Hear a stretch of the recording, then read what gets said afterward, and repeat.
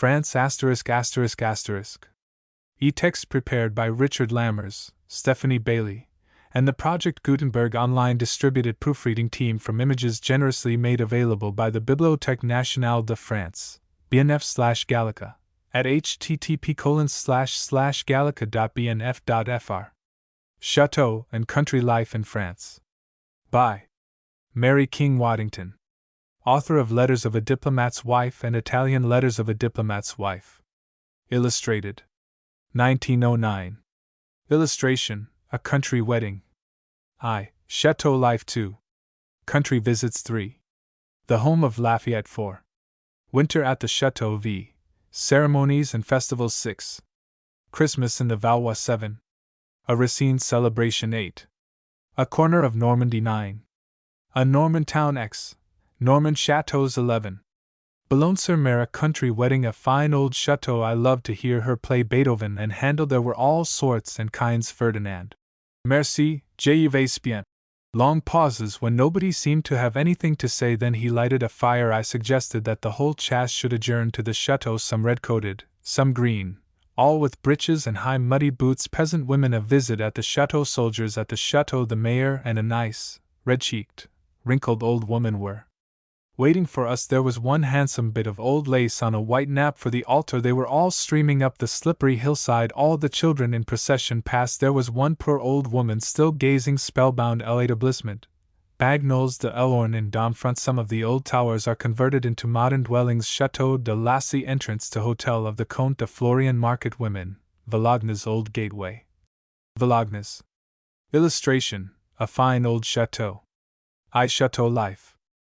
My first experience of country life in France, about 30 years ago, was in a fine old chateau standing high in pretty, undulating, wooded country close to the forest of Villers-Cotterets, and overlooking the great plains of the Oise, big green fields stretching away to the skyline, broken occasionally by little clumps of wood, with steeples rising out of the green, marking the villages and hamlets which, at intervals, are scattered over the plains, and in the distance the blue line of the forest. The chateau was a long, perfectly simple, white stone building. When I first saw it, one bright November afternoon, I said to my husband as we drove up, "What a charming old wooden house!" which remark so astonished him that he could hardly explain that it was all stone, and that no big houses, nor small either, in France were built of wood. I, having been born in a large white wooden house in America, couldn't understand why he was so horrified at my ignorance of French architecture. It was a fine old house, high in the center, with a lower wing on each side. There were 3 drawing rooms, a library, billiard room, and dining room on the ground floor. The large drawing room, where we always sat, ran straight through the house, with glass doors opening out on the lawn on the entrance side and on the other into a long gallery which ran almost the whole length of the house. It was always filled with plants and flowers, open in summer, with awnings to keep out the sun, shut in winter with glass windows, and warmed by one of the 3 calorifers of the house. In front of the gallery the lawn sloped down to the wall, which separated the place from the highroad. A belt of fine trees marked the path along the wall, and shut out the road completely, except in certain places where an opening had been made for the view. We were a small party for such a big house. Only the proprietor and his wife, old people, my husband and myself. The life was very simple, almost austere. The old people lived in the center of the chateau, W1, and I in one of the wings. It had been all fitted up for us, and was a charming little house. W had the ground floor, a bedroom, dressing room, cabinet de travail, dining room, and a small room, half reception room, half library, where he had a large bookcase filled with books, which he gave away as prizes or to school libraries. The choice of the books always interested me. They were principally translations, English and American, Walter Scott, Marryat, Fenimore Cooper, etc. The bedroom and cabinet de travail had glass doors opening on the park. I had the same rooms upstairs, giving one to my maid, for I was nervous at being so far away from anyone. M. and Madame A. and all the servants were at the other end of the house, and there were no bells in our wing, nor anywhere else in the house except in the dining room. When I wanted a workwoman who was sewing in the lingerie, I had to go up a steep little winding staircase, which connected our wing with the main building, and walk the whole length of the gallery to the lingerie, which was at the extreme end of the other wing. I was very fond of my rooms. The bedroom and sitting room opened on a balcony with a lovely view over wood and park.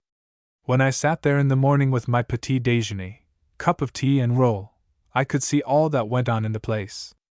First the keeper would appear, a tall, handsome man, rather the northern type, with fair hair and blue eyes, his gun always over his shoulder, sacoche at his side, swinging along with the free, vigorous step of a man accustomed to walk all day. Then Hubert, the coachman, would come for orders, 2 little fox terriers always accompanying him, playing and barking, and rolling about on the grass. Then the farmer's wife, driving herself in her gig, and bringing cheese, butter, milk, and sometimes chickens when our bassicure was getting low. A little later another lot would appear, people from the village or canton, wanting to see their deputy and have all manner of grievances redressed. It was curious sometimes to make out, at the end of a long story, told in peasant dialect, with many digressions, what particular service Notre Dame was expected to render. I was present sometimes at some of the conversations, and was astounded at W.'s patience and comprehension of what was wanted. I never understood half. 1 here and throughout this volume refers to Madame Waddington's husband, M. William Waddington. We generally had our day to ourselves. We rode almost every morning, long, delicious gallops in the woods, the horses going easily and lightly over the grass roads, and the days W. was away and couldn't ride. I used to walk about the park and gardens. The kitchen garden was enormous, almost a park in itself, and in the season I eat pounds of white grapes, which ripened to a fine gold color on the walls in the sun. We rarely saw M. and Madame A. until 12 o'clock breakfast. Illustration: I loved to hear her play Beethoven and Handel. Sometimes when it was fine we would take a walk with the old people after breakfast, but we generally spent our days apart. M. and Madame A. were charming people, intelligent, cultivated, reading everything and keeping quite in touch with all the literary and Protestant world, but they had lived for years entirely in the country, seeing few people, and living for each other. The first evenings at the Chateau made a great impression upon me. We dined at 7:30, and always sat after dinner in the big drawing-room. There was one lamp on a round table in the middle of the room, all the corners shrouded in darkness. M. and Madame A. sat in 2 armchairs opposite to each other, Madame A. with a green shade in front of her. Her eyes were very bad, she could neither read nor work. She had been a beautiful musician, and still played occasionally, by heart, the classics. I loved to hear her play Beethoven and Handel, such a delicate, old-fashioned touch. Music was at once a bond of union. I often sang for her, and she liked everything I sang, Italian stornelli, old-fashioned American Negro songs, and even the very light modern French chansonette, when there was any melody in them. There were 2 other armchairs at the table, destined for W. and me. I will say W. never occupied his. He would sit for about half an hour with M. A. and talk politics or local matters with him, but after that he departed to his own quarters, and I remained with the old people. I felt very strange at first. It was so unlike anything I had ever seen, so different from my home life, where we were a happy, noisy family, always one of the party, generally 2, at the piano, everybody laughing, talking, and enjoying life, and always a troop of visitors, cousins innumerable and friends. It was a curious atmosphere. I can't say dull exactly, for both M. and Madame A. were clever, and the discussions over books, politics, and life generally, were interesting, but it was serious, no vitality, nothing gay, no power of enjoyment. They had had a great grief in their lives in the loss of an only daughter, too, which had left permanent traces. They were very kind and did their best to make me feel at home, and after the first few evenings I didn't mind. M. A. had always been in the habit of reading aloud to his wife for an hour every evening after dinner, the paper, an article in one of the reviews, anything she liked. I liked that, too, and as I felt more at home used to discuss everything with M. A. He was quite horrified one evening when I said I didn't like Molière, didn't believe anybody did, particularly foreigners, unless they had been brought up to it. 2. W.'s first wife. It really rather worried him. He proposed to read aloud part of the principal plays, which he chose very carefully, and ended by making a regular cours de Molière. He read charmingly, with much spirit, bringing out every touch of humor and fancy, and I was obliged to say I found it most interesting. We read all sorts of things besides Molière, Lundy's de St. Beuve, Chateaubriand, some splendid pages on the French Revolution, Taine, Guizot, Madame de Staël, Lamartine, etc., and sometimes rather light memoirs of the regents and the light ladies of the 18th century, who apparently mixed up politics, religion, literature, and lovers in the most simple style. These last readings he always prepared beforehand, and I was often surprised at sudden transitions and unfinished conversations which meant that he had suppressed certain passages which he judged too improper for general reading. He read, one evening, a charming feuilleton of George Sand. It began, Le Baron of Eight cause politique tout la soirée, which conversation apparently so exasperated the Baron and a young cousin that they wandered out into the village, which they immediately set by the ears. The cousin was an excellent mimic of all animals' noises. He barked so loud and so viciously that he started all the dogs in the village, who went nearly mad with excitement, and frightened the inhabitants out of their wits. Every window was opened, the cure, the garde champêtre, the schoolmaster, all peering out anxiously into the night, and asking what was happening. Was it tramps, or a traveling circus, or a bear escaped from his showman, or perhaps a wolf? I have wished sometimes since, when I have heard various barons talking politics, that I, too, could wander out into the night and seek distraction outside. It was a serious life in the big chateau. There was no railway anywhere near, and very little traffic on the highroad. After nightfall a mantle of silence seemed to settle on the house and park, that absolute silence of great spaces where you almost hear your own heart beat. W. went to Paris occasionally, and usually came back by the last train, getting to the chateau at midnight. I always waited for him upstairs in my little salon, and the silence was so oppressive that the most ordinary noise, a branch blowing across a window pane, or a piece of charred wood falling on the hearth, sounded like a cannon shot echoing through the long corridor. It was a relief when I heard the trot of his big mare at the top of the hill, quite 15 minutes before he turned into the park gates. He has often told me how long and still the evenings and nights were during the Franco-Prussian War. He remained at the chateau all through the war with the old people. After Sedan, almost the whole Prussian army passed the chateau on their way to Versailles and Paris. The big white house was seen from a long distance, so, as soon as it was dark, all the wooden shutters on the side of the highroad were shut, heavy curtains drawn, and strict orders given to have as little light as possible. He was sitting in his library one evening about dusk, waiting for the man to bring his lamp and shut the shutters, having had a trying day with the peasants, who were all frightened and nervous at the approach of the Germans.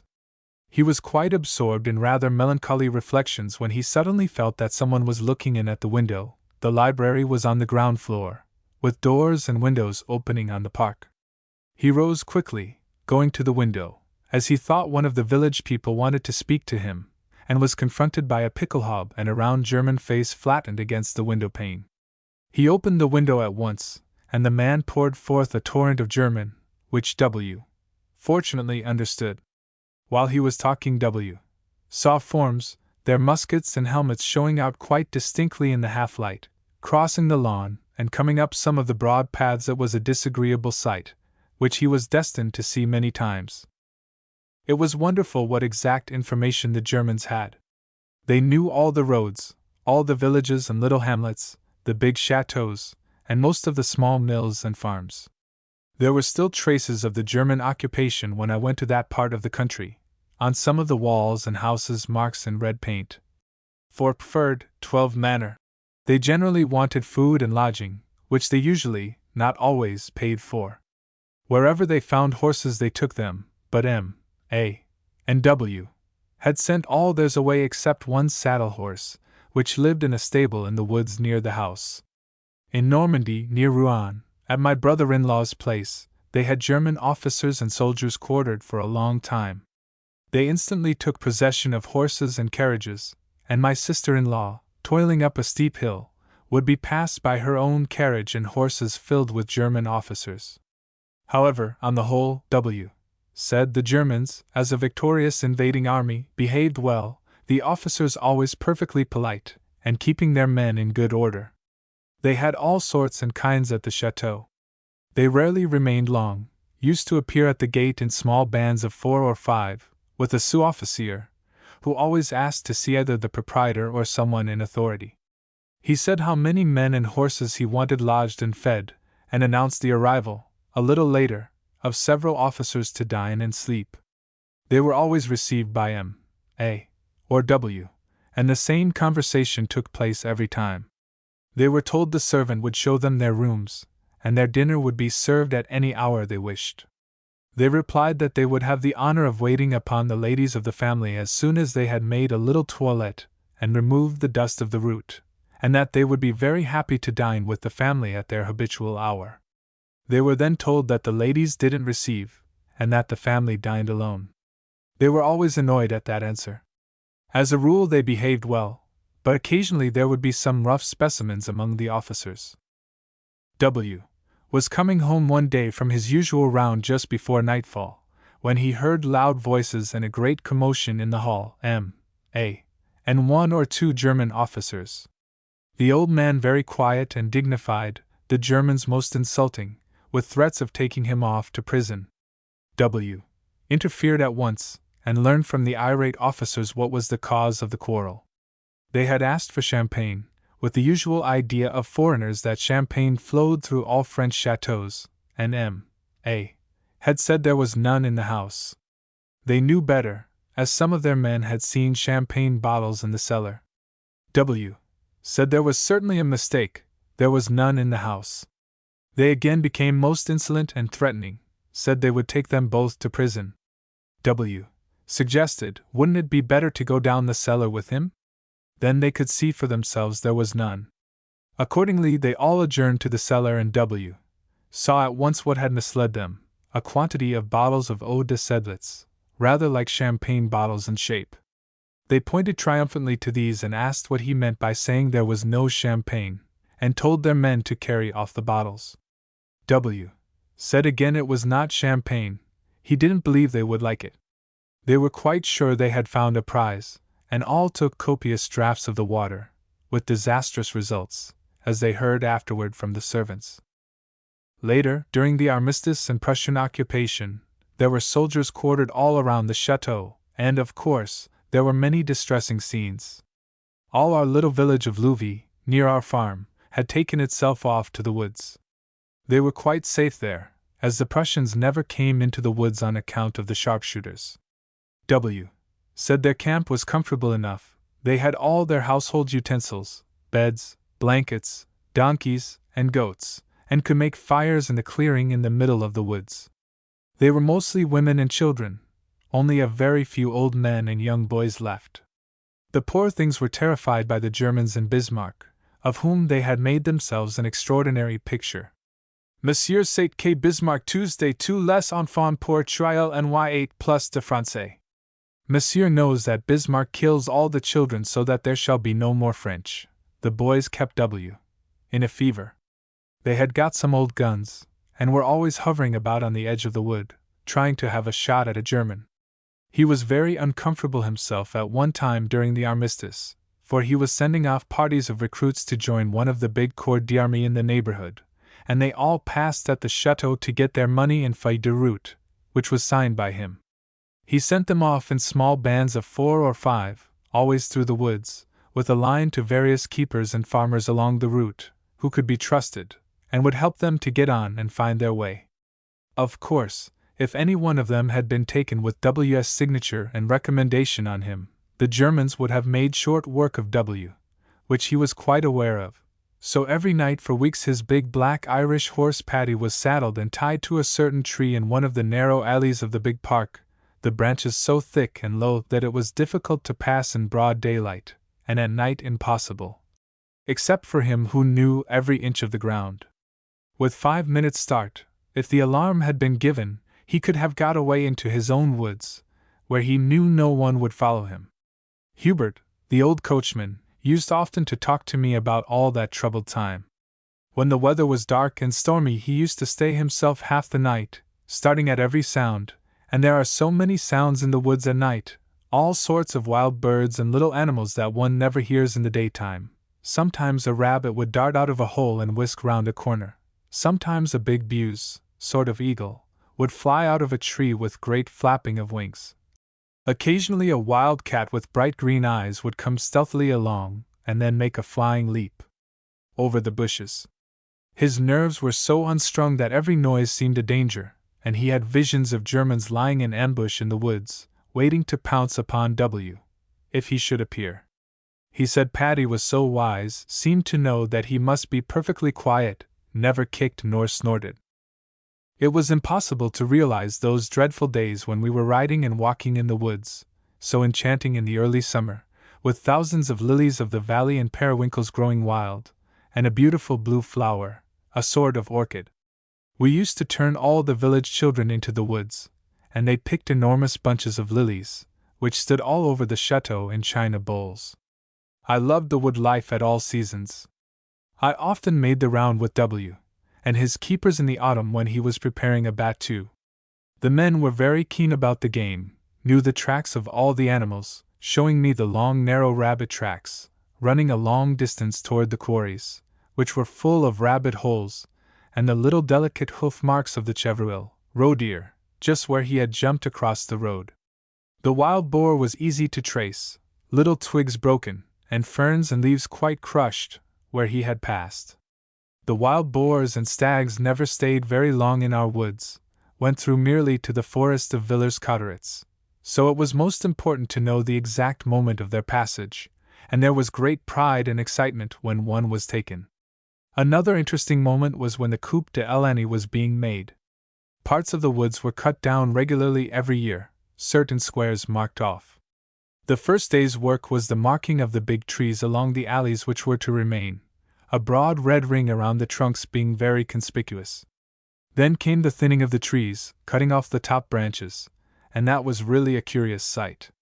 The men climbed high into the tree, and then hung on to the trunk with iron clamps on their feet, with points which stuck into the bark, and apparently gave them a perfectly secure hold, but it looked dangerous to see them swinging off from the trunk with a sort of axe in their hands, cutting off the branches with a swift, sharp stroke. When they finally attacked the big trees that were to come down, it was a much longer affair, and they made slow progress. They knew their work well, the exact moment when the last blow had been given, and they must spring aside to get out of the way when the tree fell with a great crash. There were usually 2 or 3 big battues in November for the neighboring farmers and small proprietors. The breakfast always took place at the keeper's house. We had arranged one room as a dining room, and the keeper's wife was a very good cook. Her omelette au lard and civet de livre, classic dishes for a shooting breakfast, were excellent. The repast always ended with a galette aux amandes, made by the chef of the chateau. I generally went down to the kennels at the end of the day, and it was a pretty sight when the party emerged from the woods, first the shooters, then a regiment of beaters, men who tracked the game cart with a donkey bringing up the rear, the big game, chevril or boar, at the bottom of the cart, the hares and rabbits hanging from the sides. The sportsmen all came back to the keeper's lodge to have a drink before starting off on their long drive home, and there was always a great discussion over the entries in the game book and the number of pieces each man had killed. It was a very difficult account to make, as every man counted many more rabbits than the trackers had found, so they were obliged to make an average of the game that had been brought in. When all the guests had departed, it was killing to hear the old keeper's criticisms. Illustration: there were all sorts and kinds. Another important function was a large breakfast to all the mayors, conseillers d'arrondissement, and rich farmers of W.S. Canton. That always took place at the chateau, and Madame A. and I appeared at table. There were all sorts and kinds, some men in dress coats and white gloves, some very rough specimens in corduroys and thick-nailed shoes, having begun life as garçons de ferme, ploughboys. They were all intelligent, well up in politics, and expressed themselves very well, but I think, on the whole, they were pleased when Madame A. and I withdrew and they went into the gallery for their coffee and cigars. Madame A. was extraordinarily easy, talked to them all. They came in exactly the same sort of equipage, a light, high, two-wheeled trap with a hood, except the mayor of La Ferté, our big town, who came in his Victoria. I went often with W. to some of the big farms to see the sheep shearing and the dairies, and cheese made. The farmer's wife in France is a very capable, hard-working woman, up early, seeing to everything herself, and ruling all her carters and ploughboys with a heavy hand.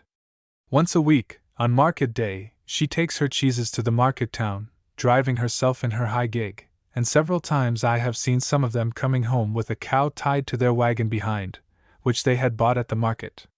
They were always pleased to see us, delighted to show anything we wanted to see, offered us refreshment, bread and cheese, milk and wine, but never came to see me at the chateau. I made the round of all the chateaux with Madame A. to make acquaintance with the neighbors.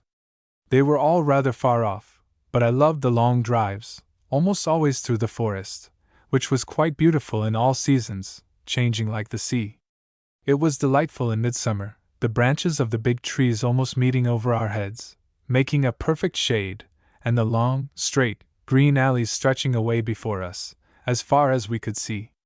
When the wood was a little less thick, the afternoon sun would make long zigzags of light through the trees and trace curious patterns upon the hard white road when we emerged occasionally for a few minutes from the depths of the forest at a crossroad.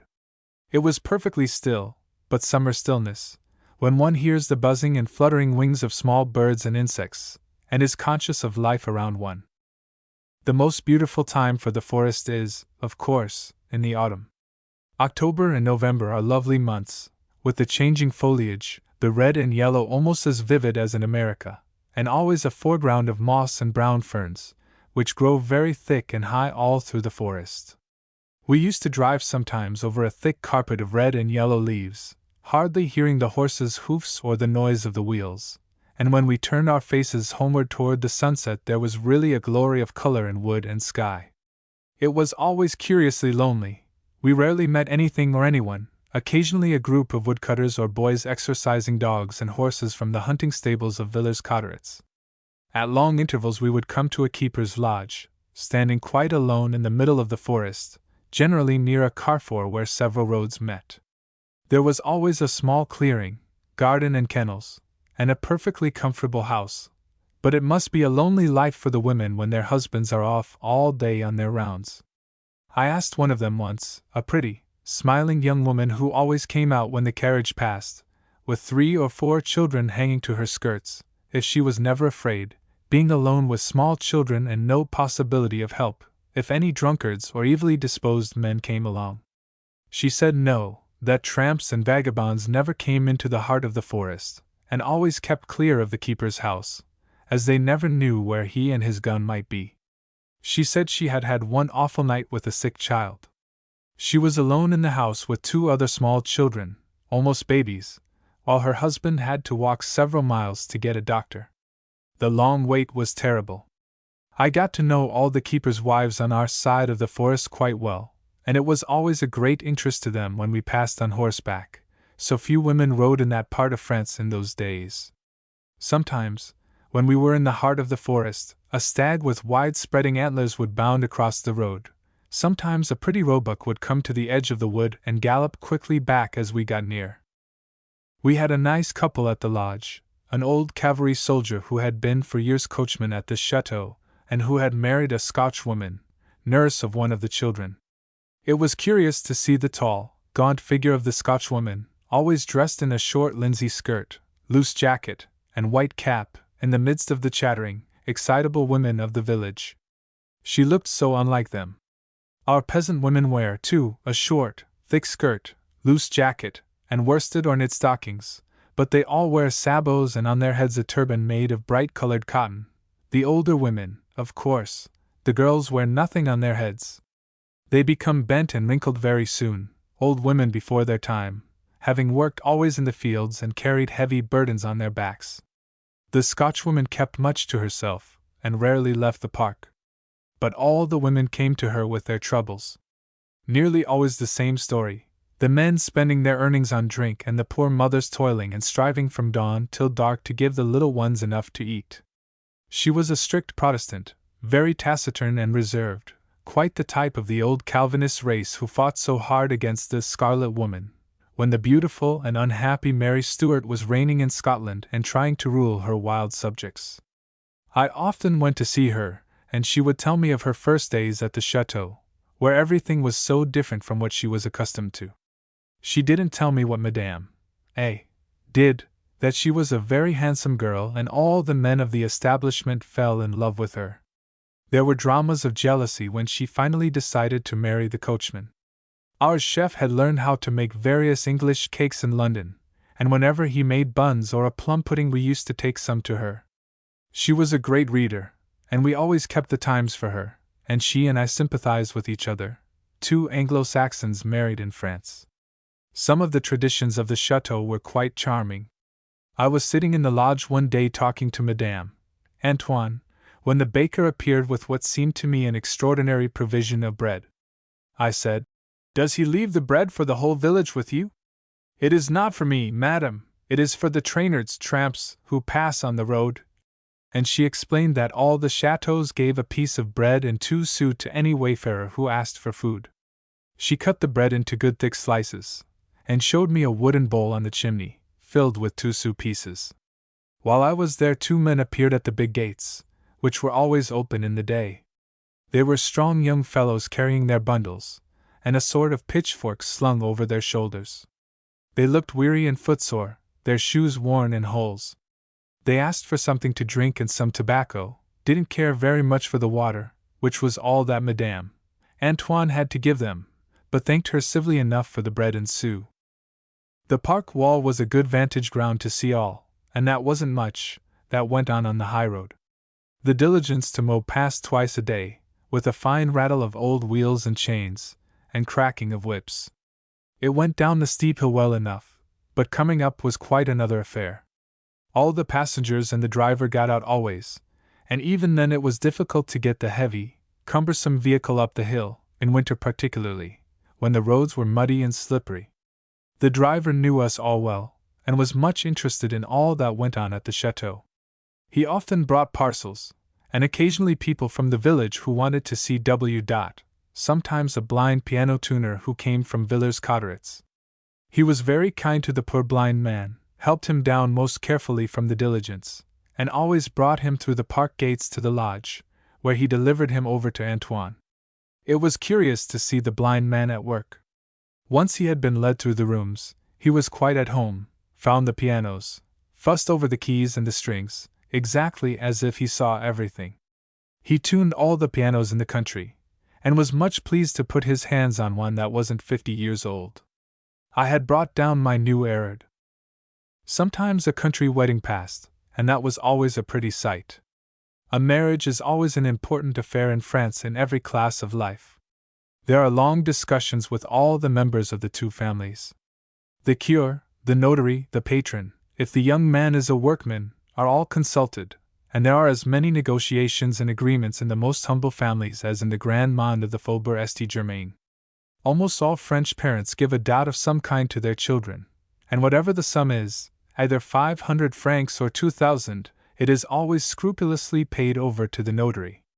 The wedding day is a long one.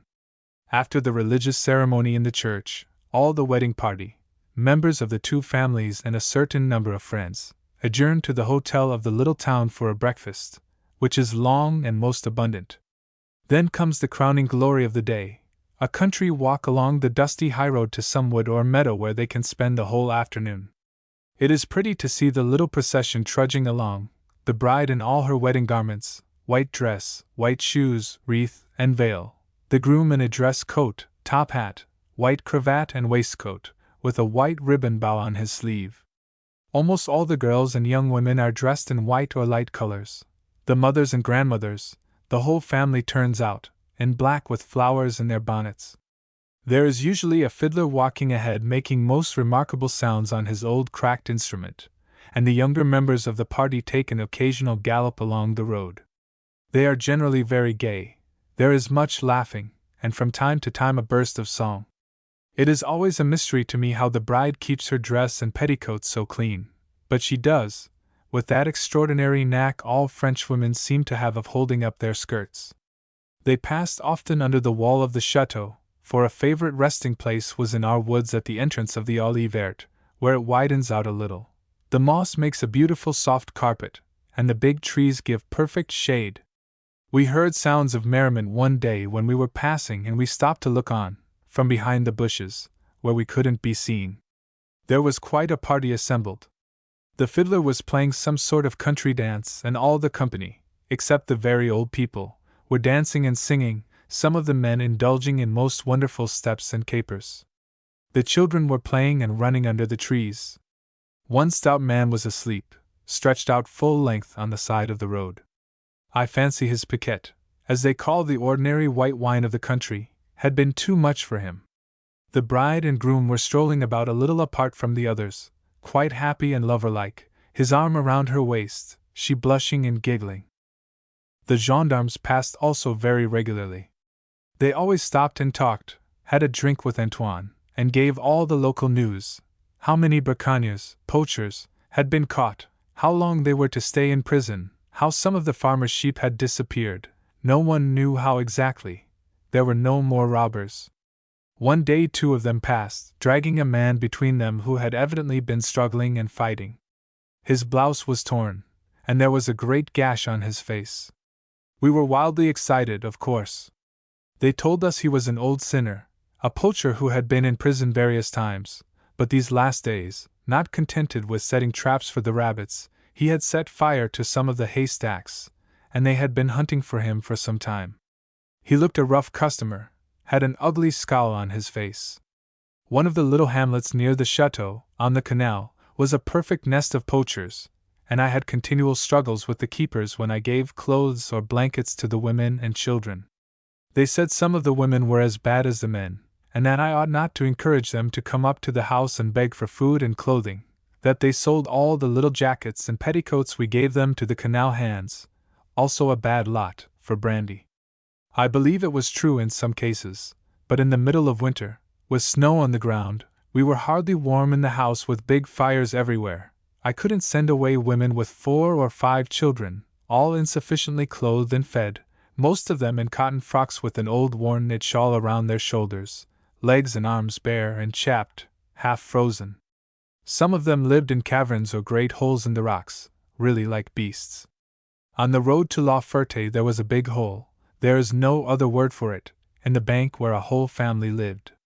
The man was always in prison for something, and his wife, a tall, gaunt figure, with wild hair and eyes, spent most of her time in the woods teaching her boys to set traps for the game. The curé told us that one of the children was ill, and that there was literally nothing in the house, so I took one of my cousins with me, and we climbed up the bank, leaving the carriage with Hubert, the coachman, expostulating seriously below.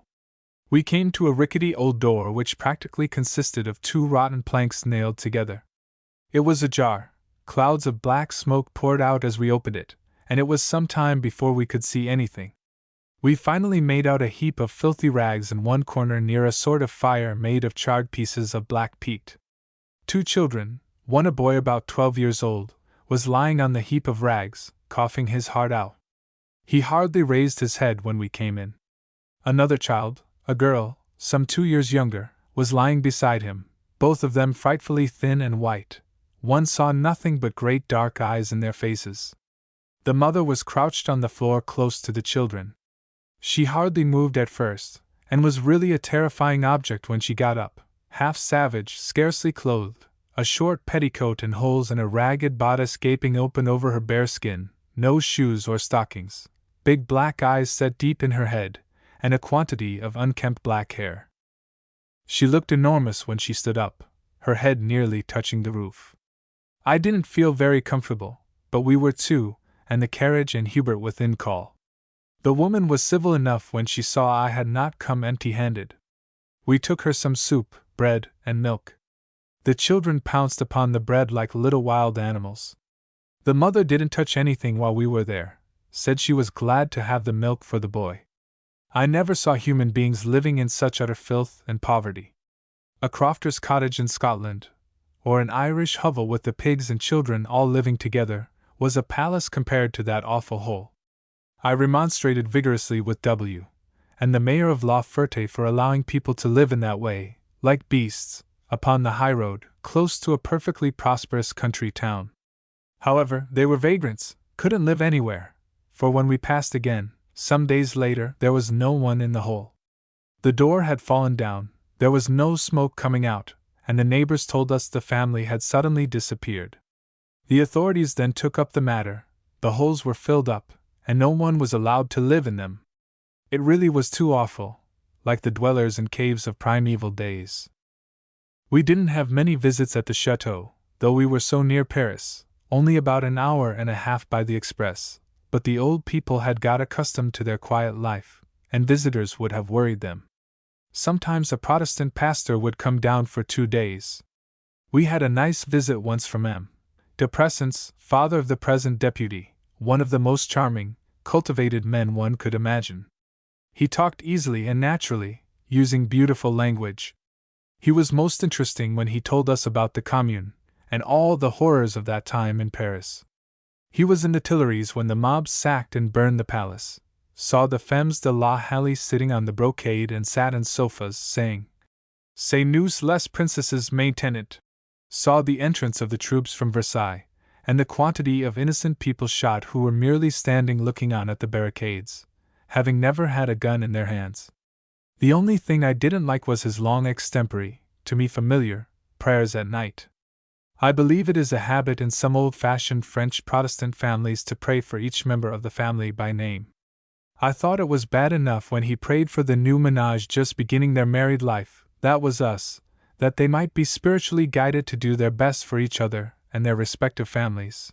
But when he proceeded to name some others of the family who had strayed a little from the straight and narrow path, hoping they would be brought to see, by divine grace, the error of their ways, I was horrified, and could hardly refrain from expressing my opinion to the old people. However, I was learning prudence, and when my opinion and judgment were diametrically opposed to those of my new family, which happened often, I kept them to myself.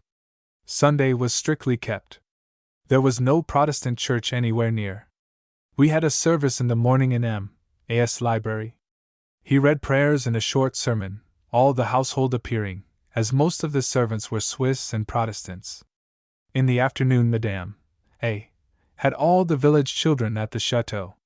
She had a small organ in one of the rooms in the wing of the dining room, taught them hymns and read them simple little stories. The curé was rather anxious at first, having his little flock under such a dangerous heretic influence, but he very soon realized what an excellent thing it was for the children, and both he and the mothers were much disappointed when anything happened to put off the lesson. They didn't see much of the curé. He would pay one formal visit in the course of the year, but there was never any intimacy. We lived much for ourselves, and for a few months in the year it was a rest and change from Paris, and the busy, agitated life, social and political, that one always led there. I liked the space, too, the great high, empty rooms, with no frivolous little tables and screens or stuff on the walls, no photograph stands nor fancy vases for flowers, no bibelot of any kind, large, heavy pieces of furniture which were always found every morning in exactly the same place. Once or twice, in later years, I tried to make a few changes, but it was absolutely useless to contend with a wonderful old servant called Ferdinand, who was over 60 years old, and had been brought up at the chateau, had always remained there with the various owners, and who knew every nook and corner of the house and everything that was in it. It was years before I succeeded in talking to him. I used to meet him sometimes on the stairs and corridors, always running, and carrying 2 or 3 pails and brooms. If he could, he dived into any open door when he saw me coming, and apparently never heard me when I spoke, for he never answered. He was a marvelous servant, cleaned the whole house, opened and shut all the windows night and morning, almost work enough for one man, lit the calorifers, scrubbed and swept and polished floors from early dawn until 10 o'clock, when we left the salon. He never lived with the other servants, cooked his own food at his own hours in his room, and his only companion was a large black cat, which always followed him about. He did W.'s service, and W. said that they used to talk about all sorts of things, but I fancy master and servant were equally reticent and understood each other without many words. I slipped one day on the very slippery wooden steps leading from W.'s little study to the passage. Baby did the same, and got a nasty fall on the stone flags, so I asked W. if he would ask Ferdinand to put a strip of carpet on the steps. There were only 4. W. gave the order, but no carpet appeared. He repeated it rather curtly. The old Ferdinand made no answer, but grumbled to himself over his broom that it was perfectly foolish and useless to put down a piece of carpet, that for 60 years people and children, and babies, had walked down those steps and no one had ever thought of asking for carpets. W. had really rather to apologize and explain that his wife was nervous and unused to such highly polished floors.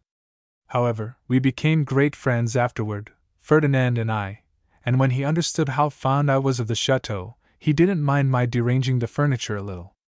2 grand pianos were a great trial to him. I think he would have liked to put one on top of the other. Illustration: Ferdinand. The library, quite at one end of the house, separated from the drawing room we always sat in by a second large salon, was a delightful, quiet resort when any one wanted to read or write. There were quantities of books, French, English, and German, the classics in all 3 languages, and a fine collection of historical memoirs. 2 country visits. We didn't pay many visits, but sometimes, when the weather was fine and there was no hunting, and W. gone upon an expedition to some outlying village, Madame A. and I would start off for one of the neighboring chateaux. We went one day to the Chateau de C, where there was a large family party assembled, for generations, the old grandmother, her son and daughter, both married, the daughter's daughter, also married, and her children. It was a pretty drive, about an hour all through the forest. The house is quite modern, not at all pretty, a square white building, with very few trees near it, the lawn and 1 or 2 flower beds not particularly well kept. The grounds ran straight down to the Villers-Cotteret's forest, where M. has good shooting. The gates were open, the concierge said the ladies were there. They didn't have to be summoned by a bell. That is one of the habits of this part of the country. There is almost always a large bell at the stable or communes, and when visitors arrive and the family are out in the grounds, not too far off, they are summoned by the bell.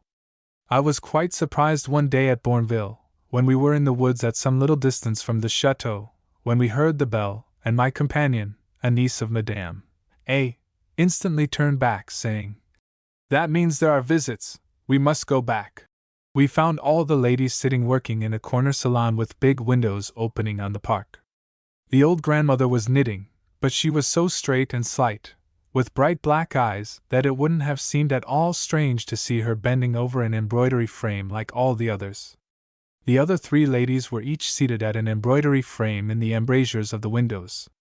I was much impressed, particularly with the large pieces of work that they were undertaking, a portière, covers for the billiard table, bed, etc. It quite recalled what one had always read of feudal France, when the seigneur would be off with his retainers hunting or fighting, and the chatelaine, left alone in the chateau, spent her time in her bower, surrounded by her maidens, all working at the wonderful tapestries one sees still in some of the old churches and convents.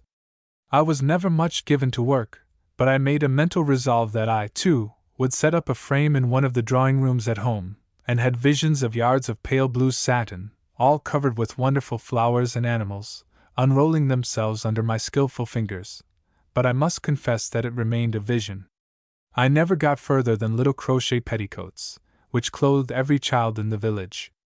To make the picture complete there should have been a page in velvet cap and doublet, stretched on the floor at the feet of his mistress, trying to distract her with songs and ballads. The master of the house, M. was there, having come in from shooting. He had been reading aloud to the ladies, Alfred de Musset, I think. That part of the picture I could never realize, as there is nothing W. loathes like reading aloud except, perhaps, being read to. They were very friendly and easy, showed us the downstairs part of the house, and gave us gouter, not tea, wine and cake. The house looked comfortable enough, nothing picturesque. A large square hall with horns, whips, foxes' brushes, antlers, and all sorts of trophies of the chase on the walls. They are sporting people, all ride. The dining room, a large bright room, was paneled with life-size portraits of the family M. and Madame M. in hunting dress, green coats, tricorn hats, on their horses, the daughter of the house and one of her brothers, rowing in a boat on a small lake, the eldest son in shooting dress, corduroys, his gun slung over his shoulder, his dog by his side. They were all very like. Illustration. Merci, je vais bien. We strolled about the garden a little, and saw lots of pheasants walking peacefully about at the edge of the woods. They made me promise to come back one day with W. He to shoot and I to walk about with the ladies. We saw the children of the fourth generation, and left with the impression of a happy, simple family party. M. was a consigliere general of the Ain and a colleague of W.'s. They always stayed at the same hotel, de la Hure, in Laon at the time of the consigliere general, and M.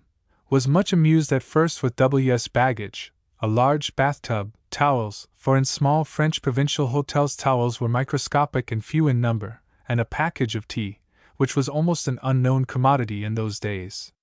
None of our visitors ever took any, and always excused themselves with the same phrase, Merci, je vais bien, evidently looking upon it as some strange and hurtful medicine. That has all changed, like everything else.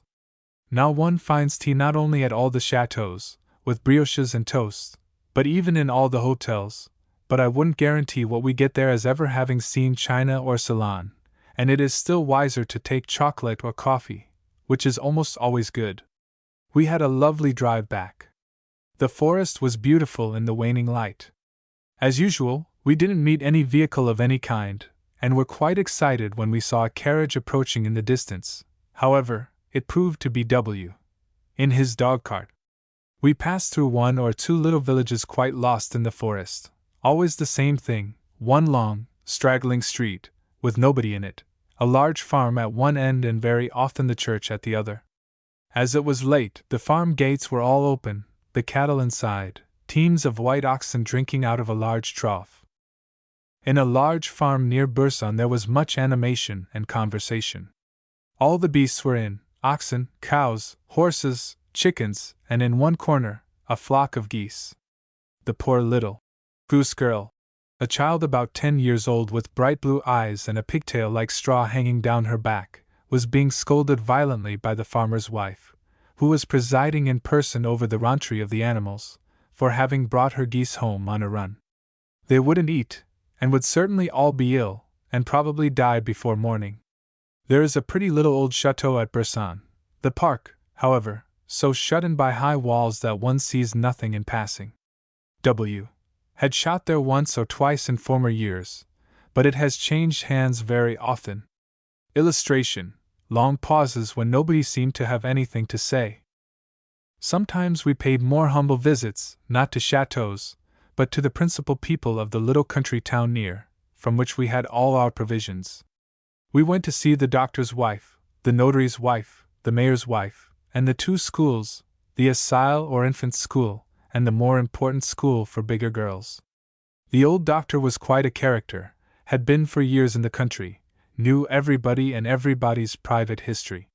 He was the doctor of the chateau, by the year, attended to everybody, masters and servants, and received a regular salary, like a secretary. He didn't come very often for us in his medical capacity, but he often dropped in at the end of the day to have a talk with W.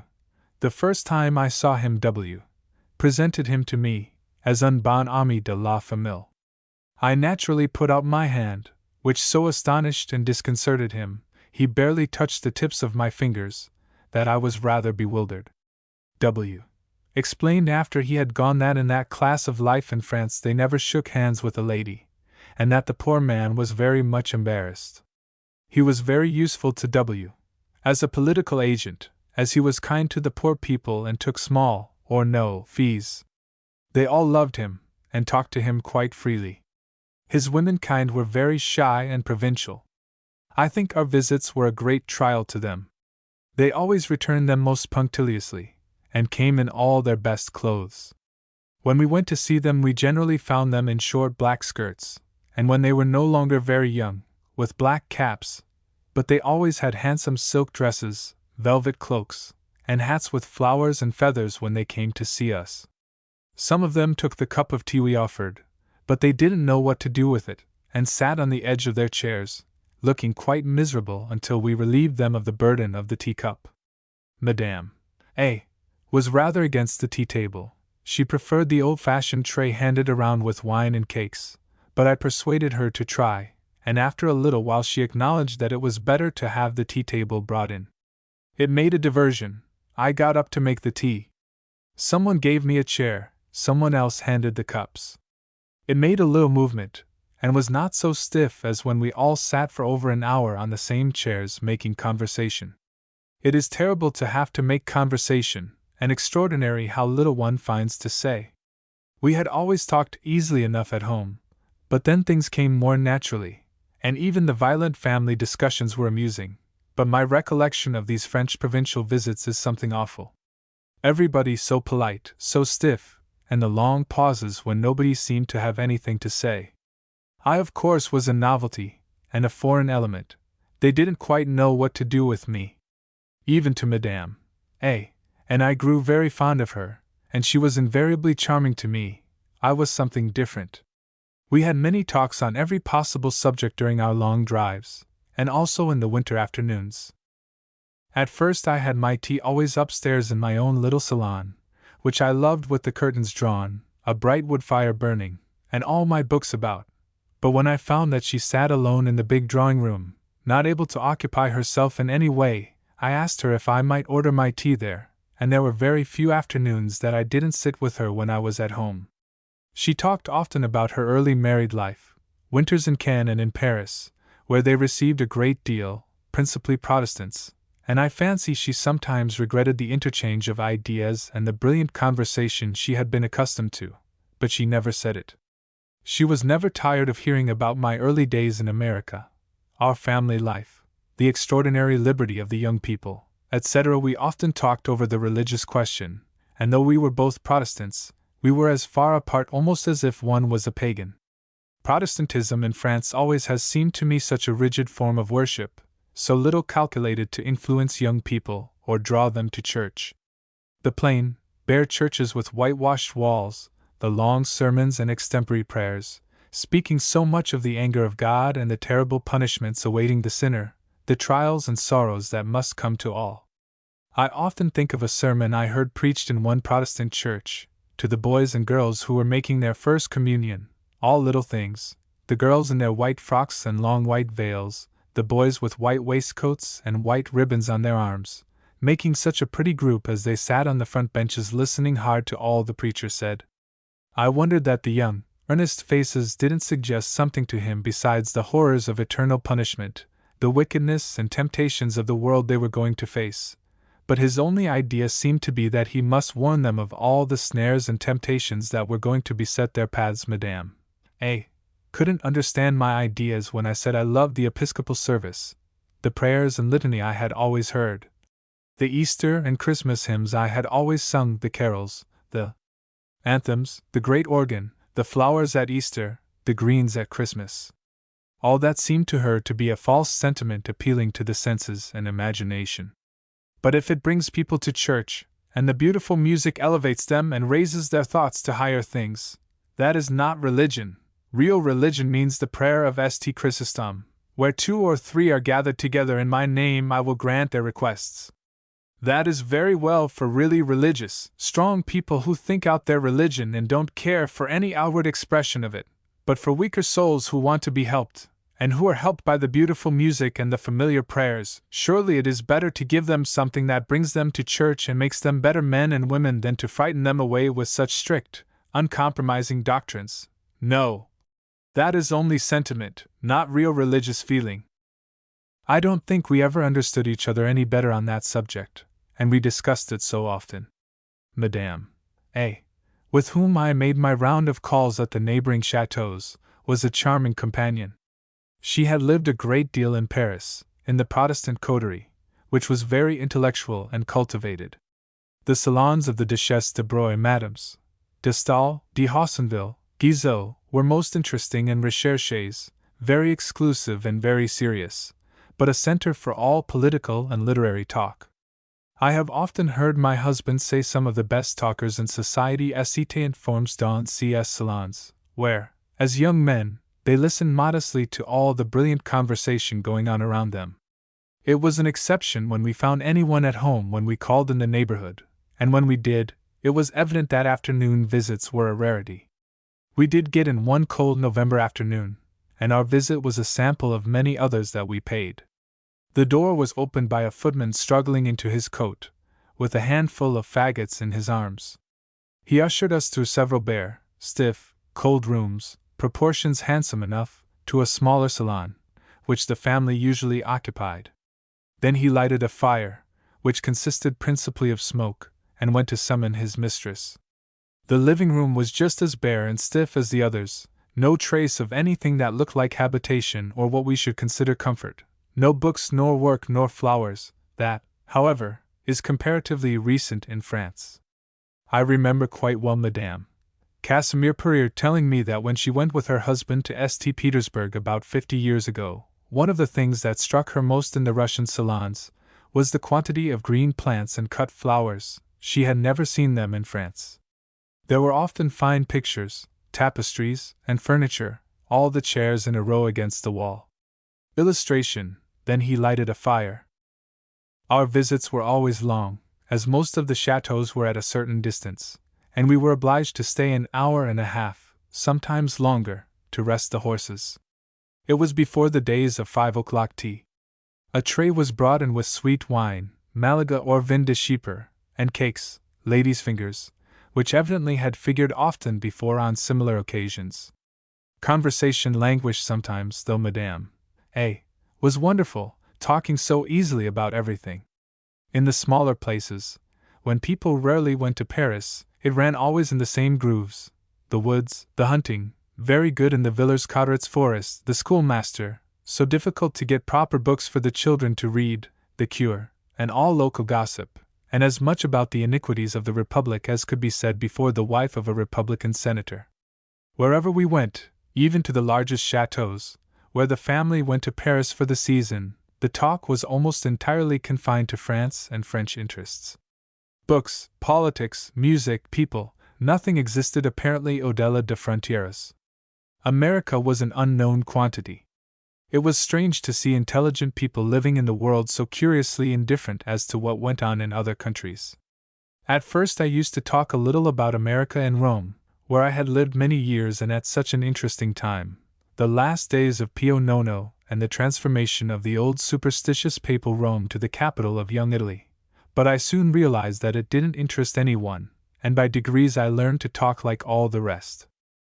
I often think of one visit to a charming little Louis XV chateau standing quite on the edge of the forest, just room enough for the house, and the little hamlet at the gates, a magnificent view of the forest, quite close to the lawn behind the chateau, and then sweeping off, a dark blue mass, as far as one could see. We were shown into a large, high room, no carpet, no fire, some fine portraits, very little furniture, all close against the wall, a round table in the middle with something on it. I couldn't make out what at first. Neither books, reviews, nor even a photographic album, the supreme resource of provincial salons. When we got up to take leave I managed to get near the table, and the ornament was a large white plate with a piece of flypaper on it. The mistress of the house was shy and uncomfortable, sent at once for her husband, and withdrew from the conversation as soon as he appeared, leaving him to make all the phrase. We walked a little around the park before leaving. It was really a lovely little place, with its background of forest and the quiet, sleepy little village in front, very lonely and far from everything, but with a certain charm of its own. 2 or 3 dogs were playing in the courtyard, and one curious little animal who made a rush at the strangers. I was rather taken aback, particularly when the master of the house told me not to be afraid. It was only a marcassin, small wild boar, who had been born on the place, and was as quiet as a kitten. I did not think the great tusks and square, shaggy head looked very pleasant, but the little thing was quiet enough, came and rubbed itself against its master's legs and played quite happily with the dogs. We heard afterward that they were obliged to kill it. It grew fierce and unmanageable, and no one would come near the place. I took Henrietta with me sometimes when I had a distant visit to pay. An hour and a half's drive alone on a country road where you never meet anything was rather dull. We went one cold December afternoon to call upon Madame B., the widow of an old friend and colleague of W.S. We were in the open carriage, well wrapped up, and enjoyed the drive immensely. The country looked beautiful in the bright winter sunshine, the distant forest always in a blue mist, the trees with their branches white with givra, hoarfrost, and patches of snow and ice all over the fields. For a wonder we didn't go through the forest, drove straight away from it, and had charming effects of color upon some of the thatched cottages in the villages we passed through. One or two had been mended recently, and the mixture of old brown, bright red and glistening white was quite lovely. We went almost entirely along the great plains, occasionally small bits of wood and very fair hills as we got near our destination. The village is always very scattered and almost deserted. When it is cold everybody stays indoors, and of course there is no work to be done on the farms when the ground is hard frozen. It is a difficult question to know what to do with the men of all the small hamlets when the real winter sets in. The big farms turn off many of their laborers, and as it is a purely agricultural country all around us there is literally nothing to do. My husband and several of the owners of large estates gave work to many with their regular coop of wood, but that only lasts a short time, and the men who are willing to work but can find nothing drift naturally into cafes and billiard saloons, where they read cheap bad papers and talk politics of the wildest description. We found our chateau very well situated on the top of a hill, a good avenue leading up to the gate, a pretty little park with fine trees at the back, the tower of the village church just visible through the trees at the end of the central alley. It was hardly a chateau, half manor, half farm. We drove into a large courtyard, or rather farmyard, quite deserted, no one visible anywhere. The door of the house was open, but there was no bell nor apparently any means of communicating with anyone. Hubert cracked his whip noisily several times without any result, and we were just wondering what we should do, perhaps put our cards under a stone on the steps, when a man appeared. Said Madame B. was at home, but she was in the stable looking after a sick cow. He would go and tell her we were there. In a few minutes she appeared attired in a short, rusty black skirt, sabots on her feet, and a black woolen shawl over her head and shoulders. She seemed quite pleased to see us, was not at all put out at being caught in such very simple attire, begged us to come in and ushered us through a long, narrow hall and several cold, comfortless rooms, the shutters not open and no fire anywhere, into her bedroom. All the furniture, chairs, tables, and bed, was covered with linen. She explained that it was her lessive, general wash she had just made, that all the linen was dry, but she had not had time to put it away. She called a maid and they cleared off 2 chairs. She sat on the bed. It was frightfully cold. We were thankful we had kept our wraps on. She said she supposed we would like a fire after our long, cold drive, and rang for a man to bring some wood. He, in his shirt sleeves, appeared with 2 or 3 logs of wood and was preparing to make a fire with them all, but she stopped him, said 1 log was enough, the ladies were not going to stay long, so, naturally, we had no fire and clouds of smoke. She was very talkative, never stopped, told us all about her servants, her husband's political campaigns, and how W. would never have been named to the Consul General if MB hadn't done all his work for him. She asked a great many questions, answering them all herself, then said, "I don't offer you any tea, as I know you always go back to have your tea at home, and I am quite sure you don't want any wine." There was such an evident reluctance to give us anything that I didn't like to insist, and said we must really be going as we had a long drive before us, though I should have liked something hot. Tea, of course, she knew nothing about, but even a glass of ordinary hot wine, which they make very well in France, would have been acceptable. Henrietta was furious. She was shivering with cold, her eyes smarting with the smoke, and not at all interested in MB's political career, or Madame's servants, and said she would have been thankful to have even a glass of vin de Chypre. It was unfortunate, perhaps, that we had arrived during the lessive. That is always a most important function in France. In almost all the big houses in the country, small ones too, that is the way they do their washing. Once a month or once every 3 months, according to the size of the establishment, the whole washing of the household is done. All the linen, masters, servants, guests, houses turned out, the linen closets cleaned and aired. Every one looks busy and energetic. It is quite a long affair, lasts 3 or 4 days. I often went to see the performance when we made our lessive at the Chateau every month. It always interested our English and American friends, as the washing is never done in that way in either of their countries. It was very convenient at our place as we had plenty of room. The lavoir stood at the top of the steps leading into the kitchen gardens. There was a large, square tank sunk in the ground, so that the women could kneel to their work, then a little higher another of beautiful clear water, all under cover. Just across the path there was a small house with a blazing wood fire, in the middle an enormous tub where all the linen was passed through wood ashes.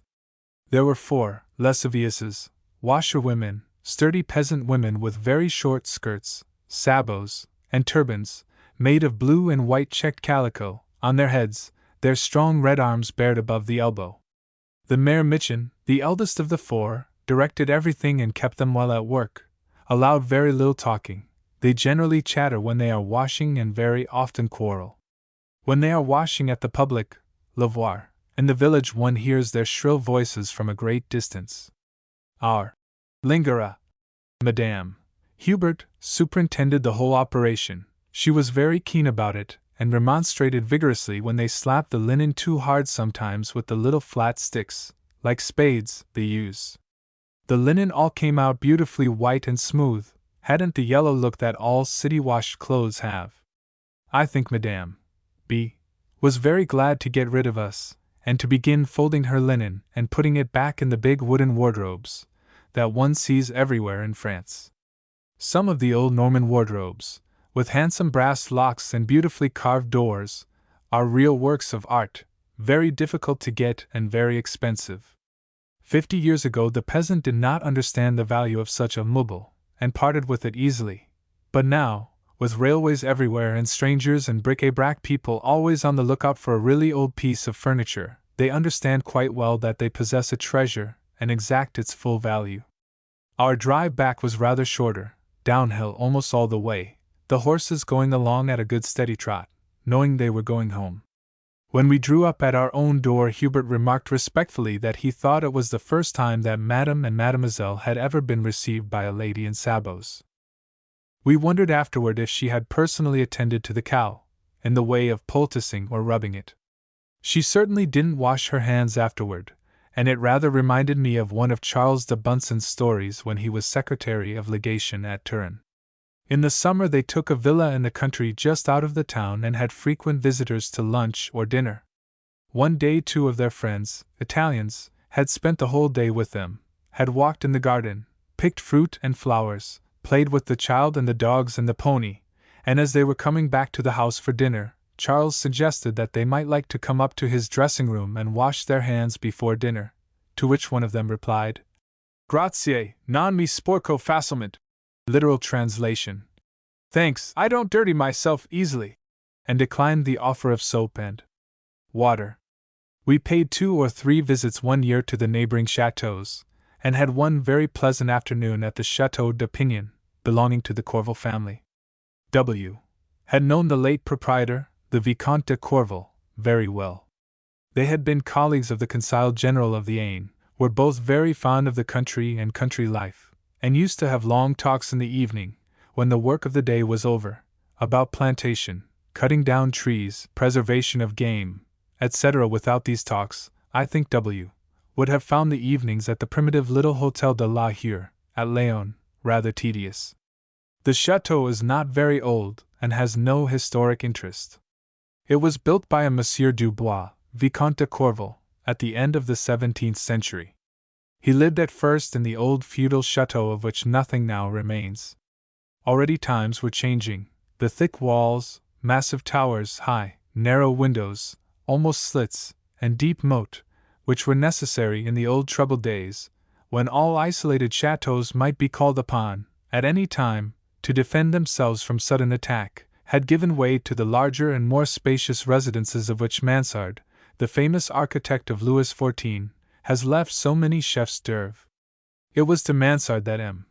de Courville confided the task of building the chateau as it now stands, while the no less famous Lenotre was charged to lay out the park and gardens.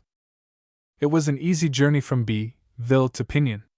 An hour's drive through our beautiful forest of Villers-Cotterets, and another hour in the train. We stopped at the little station of Aisne just outside the gates of the park. A brougham was waiting for us, and a very short drive through a stately avenue brought us to the drawbridge and the iron gates of the Cour d'Honneur. The house looked imposing. I had an impression of a very high and very long facade with 2 towers stretching out into the courtyard, which is very large, with fine old trees and broad parterres of bright-colored flowers on either side of the steps.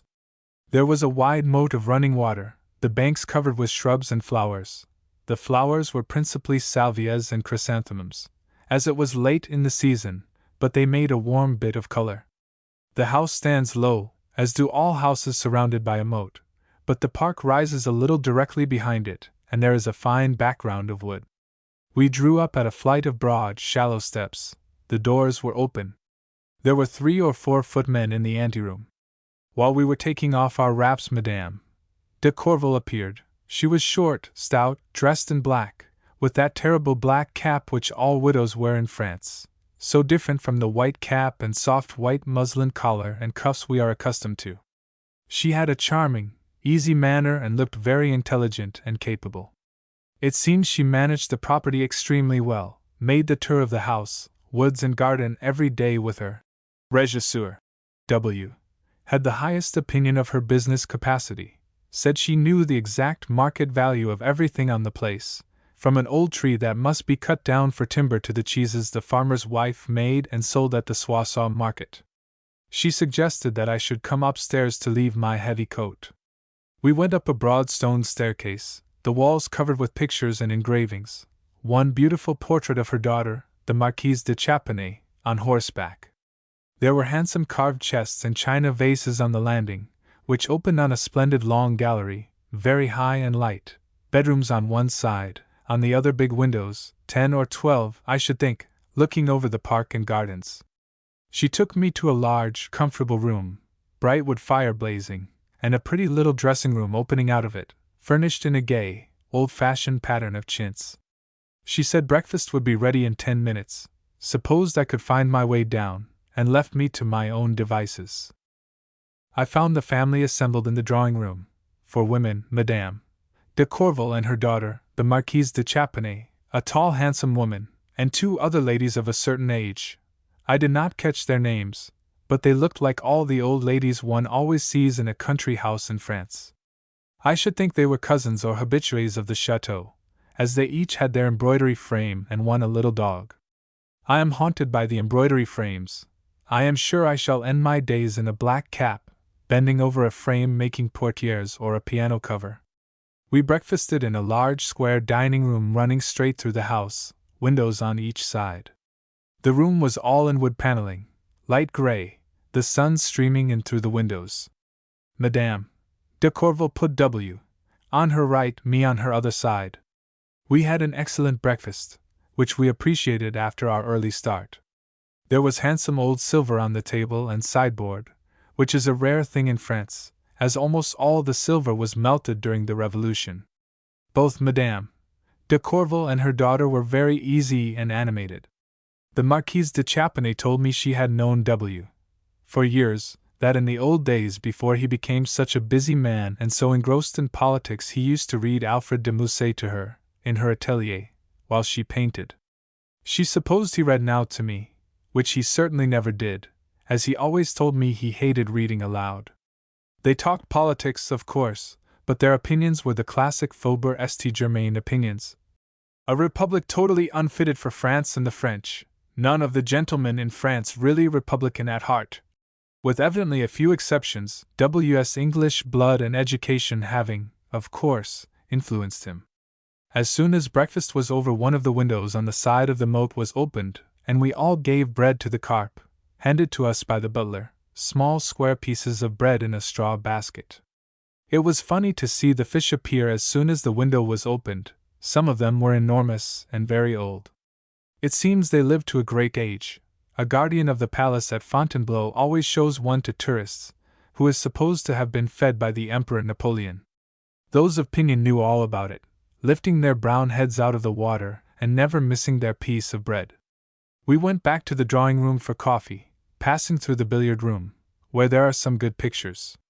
A fine life-size portrait of General Moreau, father of Madame de Corville, in uniform, by Gerard, near it a trophy of 4 flags, Austrian, Saxon, Bavarian, and Hungarian, taken by the general. Over the trophy 3 or 4 lames d'honneur, presentation swords, with name and inscription.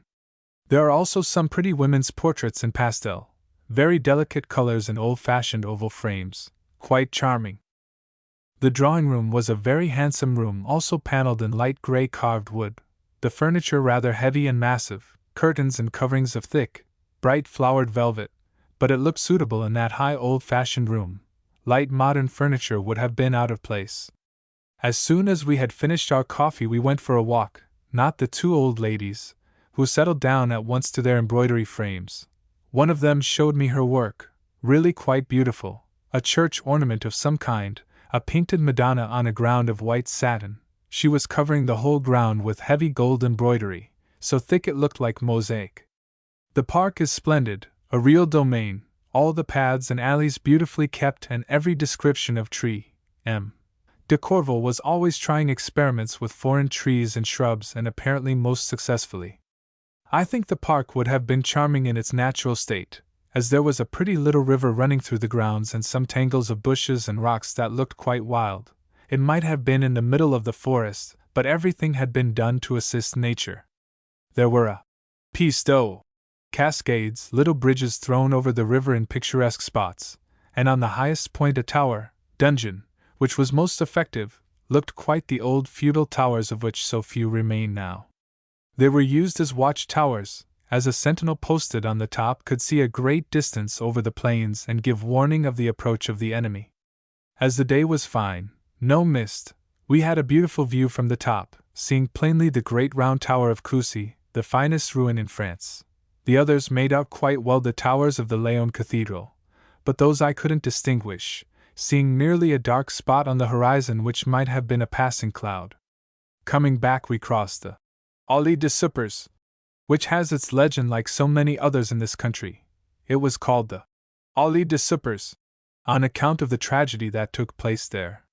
The owner of the chateau at that time, a Comte de la Motte, discovered his wife on too intimate terms with his great friend and her cousin. They fought in the allée, and the Comte de la Motte was killed by his friend. The widow tried to brave it out and lived on for some time at the chateau, but she was accursed and an evil spell on the place. Everything went wrong and the chateau finally burned down. The place was then sold to the de Corville family. At the end of an hour the Marquise had had enough. I should not think she was much of a walker. She was struggling along in high-heeled shoes and proposed that she and I should return to the house and she would show me her atelier. W. and Madame de Corville continued their tour of inspection, which was to finish at the home farm, where she wanted to show him some small Breton cows which had just arrived. The atelier was a charming room, paneled like all the others in a light grey wood. One hardly saw the walls, for they were covered with pictures, engravings, and a profusion of mirrors in gilt oval frames. It was evidently a favorite haunt of the Marquise's, books, papers, and painting materials scattered about, the piano open and quantities of music on the music stand, miniatures, snuff boxes, and little old-fashioned bibelots on all the tables, and an embroidery frame, of course, in one of the windows, near it a basket filled with bright-colored silks.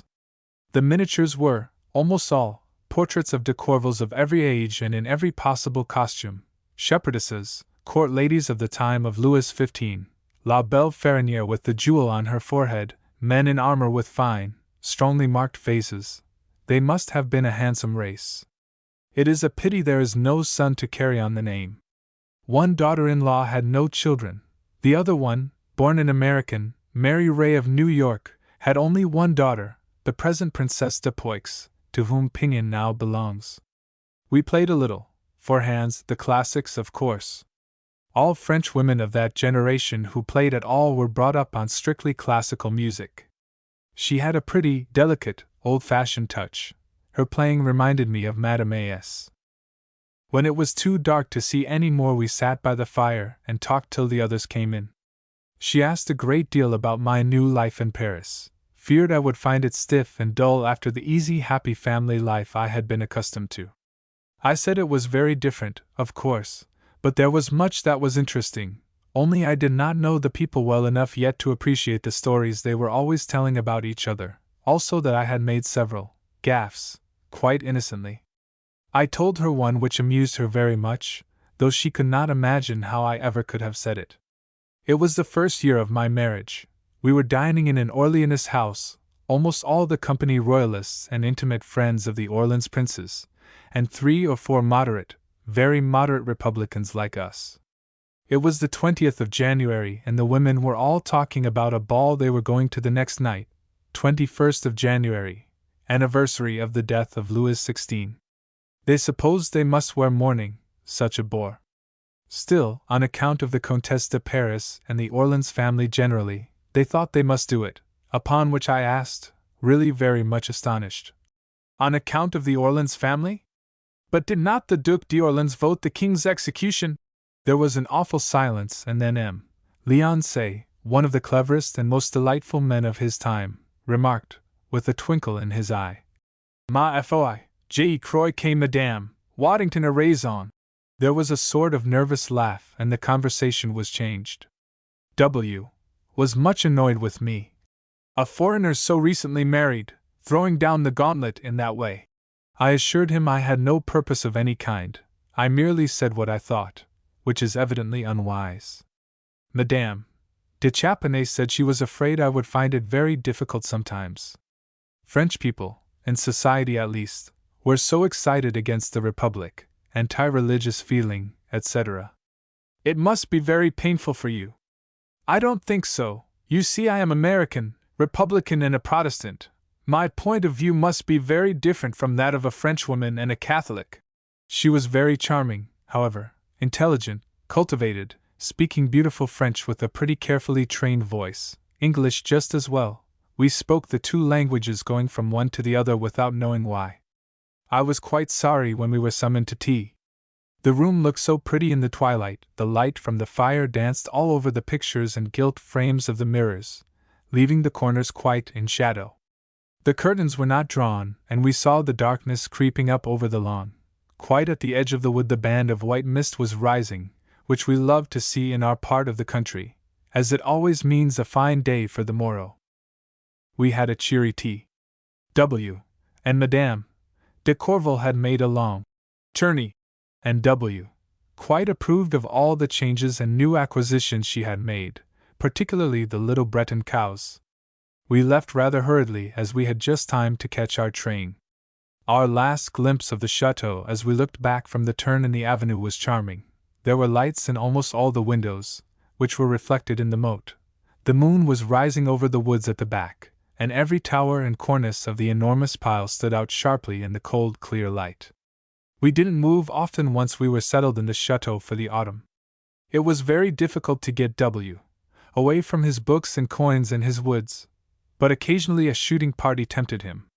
We went sometimes, about the Toussaint when the leaves were nearly fallen, to stay with friends who had a fine chateau and estate about 3 hours by rail from Paris, in the midst of the great plains of the Aube. The first time we went, soon after my marriage, I was rather doubtful as to how I should like it. I had never stayed in a French country house and imagined it would be very stiff and formal.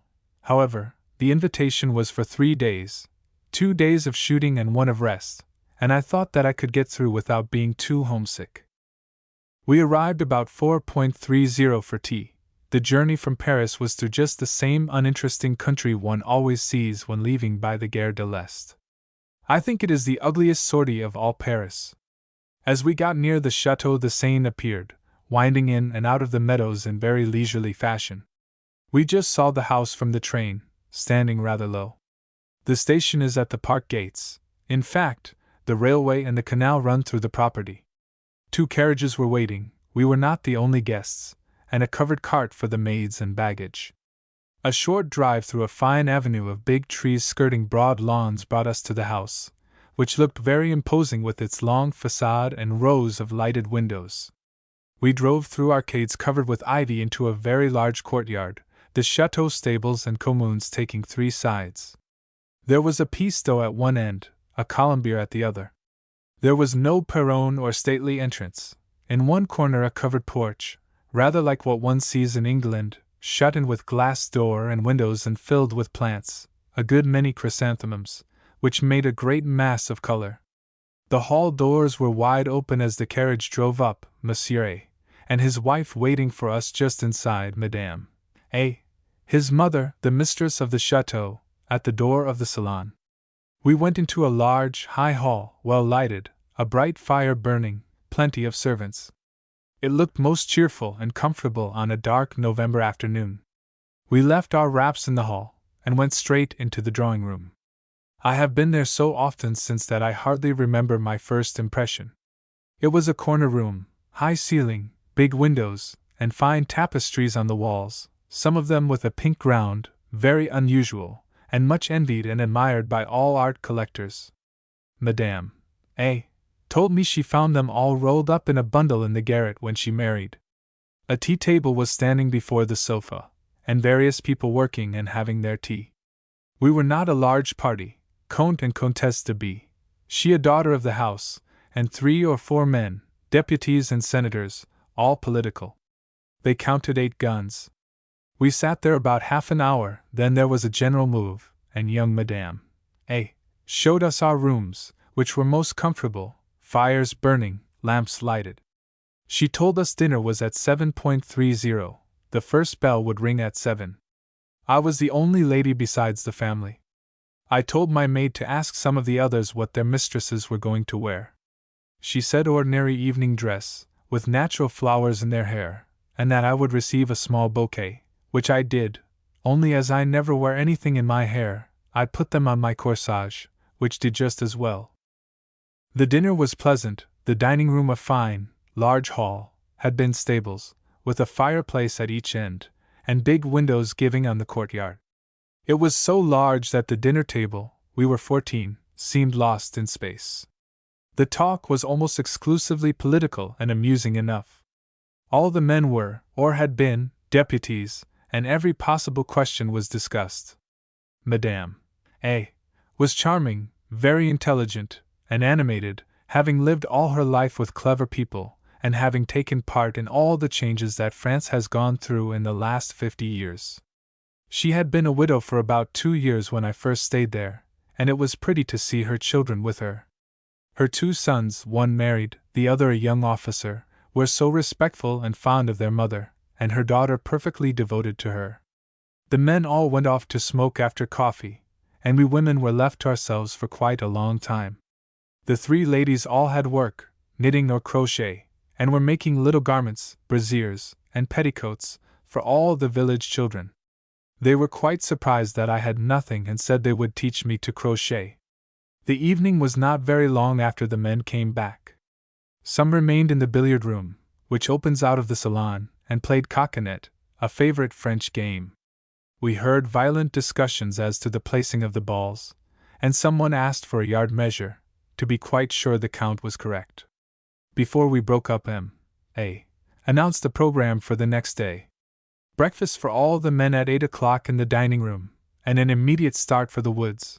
Luncheon at the Pavilion d'Hiver at 12 in the woods, the ladies invited to join the shooters and follow 1 or 2 battues afterward. It was a clear, cold night, and there seemed every prospect of a beautiful day for the battues. The next morning was lovely. I went to my maid's room, just across the corridor, to see the motors start. All our rooms looked out on the park, and on the other side of the corridor was a succession of small rooms giving on the courtyard, which were always kept for the maids and valets of the guests. It was an excellent arrangement, for in some of the big chateaux, where the servants were at the top of the house, or far off in another wing, communications were difficult. There were 2 carriages and a sort of tapissiere following with guns, servants, and cartridges. I had a message from Madame asking if I had slept well, and sending me the paper, and a visit from Comtesse de B, who, I think, was rather anxious about my garments. She had told me the night before that the plowed fields were something awful, and hoped I had brought short skirts and thick boots. I think the sight of my short Scotch homespun skirt and high boots reassured her. We started about 11:30 in an open carriage with plenty of furs and wraps. It wasn't really very cold, just a nice nip in the air, and no wind. We drove straight into the woods from the park. There is a beautiful green alley which faces one just going out of the gate, but it was too steep to mount in a carriage. The woods are very extensive, the roads not too bad, considering the season, extremely well kept. Every now and then through an opening in the trees we had a pretty view over the plains. As we got near the pavilion we heard shouts not very far off. Evidently the shooters were getting hungry and coming our way. It was a pretty rustic scene as we arrived. The pavilion, a log house, standing in a clearing, alleys branching off in every direction, a horse and cart which had brought the provisions from the chateau tied to one of the trees. It was shut in on 3 sides, wide open in front, a bright fire burning and a most appetizing table spread. Just outside another big fire was burning, the cook waiting for the first sportsman to appear to begin his classic dishes, omelette au lard and ragout de mouton. I was rather hungry and asked for a piece of the pain de ménage they had for the traqueurs, beaters. I like the brown country bread so much better than the little rolls and crisp loaves most people ask for in France. Besides our own breakfast there was an enormous pot on the fire with what looked like an excellent substantial soup for the men. In a few minutes the party arrived, first the shooters, each man carrying his gun, then the game cart, which looked very well garnished, an army of beaters bringing up the rear. They made quite a picturesque group, all dressed in white. There have been so many accidents in some of the big shoots, people imprudently firing at something moving in the bushes, which proved to be a man and not a roebuck, that M.A. dresses all his men in white. The gentlemen were very cheerful, said they had had capital sport, and were quite ready for their breakfast. We didn't linger very long at table, as the days were shortening fast, and we wanted to follow some of the battues. The beaters had their breakfast while we were having ours, were all seated on the ground around a big kettle of soup, with huge hunks of brown bread on their tin plates. We started off with the shooters. Some walking, some driving, and had one pretty battue of rabbits, after that 2 of pheasants, which were most amusing. There were plenty of birds, and they came rocketing over our heads in fine style. I found that Comtesse de B was quite right about the necessity for short skirts and thick boots. We stood on the edge of a plowed field, which we had to cross afterward on our way home, and I didn't think it was possible to have such cakes of mud as we had on our boots. We scraped off some with sticks, but our boots were so heavy with what remained that the walk home was tiring. Madame A. was standing at the hall door when we arrived, and requested us not to come into the hall, but to go in by the lingerie entrance and up the back stairs, so I fancy we hadn't got much dirt off. I had a nice rest until 4:30, when I went down to the salon for tea. We had all changed our outdoor garments and got into rather smart day dresses. None of those ladies wore tea gowns.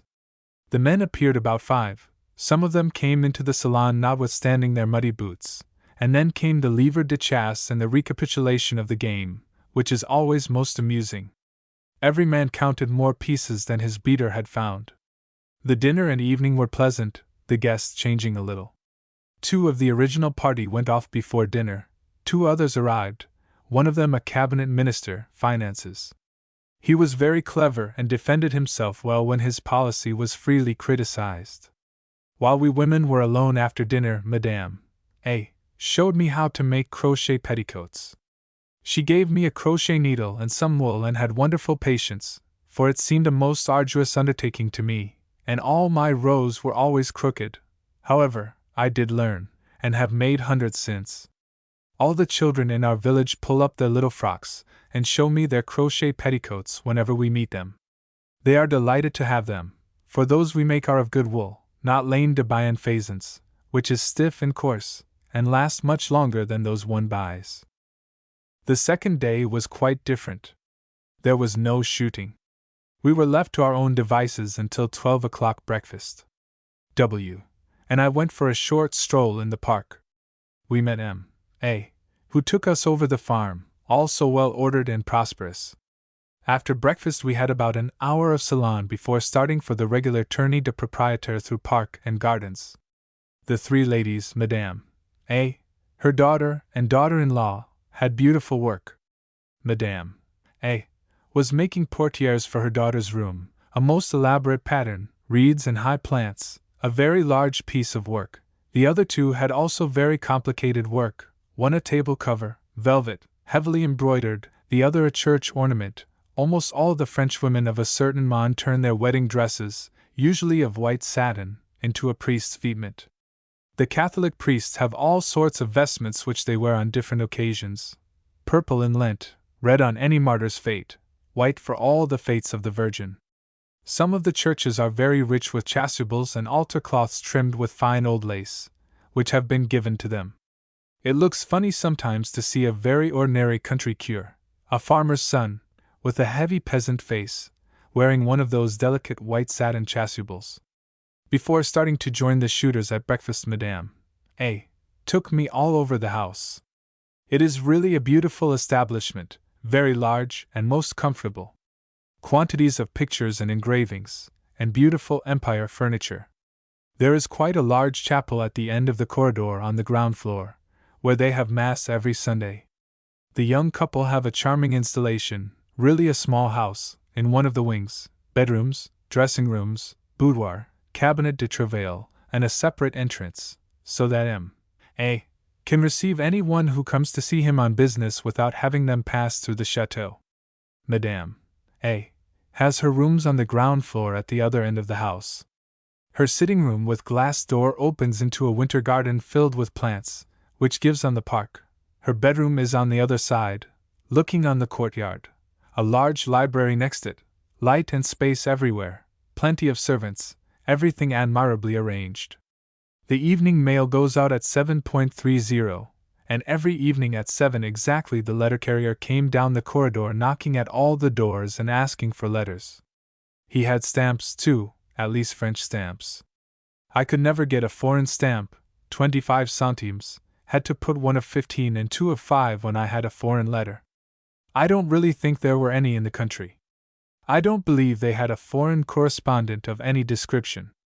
It was a thoroughly French establishment of the best kind. We walked about the small park and gardens in the afternoon. The gardens are enormous. One can drive through them. Madame A. drove in her pony carriage. They still had some lovely late roses which filled me with envy. Ours were quite finished. The next day was not quite so fine, grey and misty, but a good shooting day, no wind. We joined the gentlemen for lunch in another pavilion farther away and rather more open than the one of the other day. However, we were warm enough with our coats on, a good fire burning, and hot bricks for our feet. The battues aux Seychelles that day were quite a new experience for me. I had never seen anything like it.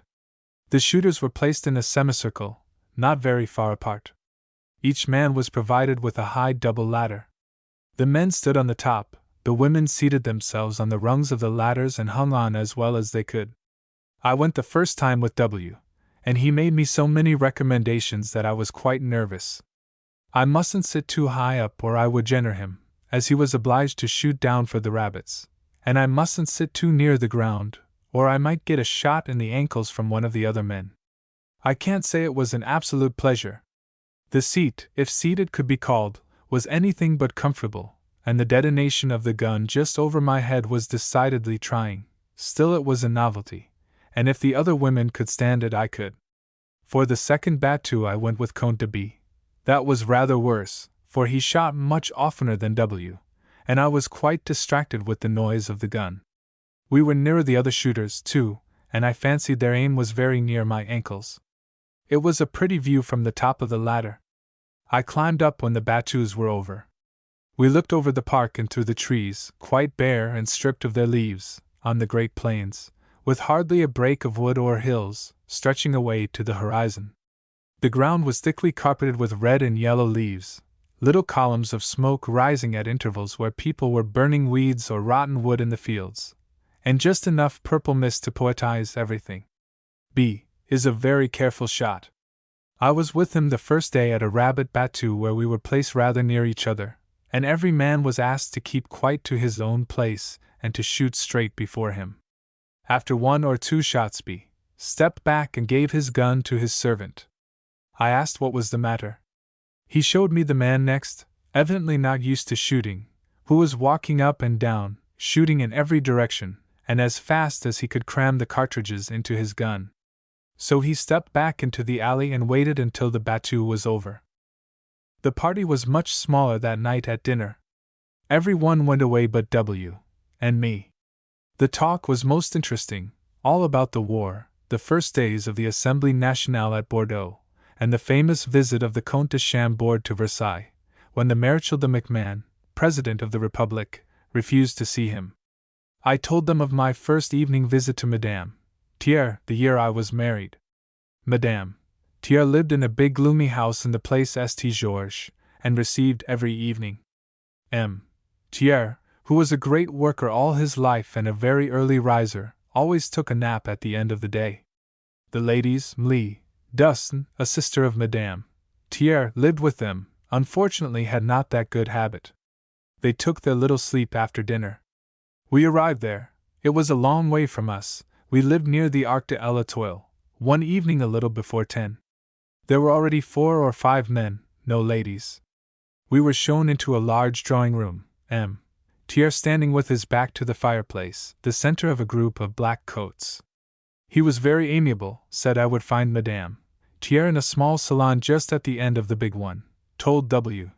to join their group. He had something to say to him, and I passed on. I did find Madame Thiers and Mlle. Dustin in the small salon at the other end, both asleep, each in an armchair. I was really embarrassed. They didn't hear me coming in, and were sleeping quite happily and comfortably. I didn't like to go back to the other salon, where there were only men, so I sat down on a sofa and looked about me, and tried to feel as if it was quite a natural occurrence to be invited to come in the evening and to find my hostess asleep. After a few minutes I heard the swish of a satin dress coming down the big salon, and a lady appeared, very handsome and well dressed, whom I didn't know at all. She evidently was accustomed to the state of things. She looked about her smilingly, then came up to me, called me by name, and introduced herself, Madame A., the wife of an admiral whom I often met afterward. She told me not to mind, there wasn't the slightest intention of rudeness, that both ladies would wake up in a few minutes quite unconscious of having really slept. We talked about 10 minutes, not lowering our voices particularly. Suddenly Madame Thiers opened her eyes, was wide awake at once. How quietly we must have come in. She had only just closed her eyes for a moment, the lights tired her, etc. Mlle.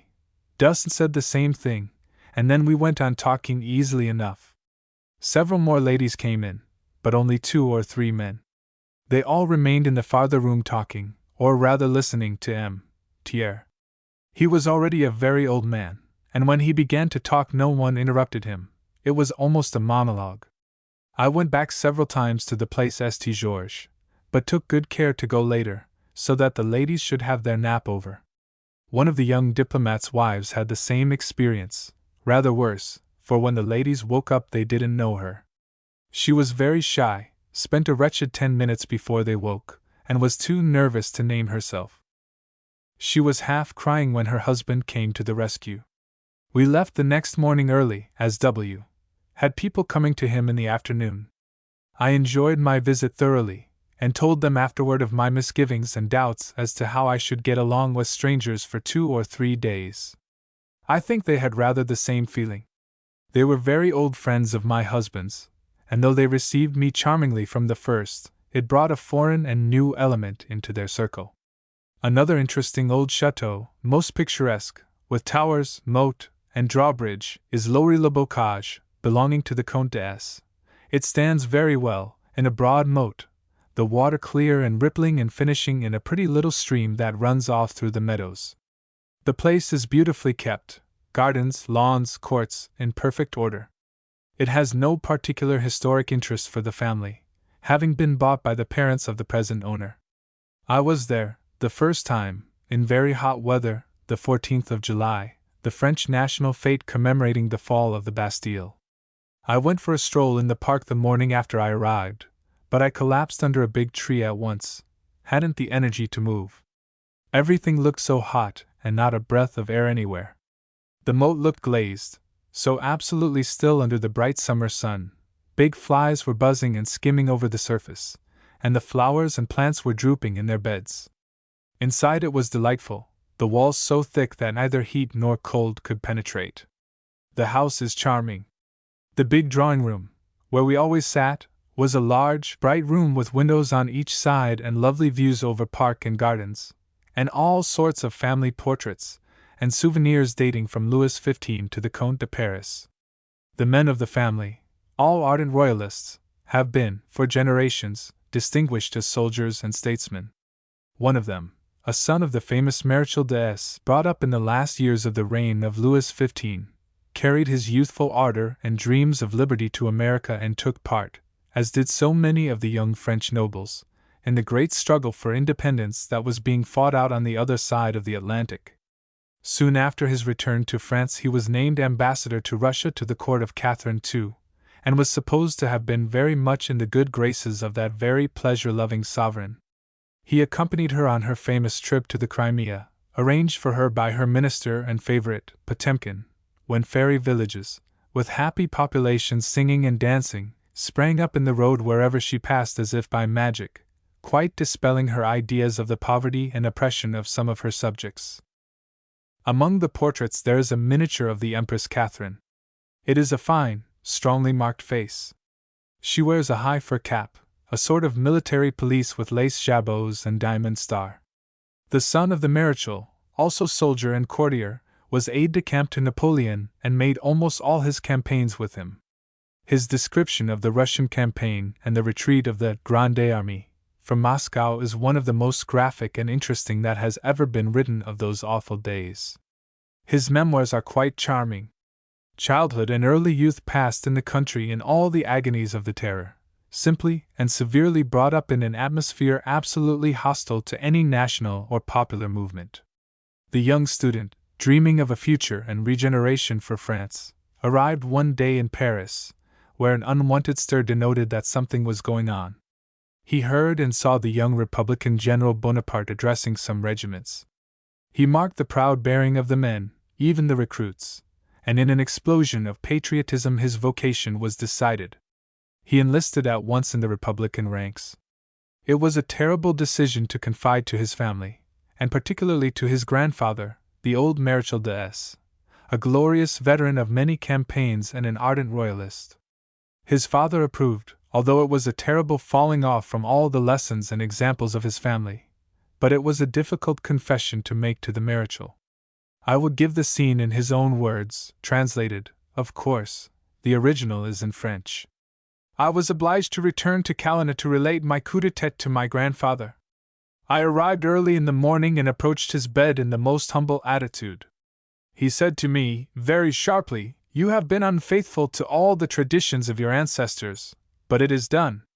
Remember that you have enlisted voluntarily in the Republican army. Serve it frankly and loyally, for your decision is made, you cannot now go back on it." Then, seeing the tears running down my cheeks, he too was moved, and taking my hand with the only one he had left, he drew me to him and pressed me on his heart. Then, giving me 70 louis, it was all he had, he added, "This will help you to complete your equipment. Go, and at least carry bravely and faithfully, under the flag it has pleased you to choose, the name you bear and the honor of your family." The present Count, too, has played a part in politics in these troublous times, when decisions were almost as hard to take, and one was torn between the desire to do something for one's country and the difficulty of detaching oneself from old traditions and memories. People whose grandfathers have died on the scaffold can hardly be expected to be enthusiastic about the Republic and the Marseillaise. Yet if the nation wants the Republic, and every election accentuates that opinion, it is very difficult to fight against the current. When I first married, just after the Franco-Prussian War, there seemed some chance of the moderate men, on both sides, joining in a common effort against the radical movement, putting themselves at the head of it, and in that way directing and controlling. But very soon the different sections in Parliament defined themselves so sharply that any sort of compromise was difficult.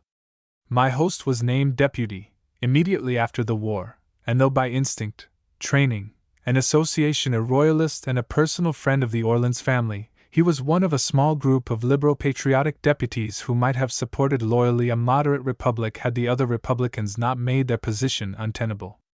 There was an instinctive, unreasonable distrust of any of the old families whose names and antecedents had kept them apart from any Republican movement. We had pleasant afternoons in the big drawing room. In the morning we did what we liked. The maîtresse de maison never appeared in the drawing room till the 12 o'clock breakfast. I used to see her from my window, coming and going, sometimes walking, when she was making the round of the farm and garden, oftener in her little pony carriage and occasionally in the automobile of her niece, who was staying in the house. She occupied herself very much with all the village, old people and children, everybody. After breakfast we used to sit sometimes in the drawing-room, the two ladies working, the Comte de S. reading his paper and telling us anything interesting he found there. Both ladies had most artistic work, Madame de S. a church ornament, white satin ground with raised flowers and garlands, stretched, of course, on the large embroidery frames they all use.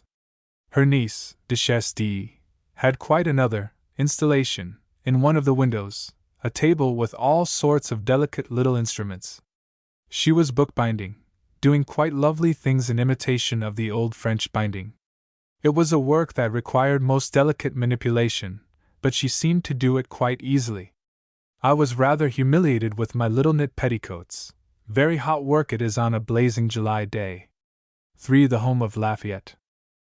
La Grange was looking its loveliest when I arrived the other day. It was a bright, beautiful October afternoon, and the first glimpse of the chateau was most picturesque.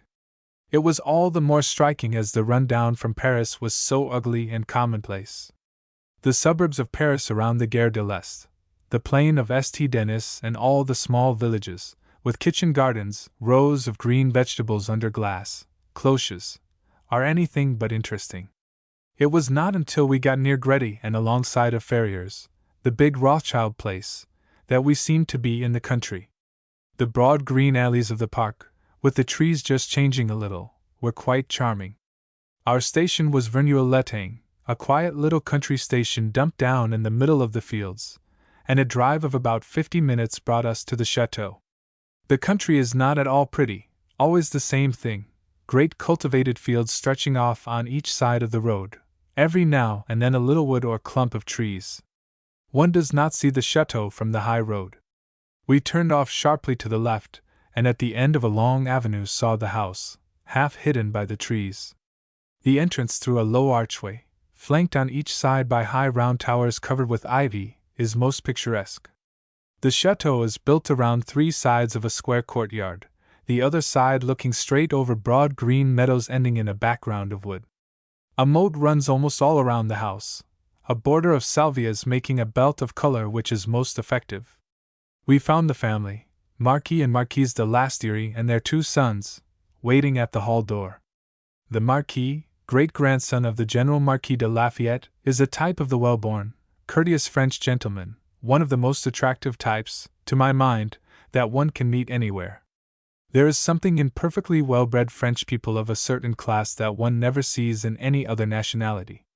Such refinement and charm of manner, a great desire to put everyone at their ease and to please the person with whom they are thrown for the moment. That, after all, is all one cares for in the casual acquaintances one makes in society. From friends, of course, we want something deeper and more lasting, but life is too short to find out the depth and sterling qualities of the world in general. The Marquise is an Englishwoman, a cousin of her husband, their common ancestor being the Duke of Leinster, clever, cultivated, hospitable, and very large-minded, which has helped her very much in her married life in France during our troubled epoch, when religious questions and political discussions do so much to embitter personal relations. The 2 sons are young and gay, doing the honors of their home simply and with no pose of any kind. There were 2 English couples staying in the house. We had tea in the dining room downstairs, a large room with panels and chimney-piece of dark carved wood. 2 portraits of men in armor stand out well from the dark background. There is such a wealth of pictures, engravings, and tapestries all over the house that one cannot take it all in at first. The 2 drawing rooms on the first floor are large and comfortable, running straight through the house. The end room in the tower, a round room with windows on all sides, quite charming. The contrast between the modern, English, comforts, low, wide chairs, writing table, rugs, cushions, and center table covered with books in all languages, a very rare thing in a French chateau, picture papers, photographs, etc., and the straight-backed, spindle-legged old furniture and stiff, old-fashioned ladies and gentlemen, looking down from their heavy gold frames, is very attractive. There is none of the formality and look of not being lived in which one sees in so many French salons, and yet it is not at all modern. One never loses for a moment the feeling of being in an old chateau fort. It was so pretty looking out of my bedroom window this morning. It was a bright, beautiful autumn day, the grass still quite green. Some of the trees changing a little, the yellow leaves quite golden in the sun. There are many American trees in the park, a splendid Virginia creeper, and a Gloire de Dijon rosebush, still full of bloom, were sprawling over the old grey walls.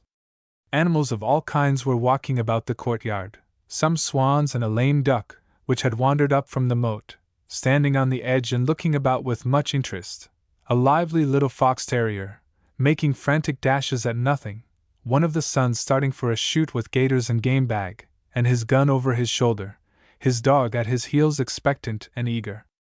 Some of the guests were strolling about, and from almost all the windows, wide open to let in the warm morning sun, there came cheerful greetings. I went for a walk around the house before breakfast.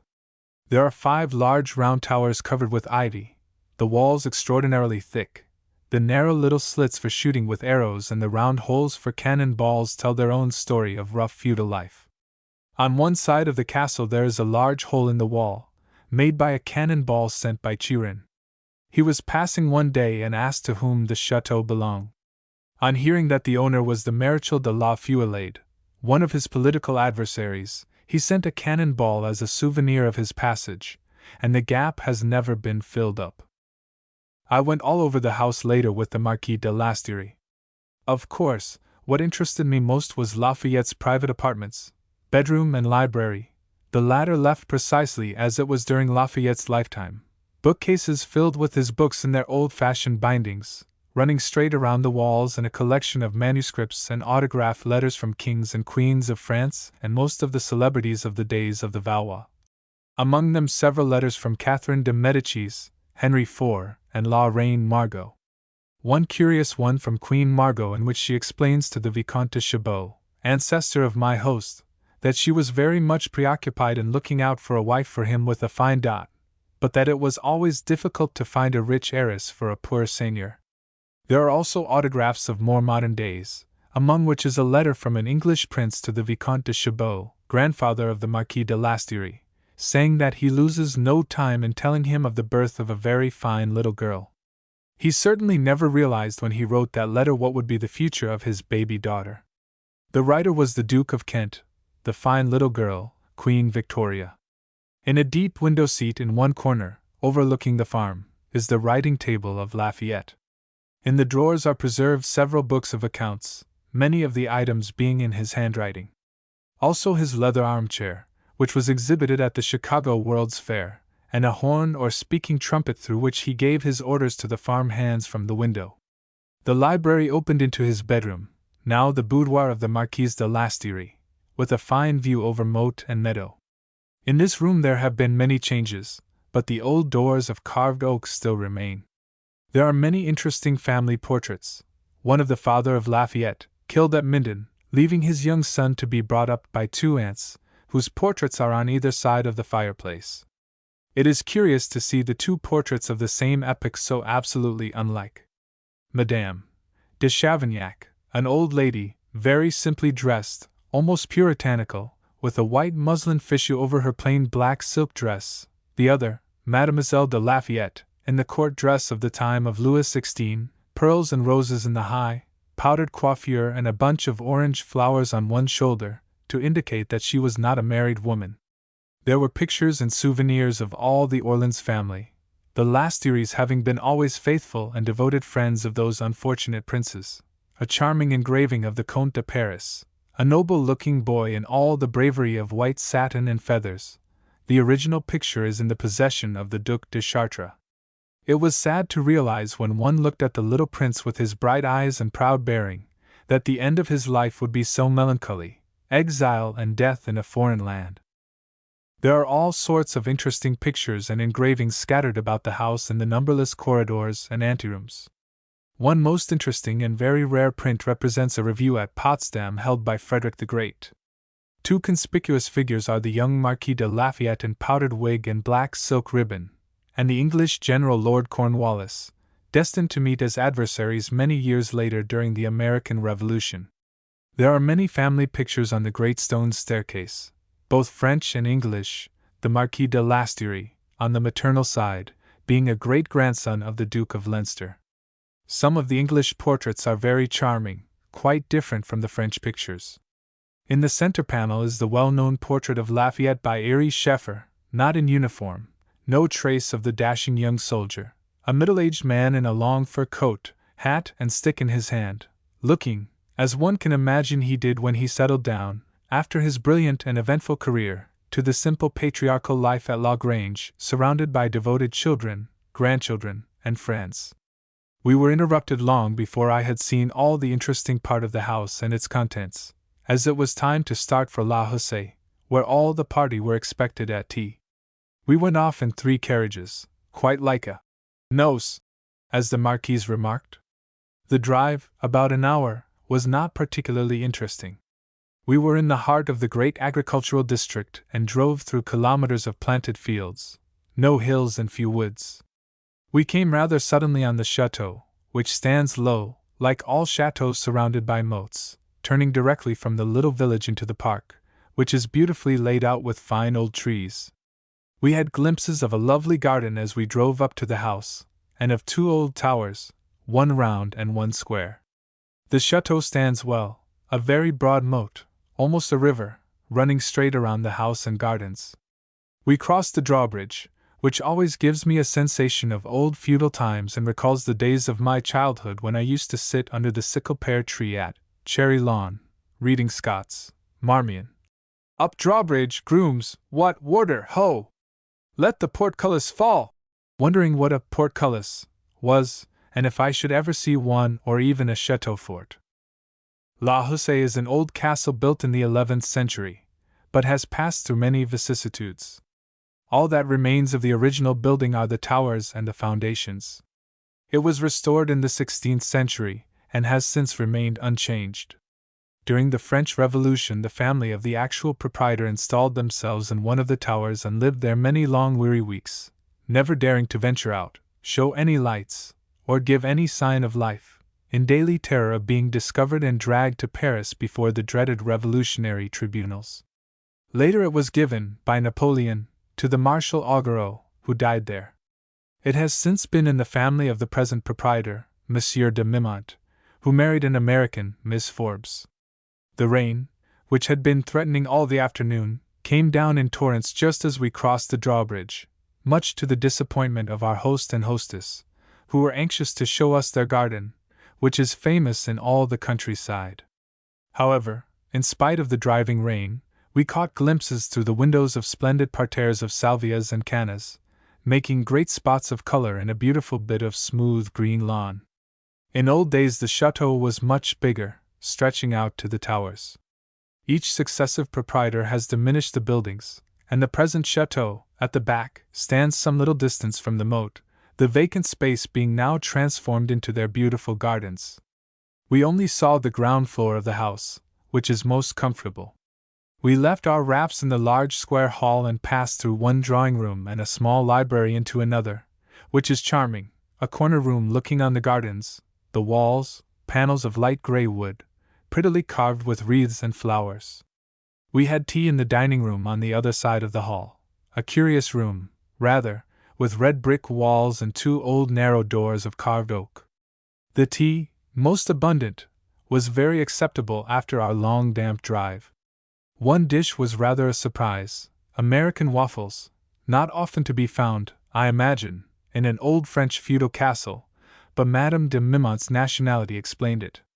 I was very sorry not to see the park, which is beautifully laid out, but the rain was falling straight down as hard as it could, almost making waves in the moat, and a curtain of mist cut off the end of the park. Our dinner and evening at La Grange were delightful. The dining room is particularly charming at night. The flowers on the table, this evening, were red, and the lights from the handsome silver candelabers made a brilliant spot of warmth and color against the dark paneled walls, just shining on the armor of the fine Ormond portraits hanging on each side of the fireplace. The talk was always easy and pleasant. One of the guests, the naval attaché to the British Embassy to France, had been, en mission, at Madrid at the time of the Spanish royal marriage. The balcony of the English embassy overlooked the spot where the bomb was thrown. In 85 seconds from the time they heard the detonation, in the first second they thought it was a salute, the ambassador, followed by his suite, was at the door of the royal carriage. He said the young sovereigns looked very pale but calm, the king, perhaps, more agitated than the queen. We finished the evening with music and dumb crambo, that particularly English form of amusement, which I have never seen well done except by English people. It always fills me with astonishment whenever I see it. It is so at variance with the English character. They are usually so very shy and self-conscious. One would never believe they could throw themselves into this really childish game with so much in train. The performance is simple enough.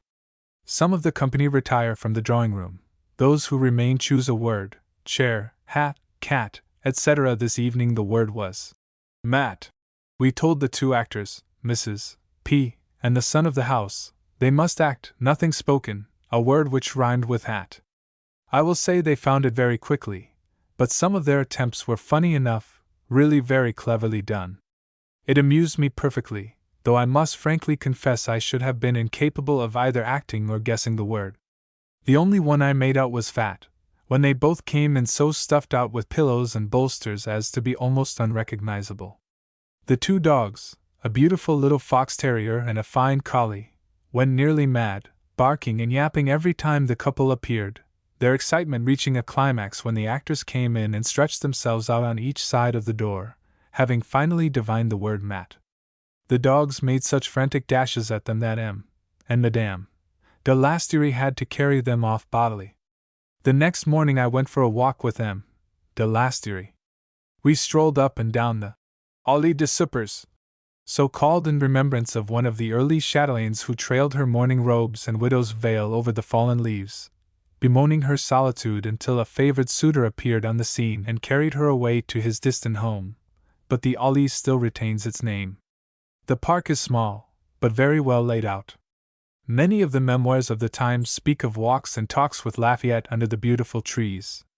During the last years of Lafayette's life, La Grange was a cosmopolitan center. Distinguished people from all countries came there, anxious to see the great champion of liberty, among them many Americans, who always found a gracious, cordial welcome, one silent guest, a most curious episode which I will give in the words of the Marquis de Lasteyrie.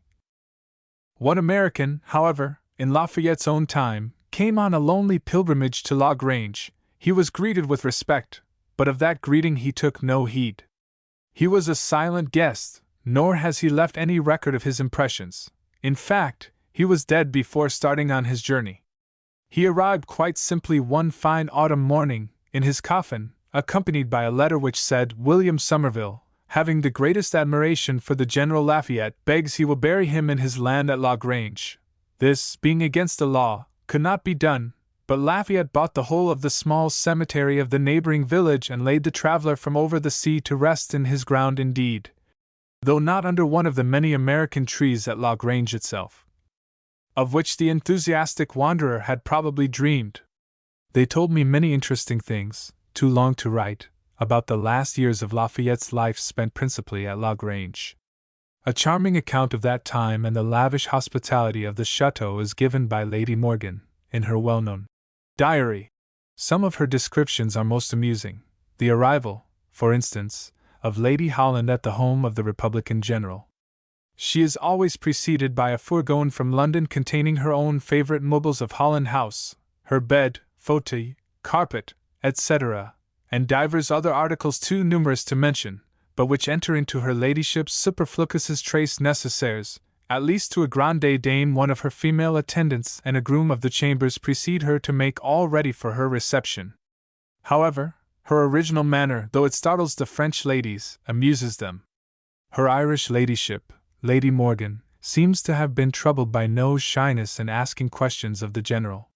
She writes, "Is it true, General," I asked, "that you once went to a bal masque at the opera with the Queen of France, Marie Antoinette, leaning on your arm, the King knowing nothing of the matter till her return?" "I am afraid so," said he.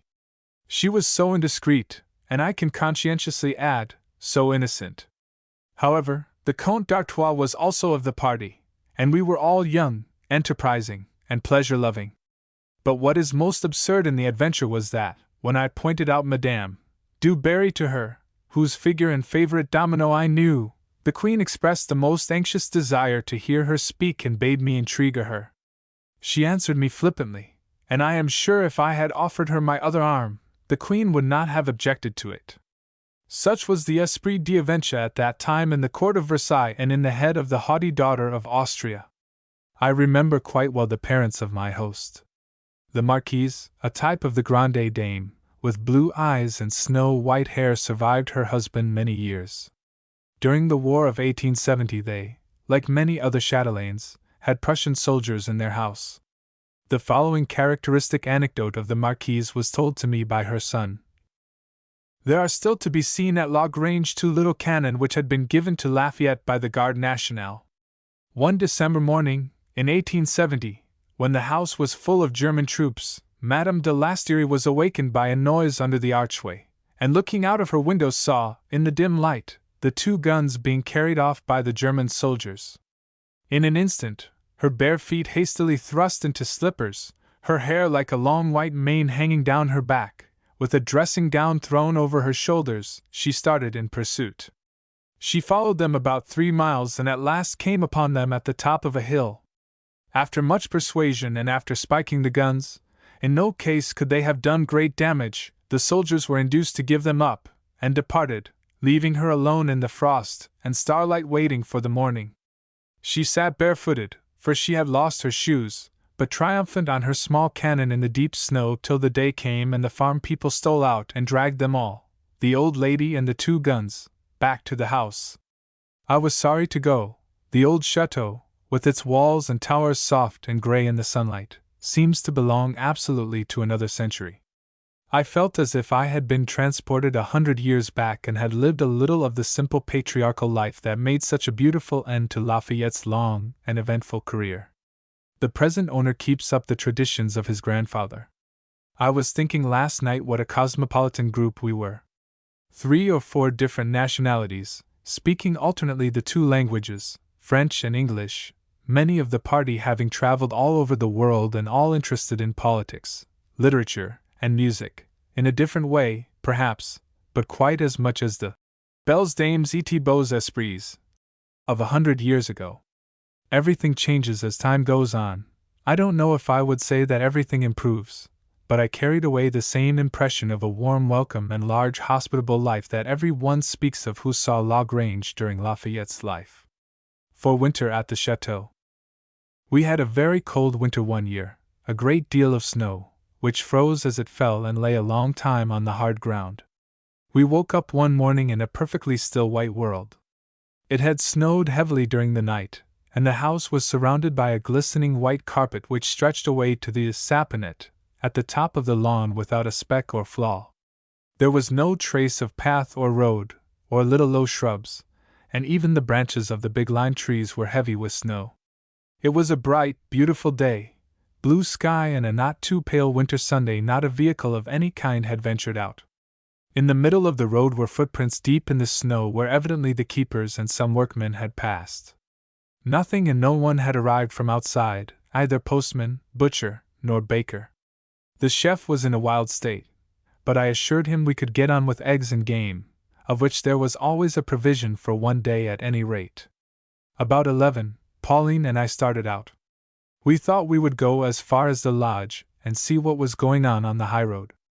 We put on thick boots, gaiters, and very short skirts, and had imagined we could walk in the footsteps of the keepers. But of course, we couldn't take their long stride, and we floundered about in the snow. In some places where it had drifted we went in over our knees. There was nothing visible on the road, not a creature, absolute stillness, a line of footprints in the middle where some laborer had passed, and the long stretch of white fields, broken by lines of black poplars running straight away to the forest. While we were standing at the gate talking to old Antoine, who was all muffled up with a woolen comforter tied over his cap, and socks over his shoes, we saw a small moving object in the distance. As it came nearer we made out it was the postman, also so muffled up as to be hardly recognizable. He too had woolen socks over his shoes, and said the going was something awful. The Montagne de Marolles, a sheet of ice. He had fallen twice, in spite of his socks and pointed stick. He said neither butcher nor baker would come, that no horse could get up the hill. We sent him into the kitchen to thaw, and have his breakfast. That was one also of the traditions of the chateau. The postman always breakfasted. On Sundays, when there was no second delivery, he brought his little girl and an accordion, and remained all the afternoon. He often got a lift back to La Ferté, when the carriage was going into the station, or the chef to market in the donkey cart. Now many of the postmen have bicycles. We had a curious feeling of being quite cut off from the outside world. The children, Francis and Alice, were having a fine time in the stable yard, where the men had made them two snow figures, man and woman, giants, and they were pelting them with snowballs and tumbling headlong into the heaps of snow on each side of the gate, where a passage had been cleared for the horses. We thought it would be a good opportunity to do a little coasting and inaugurate a sled we had had made with great difficulty the year before. It was rather a long operation. The wheelwright at Marolles had never seen anything of the kind, had no idea what we wanted. Fortunately Francis had a little sled which one of his cousins had sent him from America, and with that as a model, and many explanations, the wheelwright and the blacksmith produced really a very creditable sled, quite large, a seat for two in front, and one behind for the person who steered. Only when the sled was finished the snow had disappeared. It rarely lasts long in France. We had the sled brought out, the runners needed a little repairing, and the next day made our first attempt. There was not much danger of meeting anything. A sort of passage had been cleared, and gravel sprinkled in the middle of the road, but very few vehicles had passed, and the snow was as hard as ice. All the establishment assisted at the first trial, and the stable boy accompanied us with the donkey who was to pull the sled up the hill. We had some little difficulty in starting, Pauline and I in front, Francis behind, but as soon as we got fairly on the slope the thing flew. Pauline was frightened to death, screaming, and wanted to get off, but I held her tight, and we landed in the ditch near the foot of the hill. Halfway down, the hill is steep but straight, one sees a great distance. Francis saw the diligence arriving, and as he was not quite sure of his steering gear, he thought it was better to take no risks, and steered us straight into the ditch as hard as we could go. The sled upset. We all rolled off into the deep soft snow, lost our hats, and emerged quite white from head to foot. The diligence had stopped at the foot of the hill. There were only 2 men in it besides the driver, the old Père Jacques, who was dumbfounded when he recognized Madame Waddington. It seems they couldn't think what had happened. As they got to the foot of the hill, they saw a good many people at the gate of the chateau. Then suddenly something detached itself from the group and rushed wildly down the hill. They thought it was an accident, some part of a carriage broken, and before they had time to collect their senses the whole thing collapsed in the ditch. The poor old man was quite disturbed, couldn't think we were not hurt, and begged us to get into the diligence, and not trust ourselves again to such a dangerous vehicle. However, we reassured him, and all walked up the hill together, the donkey pulling the sled, which was tied to him with a very primitive arrangement of ropes, the sled constantly swinging round and hitting him on the legs, which he naturally resented and kicked viciously. We amused ourselves very much as long as the snow lasted, about 10 days, coasted often, and made excursions to the neighboring villages with the sled and the donkey. We wanted to skate, but that was not easy to arrange, as the ponds and tourbières near us were very deep, and I was afraid to venture with the children. I told Hubert, the coachman, who knew the country well, to see what he could find. He said there was a very good pond in the park of the Chateau of La Ferté, and he was sure the proprietor, an old man who lived there by himself, would be quite pleased to let us come there. The old gentleman was most amiable, begged we would come as often as we liked, merely making one condition, that we should have a man on the bank. The pond was only about a foot deep, with a rope in case of accidents. We went there nearly every afternoon, and made quite a comfortable installation. On the bank, a fire, rugs, chairs, and a very good little gouter, the grocer's daughter bringing us hot wine and biscuits from the town. It was a perfect sight for La Ferté. The whole town came to look at us, and the carters stopped their teams on the road to look on, one day particularly when one of our cousins, Maurice de Bunsen, 3, was staying with us. He skated beautifully, doing all sorts of figures, and his double eights and initials astounded the simple country folk. For some time after they spoke of L'Anglais, who did such wonderful things on the ice. 3. Today British ambassador at Madrid. They were bad days for the poor. We used to meet all the children coming back from school when we went home. The poor little things toiled up the steep, slippery hill, with often a cold wind that must have gone through the thin worn-out jackets and shawls they had for all covering, carrying their satchels and remnants of dinner. Those that came from a distance always brought their dinner with them, generally a good hunk of bread and a piece of chocolate, the poorer ones bread alone, very often only a stale hard crust that couldn't have been very nourishing. They were a very poor lot at our little village, St. Quentin, and we did all we could in the way of warm stockings and garments. But the pale, pinched faces rather haunted me, and Henrietta and I thought we would try and arrange with the schoolmistress, who was wife of one of the keepers, to give them a hot plate of soup every day during the winter months. W., who knew his people well, rather discouraged us, said they all had a certain sort of pride, notwithstanding their poverty, and might perhaps be offended at being treated like tramps or beggars, but we could try if we liked. We got a big kettle at La Ferté, and the good Mère Cécile of the asile lent us the tin bowls, also telling us we wouldn't be able to carry out our plan. She had tried at the asile, but it didn't go. The children didn't care about the soup, liked the bread and chocolate better. It was really a curious experience. I am still astonished when I think of it. The soup was made at the headkeeper's cottage, standing on the edge of the woods. We went over the first day about 11 o'clock, a cold, clear day, a biting wind blowing down the valley. The children were all assembled, waiting impatiently for us to come. The soup was smoking in a big pot hung high over the fire. We, of course, tasted it, borrowing 2 bowls from the children and asking Madame Labby to cut us 2 pieces of bread, the children all giggling and rather shy. The soup was very good, and we were quite pleased to think that the poor little things should have something warm in their stomachs. The first depressing remark was made by our own coachman on the way home. His little daughter was living at the keeper's. I said to him, "I did not see Celine with the other children." "Oh, no, madam, she wasn't there. We pay for the food at Labby's, she doesn't need charity." The next day, equally cold, about half the children came. There were only 27 in the school, the third, 5 or 6, rather shamefaced, the fourth, not one, and at the end of the week the keeper's wife begged us to stop the distribution. All the parents were hurt at the idea of their children receiving public charity from Madame Waddington. She had thought some of the very old people of the village might like what was left, but no one came except some tramps and rough-looking men who had heard there was food to be had, and they made her very nervous prowling around the house when she was alone, her husband away all day in the woods. W. was amused, not at all surprised, said he was quite sure we shouldn't succeed, but it was just as well to make our own experience. We took our bowls back sadly to the asile, where the good sister shook her head, saying, "Madame ver comme c'est difficile de faire du bien dans ce pays, on any pense tu es amuser." And yet we saw the miserable little crusts of hard bread, and some of the boys in linen jackets over their skin, no shirt, and looking as if they had never had a good square meal in their lives.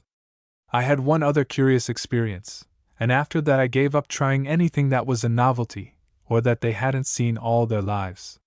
The French peasant is really conservative, and if left to himself, with no cheap political papers or socialist orators haranguing in the cafes on the eternal topic of the rich and the poor, he would be quite content to go on leading the life he and his fathers have always led, would never want to destroy or change anything. I was staying 1 year with Lady Derby at Knowsley, in Christmas week, and I was present one afternoon when she was making her annual distribution of clothes to the village children. I was much pleased with some ulsters and some red cloaks she had for the girls. They were so pleased, too, broad smiles on their faces when they were called up and the cloaks put on their shoulders. They looked so warm and comfortable, when the little band trudged home across the snow. I had instantly visions of my school children attired in these cloaks, climbing our steep hills in the dark winter days.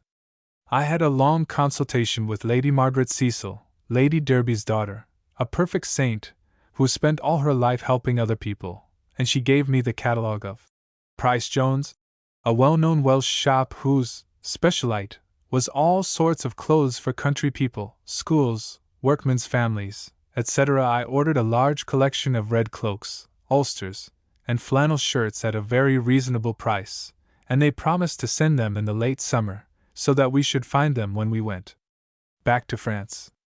We found 2 large cases when we got home, and were quite pleased at all the nice warm cloaks we had in store for the winter. As soon as the first real cold days began, about the end of November, the women used to appear at the chateau asking for warm clothes for the children.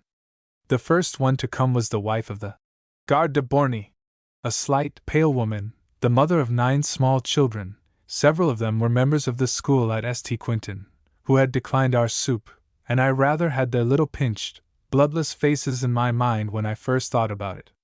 She had 3 with her, a baby in her arms, a boy and a girl of 6 and 7, both bare-legged, the boy in an old worn-out jersey pulled over his chest, the girl in a ragged blue and white apron, a knitted shawl over her head and shoulders. The baby had a cloak. I don't believe there was much on underneath, and the mother was literally a bundle of rags, her skirts so patched one could hardly make out the original color, and a wonderful cloak all frayed at the ends and with holes in every direction. However, they were all clean. The baby and the boy were soon provided for. The boy was much pleased with his flannel shirt. Then we produced the red cloak for the girl. The woman's face fell. "Oh, no, madam, I couldn't take that. My little girl couldn't wear it." I, astounded. "But you don't see what it is, a good, thick cloak that will cover her all up and keep her warm." "Oh, no, madam, she couldn't wear that. All the people on the road would laugh at her. Cela ne se porte pas dans notre pays. That is not worn in our country." I explained that I had several, and that she would see all the other little girls with the same cloaks. But I got only the same answer, adding that madam would see, no child would wear such a cloak. I was much disgusted, thought the woman was capricious. But she was perfectly right. Not a single mother, and heaven knows they were poor enough, would take a red cloak, and they all had to be transformed into red flannel petticoats. Every woman made me the same answer. Every one on the road would laugh at them. I was not much luckier with the ulsters. What I had ordered for big girls of 9 and 10 would just go on girls of 6 and 7. Either French children are much stouter than English, or they wear thicker things underneath. Here again there was work to do. All the sleeves were much too long. My maids had to alter and shorten them, which they did with rather a bad grace. A most interesting operation that very cold year was taking ice out of the big pond at the foot of the hill. The ice was several inches thick, and beautifully clear in the middle of the pond. Toward the edges the reeds and long grass had all got frozen into it, and it was rather difficult to get the big blocks out. We had one of the farm carts with a pair of strong horses, and 3 or 4 men with axes and a long pointed stick. It was so solid that we all stood on the pond while the men were cutting their first square hole in the middle. It was funny to see the fish swimming about under the ice. The whole village of course looked on, and the children were much excited, and wanted to come and slide on the ice. But I got nervous as the hole got bigger and the ice at the edges thinner, so we all adjourned to the road and watched operations from there. There were plenty of fish in the pond, and once a year it was thoroughly drained and cleaned, the water drawn off, and the bottom of the pond, which got choked up with mud and weeds, cleared out. They made a fine haul of fish on those occasions from the small pools that were left on each side while the cleaning was going on. Our ice house was a godsend to all the countryside. Whenever anyone was ill, and ice was wanted, they always came to the chateau. Our good old doctor was not at all in the movement as regarded fresh air and cold water, but ice he often wanted. He was a rough, kindly old man, quite the type of the country practitioner, a type that is also disappearing, like everything else. Everybody knew his cabriolet, with a box at the back where he kept his medicine chest and instruments, with a strong brown horse that trotted all day and all night up and down the steep hills in all weathers. A very small boy was always with him to hold the horse while he made his visits. Our doctor was very kind to the poor, and never refused to go out at night. It was funny to see him arrive on a cold day, enveloped in so many cloaks and woolen comforters that it took him some time to get out of his wraps. He had a gruff voice, and heavy black overhanging eyebrows which frightened people at first, but they soon found out what a kind heart there was beneath such a rough exterior, and the children loved him. He had always a box of licorice lozenges in his waistcoat pocket which he distributed freely to the small ones. The country doctors about us now are a very different type, much younger men, many foreigners. There are 2 Russians and a Greek in some of the small villages near us. I believe they are very good. I met the Greek one day at the keeper's cottage. He was looking after the keeper's wife, who was very ill. It seemed funny to see a Greek, with one of those long Greek names ending in Popolo, in a poor little French village almost lost in the woods, but he made a very good impression on me, was very quiet, didn't give too much medicine, apothecaries' bills are always such a terror to the poor, and spoke kindly to the woman. He comes still in a cabriolet, but his Russian colleague has an automobile, indeed so have now many of the young French doctors. I think there is a little rivalry between the Frenchmen and the foreigners, but the latter certainly make their way. What is very serious now is the open warfare between the cure and the schoolmaster. When I first married, the schoolmasters and mistresses took their children to church, always sat with them and kept them in order. The schoolmistress sometimes played the organ. Now they not only don't go to church themselves, but they try to prevent the children from going. The result is that half the children don't go either to the church or to the catechism. I had a really annoying instance of this state of things one year when we wanted to make a Christmas tree and distribution of warm clothes at Montigny, a lonely little village not far from us. We talked it over with the cure and the schoolmaster. They gave us the names and ages of all the children, and were both much pleased to have a fete in their quiet little corner. I didn't suggest a service in the church, as I thought that might perhaps be a difficulty for the schoolmaster. 2 days before the fete I had a visit from the cure of Montigny, who looked embarrassed and awkward, had evidently something on his mind, and finally blurted out that he was very sorry he couldn't be present at the Christmas tree, as he was obliged to go to Reims that day. I, much surprised and decidedly put out. "You are going to Reims the one day in the year when we come and make a fete in your village? It is most extraordinary, and surprises me extremely. The date has been fixed for weeks, and I hold very much to your being there." He still persisted, looking very miserable and uncomfortable, and finally said he was going away on purpose, so as not to be at the schoolhouse. He liked the schoolmaster very much, got on with him perfectly. He was intelligent and taught the children very well, but all schoolmasters who had anything to do with the church or the cure were malnotes. The mayor of Montigny was a violent radical, and surely if he heard that the cure was present at our fete in the schoolhouse, the schoolmaster would be dismissed the next day.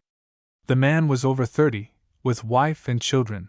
It would be difficult for him to find any other employment, and he himself would regret him, as his successor might be much worse and fill the children's heads with impossible ideas. I was really very much vexed, and told him I would talk it over with my son and see what we could do. The poor little cure was much disappointed, but begged me not to insist upon his presence. A little later the schoolmaster arrived, also very much embarrassed, saying practically the same thing, that he liked the cure very much. He never talked politics, nor interfered in any way with his parishioners. Whenever anyone was ill or in trouble, he was always the first person to come forward and nurse and help. But he saw him very little. If I held to the cure being present at the Christmas tree, of course he could say nothing, but he would certainly be dismissed the next day. He was married, had nothing but his salary. It would be a terrible blow to him. I was very much perplexed, particularly as the time was short, and I couldn't get hold of the mayor. So we called a family council. Henrietta and Francis were both at home, and decided that we must let our fate take place without the cure. The schoolmaster was very grateful, and said he would take my letter to the post office. I had to write to the cure to tell him what we had decided, and that he might go to Reims. One of our great amusements in the winter was the hunting. We knew very well the two gentlemen, Counts de B and de L, who hunted the Villers-Cotteret's forest, and often rode with them. It was beautiful riding country, stretches of grass alongside the hard highroad, where one could have a capital canter, the only difficulty being the quantity of broad, low ditches made for the water to run off. Once the horses knew them, they took them quite easily in their stride, but they were a little awkward to manage at first. The riding was very different from the Roman Campagna, which was my only experience. There was very little to jump, long straight alleys, with sometimes a big tree across the road, occasionally ditches, nothing like the very stiff fences and stone walls one meets in the Campagna, or the slippery bits of earth, tufa, where the horses used to slide sometimes in the most uncomfortable way. One could gallop for miles in the Villers-Cotteret's forest with a loose rein. It was disagreeable sometimes when we left the broad alleys and took little paths in and out of the trees. When the wood was thick and the branches low, I was always afraid one would knock me off the saddle or come into my eyes. Some of the meets were most picturesque, sometimes in the heart of the forest at a great carrefour, alleys stretching off in every direction, hemmed in by long straight lines of winter trees on each side, with a thick, high undergrowth of ferns, and a broad-leaved plant I didn't know, which remained green almost all winter. It was pretty to see the people arriving from all sides, in every description of vehicle, brakes, dog-carts, victorias, farmers' gigs, grooms with led horses, hunting men in green or red coats, making warm bits of color in the rather severe landscape. The pack of hounds, white with brown spots, big, powerful animals, gave the valets de chiens plenty to do. Apparently they knew all their names, as we heard frequent admonitions to Comtesse Diane, a very favorite name for hunting dogs in France, log rice, etc., to keep quiet, and not make little excursions into the woods. As the words were usually accompanied by a cut of the whip, the dogs understood quite well, and remained a compact mass on the side of the road. There was the usual following of boys, tramps, and stray bûcherons, woodmen, and when the day was fine, and the meet not too far, a few people would come from the neighboring villages, or one or two carriages from the livery stables of Villers-Cotteret's, filled with strangers who had been attracted by the show and the prospect of spending an afternoon in the forest. A favorite meet was at the pretty little village of Ivers, standing just on the edge of the forest not far from us. It consisted of one long street, a church, and a chateau at one end. The chateau had been a fine one, but was fast going to ruin, uninhabited, paint and plaster falling off, roof and walls remaining, and showing splendid proportions, but had an air of decay and neglect that was sad to see in such a fine place. The owner never lived there, had several other places. An agent came down occasionally, and looked after the farm and woods. There was a fine double courtyard and enormous communes, a large field only separating the kitchen garden from the forest.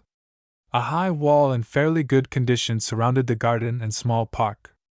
On a hunting morning the little place quite waked up, and it was pretty to see the dogs and horses grouped under the walls of the old chateau, and the hunting men in their bright coats moving about among the peasants and carters in their dark blue smocks.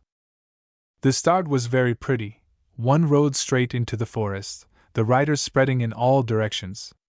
The field was never very large, about 30, I the only lady. The Sieur de Chasse was a delightful novelty to me, and I soon learned all the calls, the débouché, the view and the hoali, when the poor beast is at the last gasp. The first time I saw the stag taken, I was quite miserable. We had had a splendid gallop. I was piloted by one of the old stagers, who knew every inch of the forest, and who promised I should be in at the death if I would follow him. Mais il faut me suivre partout, avez-vous peur? As he was very stout, and not particularly well mounted, and I had a capital English mare, I was quite sure I could pass wherever he could. He took me through all sorts of queer little paths, the branches sometimes so low that it didn't seem possible to get through, but we managed it. Sometimes we lost sight of the hunt entirely, but he always guided himself by the sound of the horns, which one hears at a great distance. Once a stag bounded across the road just in front of us, making our horses shy violently, but he said that was not the one we were after. I wondered how he knew, but didn't ask any questions. Once or twice we stopped in the thick of the woods, having apparently lost ourselves entirely, not hearing a sound, and then in the distance there would be the faint sound of the horn, enough for him to distinguish the view, which meant that they were still running.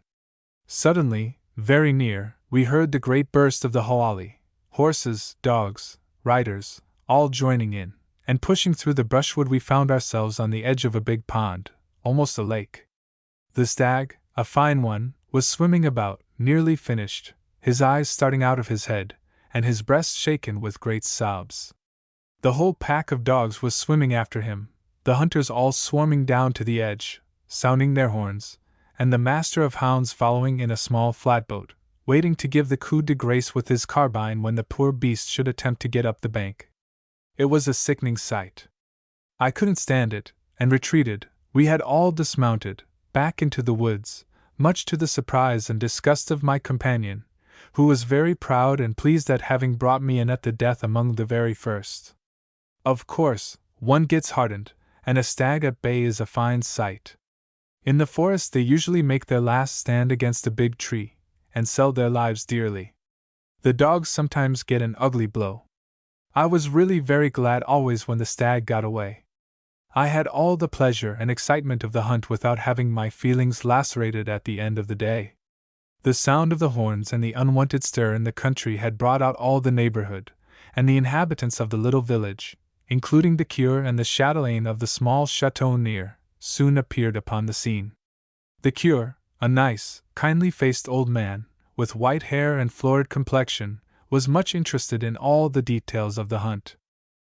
It seems the stag is often taken in these ponds, les étangs de la Ramée, which are quite a feature in the country, and one of the sights of the Villers Cotteret's forest, where strangers are always brought. They are very picturesque. The trees slope down to the edge of the ponds, and when the bright autumn foliage is reflected in the water the effect is quite charming. Madame de M., the chatelaine, was the type of the grande dame française, fine, clear-cut features, black eyes, and perfectly white hair, very well arranged. She was no longer young, but walked with a quick, light step, a cane in her hand. She, too, was much interested, such an influx of people, horses, dogs, and carriages, for in some mysterious way the various vehicles always seemed to find their way to the finish. It was an event in the quiet little village. She admired my mare very much, which instantly won my affections. She asked us to come back with her to the chateau. It was only about a quarter of an hour's walk, to have some refreshment after our long day, so I held up my skirt as well as I could, and we walked along together. The chateau is not very large, standing close to the road in a small park, really more of a manor house than a chateau. She took us into the drawing-room just as stiff and bare as all the others I had seen, a polished parquet floor, straight-backed, hard chairs against the wall. The old lady herself looked as if she had sat up straight on a hard chair all her life. In the middle of the room was an enormous palm tree going straight up to the ceiling. She said it had been there for years and always remained when she went to Paris in the spring. She was a widow, lived alone in the chateau with the old servants. Her daughter and grandchildren came occasionally to stay with her. She gave us wine and cake, and was most agreeable. I saw her often afterward, both in the country and Paris, and loved to hear her talk. She had remained absolutely ancien regime, couldn't understand modern life and ways at all. One of the things that shocked her beyond words was to see her granddaughters and their young friends playing tennis with young men in flannels. In her day, a young man in bras de chemise would have been ashamed to appear before ladies in such attire. We didn't stay very long that day, as we were far from home, and the afternoon was shortening fast. The retreat was sometimes long when we had miles of hard road before us, until we arrived at the farm or village where the carriage was waiting. When we could walk our horses it was bearable, but sometimes when they broke into a jog trot, which nothing apparently could make them change, it was very fatiguing after a long day. Sometimes, when we had people staying with us, we followed the hunt in the carriage. We put one of the keepers of the Villers-Cotteret's forest on the box, and it was wonderful how much we could see. The meet was always amusing, but when once the hunt had moved off, and the last stragglers disappeared in the forest, it didn't seem as if there was any possibility of catching them, and sometimes we would drive in a perfectly opposite direction. But the old keeper knew all about the stags and their haunts, when they would break out and cross the road, and when they would double and go back into the woods. We were waiting one day in the heart of the forest, at one of the carrefours, miles away apparently from everything, and an absolute stillness around us. Suddenly there came a rush and noise of galloping horses, baying hounds and horns, and a flash of red and green coats dashed by, disappearing in an instant in the thick woods before we had time to realize what it was. It was over in a moment, seemed an hallucination. We saw and heard nothing more, and the same intense stillness surrounded us. We had the same sight, the stag taken in the water, some years later, when we were alone at the chateau. Madame A. was dead, and her husband had gone to Paris to live. We were sitting in the gallery one day after breakfast, finishing our coffee, and making plans for the day, when suddenly we saw red spots and moving figures in the distance, on the hills opposite, across the canal.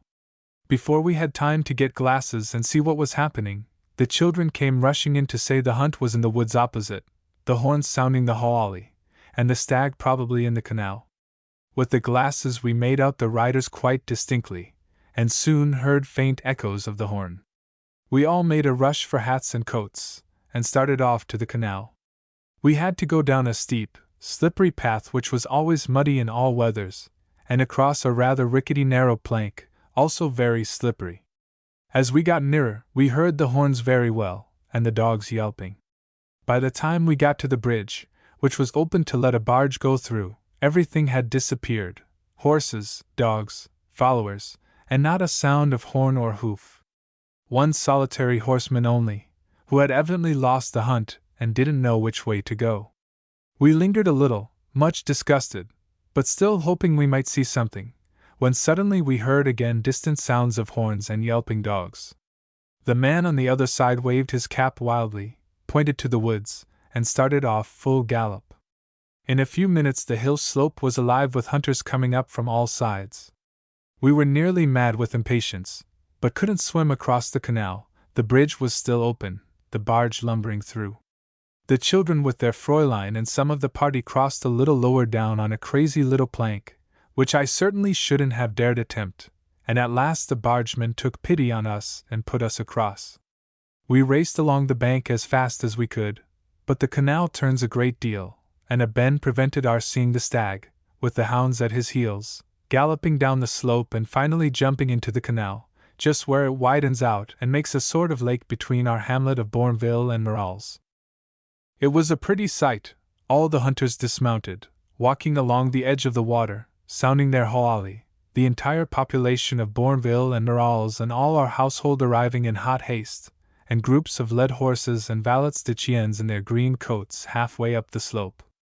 The stag, a very fine one, was swimming round and round, every now and then making an effort to get up the bank, and falling back heavily. He was nearly done, half his body sinking in the water, and his great eyes looking around to see if anyone would help him. I went back to the barge. They had stayed, too, to see the sight, and the woman, a nice, clean, motherly body with 2 babies clinging to her, was much excited over the cruelty of the thing. Illustration: I suggested that the whole chasse should adjourn to the chateau. Madame trouvait que c'est bien de tourmenter une pauvre bête que any fait de mal à personne, pour s'amuser? Madame found that rather difficult to answer, and turned the conversation to her life on the barge.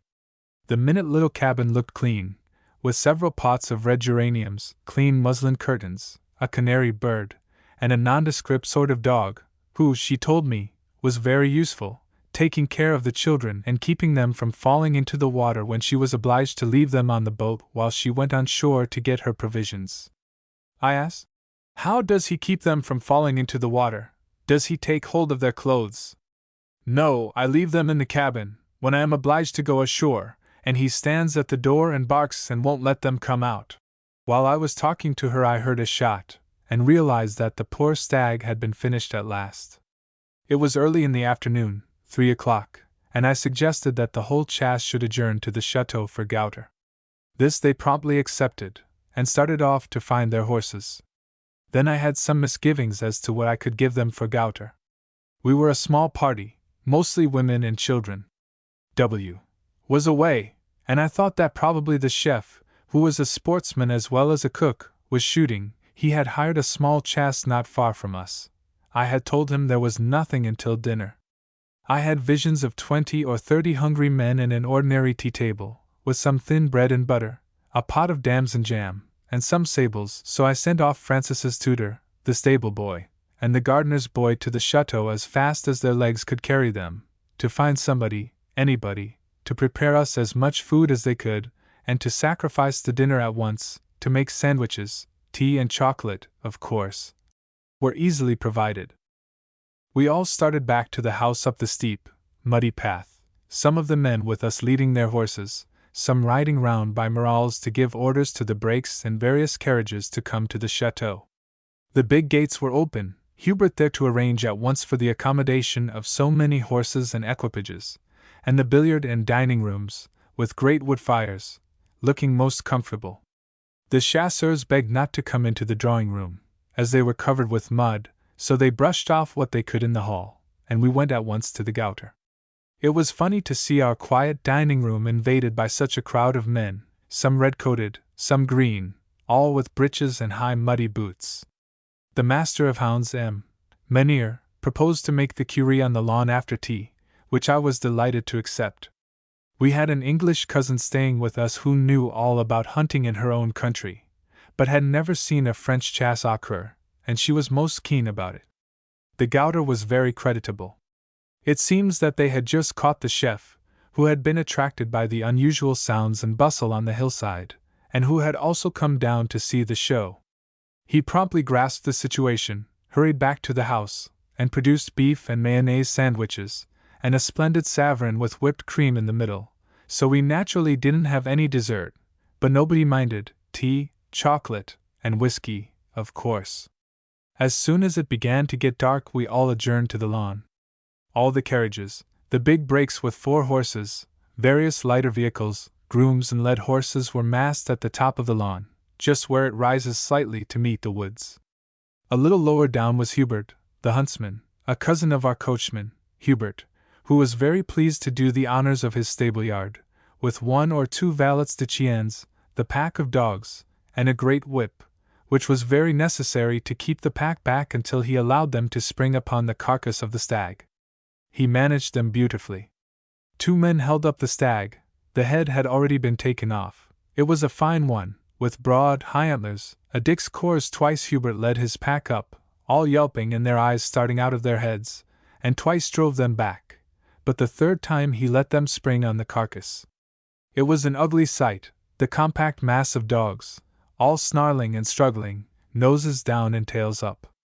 In a few minutes nothing was left of the poor beasts but bones, and not many of them. Violet had les honneurs du pied, the hoof of one of the hind legs of the stag, which is equivalent to the brush one gives in fox hunting. She thanked M. the master of hounds, very prettily, and said she would have it arranged and hang it up in the hall of her English home, in remembrance of a lovely winter afternoon, and her first experience of what still remains of the old French venery. The horns sounded again the curry and the depart, and the whole company gradually dispersed, making quite a cortege as they moved down the avenue, horses and riders disappearing in the grey mist that was creeping up from the canal, and the noise of wheels and hoofs dying away in the distance.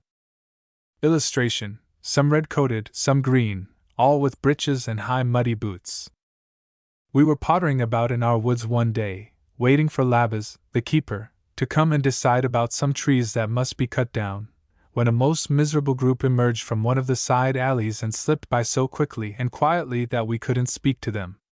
A woman past middle age, lame, unclothed really, either shoes nor stockings, not even a chemise, 2 sacks of coarse stuff, one tied around her waist half covering her bare legs, one over her shoulders, 2 children with her, a big overgrown girl of about 12, equally without clothing, an old black bodice gaping open over her bare skin, held together by one button, a short skirt so dirty and torn that one wondered what kept it on, no shoes nor stockings, black hair falling straight down over her forehead and eyes, the boy, about 6, in a dirty apron, also over his bare skin.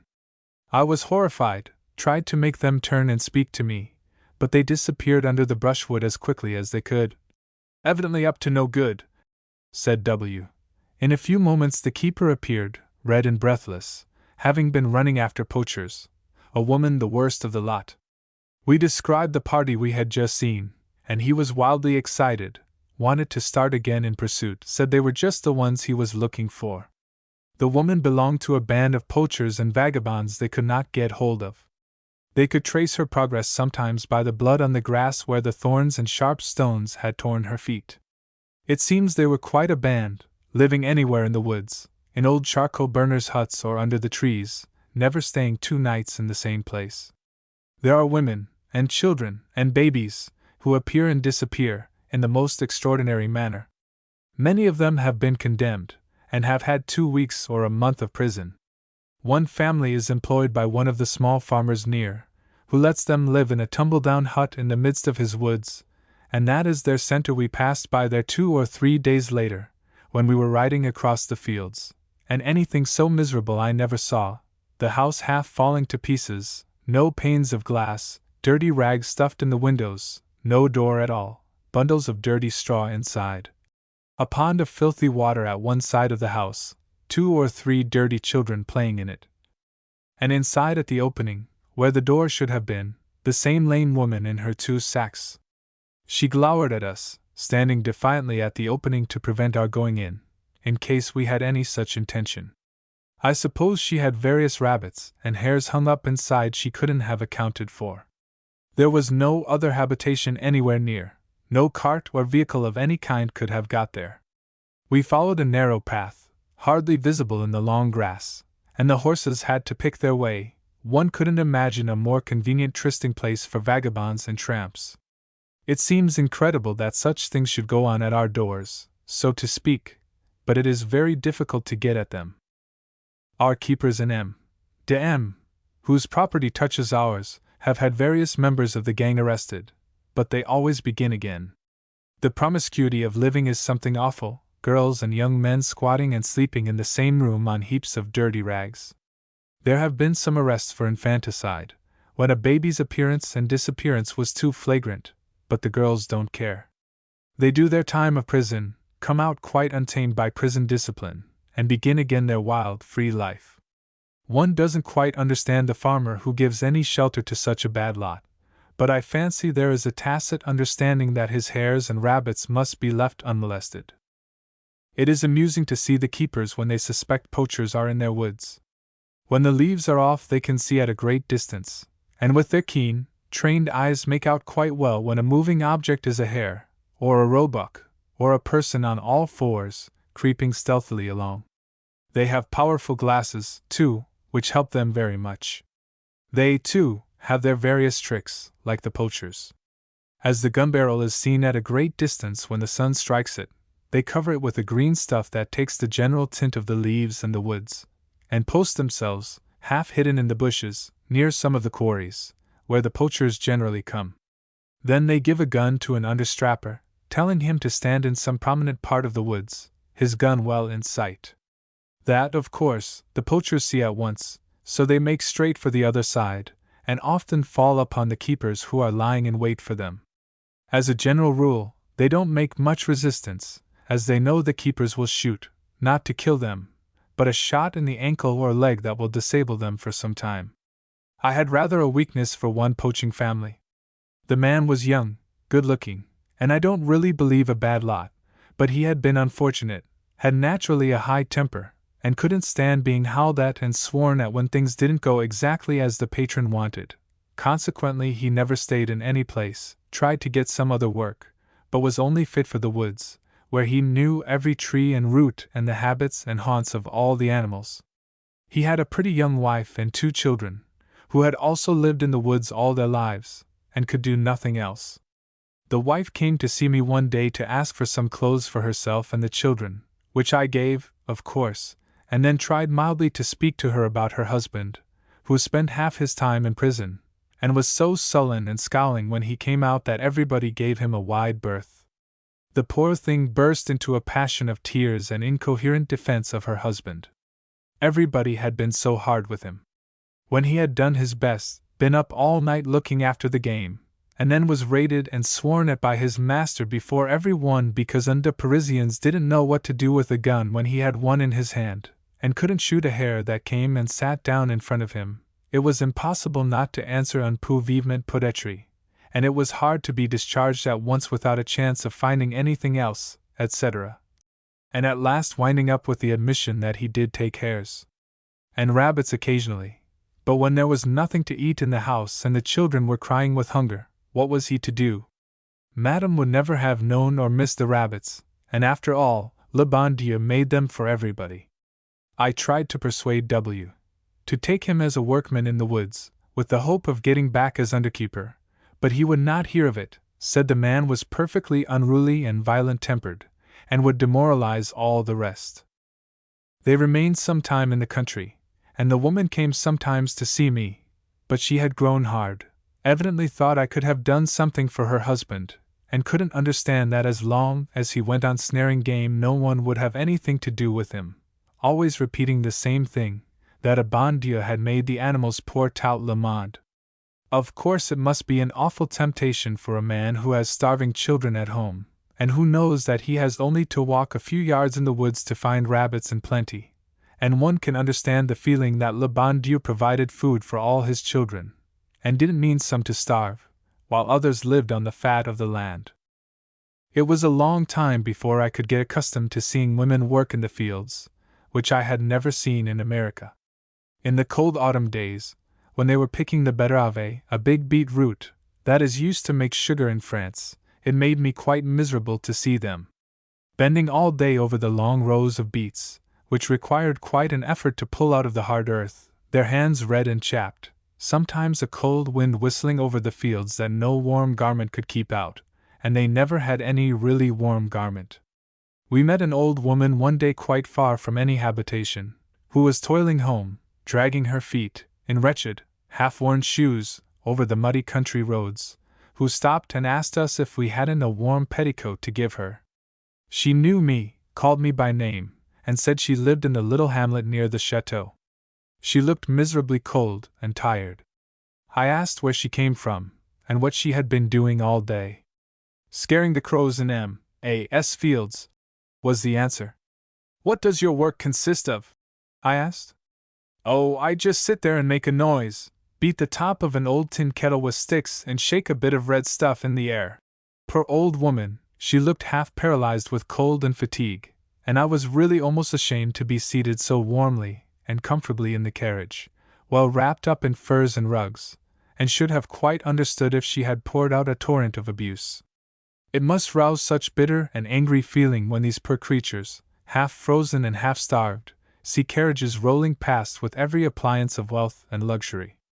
I suppose what saves us is that they are so accustomed to their lives, the long days of hard work, the wretched, sordid homes, the insufficient meals, the quantities of children clamoring for food and warmth.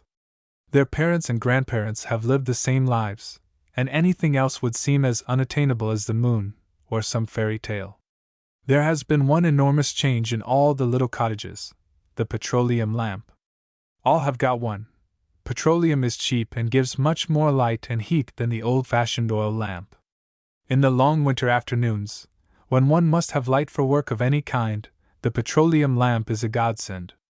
We often notice the difference coming home late.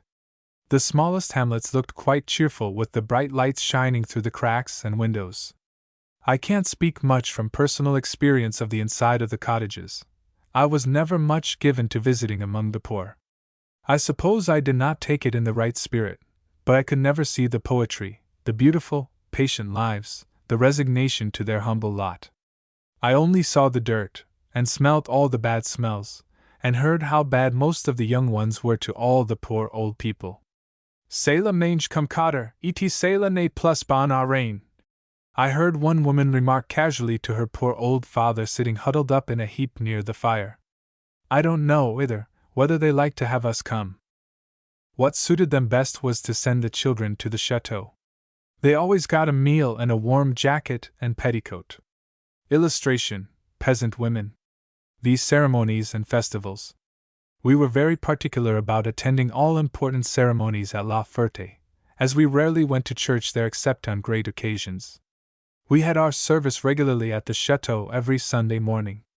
All the servants, except ours, were Protestants, Swiss generally, and very respectable they looked, all the women in black dresses and white caps, when they assembled in M.A.'s library, sitting on cane chairs near the door. Some, in fact most, Protestants in France attach enormous importance to having all their household Protestant. A friend of mine, a Protestant, having tea with me one day in Paris was rather pleased with the bread or little croissants, and asked me where they came from. I said I didn't know, but would ask the butler. That rather surprised her. Then she said, "Your baker of course is a Protestant." That I didn't know either, and what was much worse in her eyes, I didn't care. She was quite distressed, gave me the address of an excellent Swiss Protestant baker, and begged me to sever all connection with the Catholic at once. I asked her if she really thought dangerous papist ideas were needed in with the bread, but she would not listen to my mild persiflage, and went away rather anxious about my spiritual welfare. We went always to the church at La Ferté for the fête of St. Cécile, as the fanfare played in the church on that day. The fanfare was a very important body. Nearly all the prominent citizens of La Ferté, who had any idea of music, were members: the butcher, the baker, the coiffeur, etc. The mayor was president and walked at the head of the procession when they filed into the church. I was Presidente d'honneur, and always wore my badge pinned conspicuously on my coat. It was a great day for the little town. Weeks before the fête we used to hear all about it from the coiffeur when he came to the chateau to shave the gentlemen. He played the big drum and thought the success of the whole thing depended on his performance. He proposed to bring his instrument one morning and play his part for us.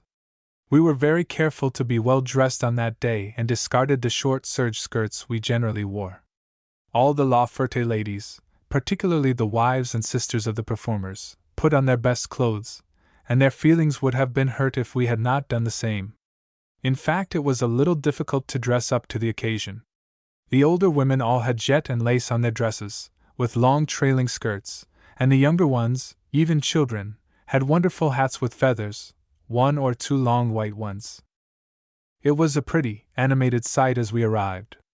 All along the road we had met bands of people hurrying on to the town, the children with clean faces and pinafores, the men with white shirts, and even the old grandmothers, their shawls on their shoulders and their turbans starched stiff, were hobbling along with their sticks, anxious to arrive. We heard sounds of music as we got to the church. The procession was evidently approaching. The big doors were wide open, a great many people already inside. We looked straight down the nave to the far end where the high altar, all flowers and candles, made a bright spot of color. Red draperies and banners were hanging from the columns, vases and wreaths of flowers at the foot of the statues of the saints, chairs and music stands in the chancel. We went at once to our places. The curé, with his choir boys in their little short white soutanes, red petticoats and red shoes, was just coming out of the sacristy and the procession was appearing at the bottom of the church. First came the mayor in a dress coat and white cravat, the adjoint, and one of the municipal council just behind, then the banner, rather a heavy one, for men carried it. After that the pompiers, all in uniform, each man carrying his instrument. They didn't play as they came up the aisle, stopped their music at the door, but when they did begin, I don't know exactly at what moment of the Mass. It was something appalling. The first piece was a military march, executed with all the artistic conviction and patriotic ardor of their young lungs. They were mostly young men. We were at the top of the church, very near the performers, and the first bursts of trumpets and bugles made one jump. They played several times. It didn't sound too badly at the elevation, when they had chosen rather a soft, comparatively simple melody. The cure preached a very pretty, short sermon, telling them about Saint Cecile, the delicately nurtured young Roman who was not afraid to face martyrdom and death for the sake of her religion. The men listened most attentively, and seemed much interested when he told them how he had seen in Rome the church of St. Cecile built over the ruin of the saint's house, the sacristy just over her bathroom. I asked him how he could reconcile it to his conscience to speak of the melodious sounds that accompanied the prayers of the faithful, but he said one must look sometimes at the intention more than at the result. There was a certain harmony among the men when they were practicing and preparing their music for the church, and as long as they held to coming and gave up their evenings to practicing, instead of spending them in the wine shops, we must do all we could to encourage them. The procession went out in the same order, halted at the church door, and then W. made them a nice little speech, saying he was pleased to see how numerous they were and how much improved. They would certainly take an honorable place in the concours de fanfares of the department. They escorted the mayor back to his house playing their march, and wound up with a copious déjeuner at the Savage. Either the mayor or the adjoint always went to the banquet. W. gave the champagne, but abstained from the feast. They really did improve as they went on. They were able to get better instruments, and were stimulated by rival fanfares in the neighborhood. They were very anxious to come and play at the Chateau, and we promised they should whenever a fitting occasion should present itself. We had a visit from the Stalls one year. The Baron de Stael was Russian ambassador in England, and we had been colleagues there for many years. We asked the fanfare to come one Sunday afternoon while they were there. We had a little difficulty over the Russian national hymn, which they, naturally, wanted to play. The chef de fanfare came to see me one day and we looked over the music together. I had it only for the piano, but I explained the tempo and repetitions to him, and he arranged it very well for his men. They made quite an imposing entrance. Half the population of La Ferté escorted them, all much excited by the idea of seeing the Russian ambassador, and they were reinforced by the 2 villages they passed through. We waited for them in the gallery, doors and windows open. They played the spirited French march, Sambre et Meuse, as they came up the avenue. It sounded quite fine in the open air. They halted and saluted quite in military style as soon as they came in front of the gallery, stopped their march and began immediately the Russian hymn, playing it very well. They were much applauded, we in the gallery giving the signal and their friends on the lawn joining in enthusiastically. They were a motley crowd, over 100 I should think, ranging from the municipal councillor of La Ferté, in his high hat and black cloth Sunday coat, to the humpbacked daughter of the village carpenter, and the idiot boy who lived in a cave on the road and frightened the children out of their wits by running out and making faces at them whenever they passed. They played 3 or 4 times, then W. called up 1 or 2 of the principal performers and presented them to the Stalls. Madame de Stael spoke to them very prettily, thanked them for playing the Russian hymn, and said she would like to hear the Sambre et Meuse again. That, of course, delighted them, and they marched off to the strains of their favorite tune. About halfway down the avenue we heard a few cries of Vive la Russie, and then came a burst of cheers. Our dinner was rather pleasant that evening.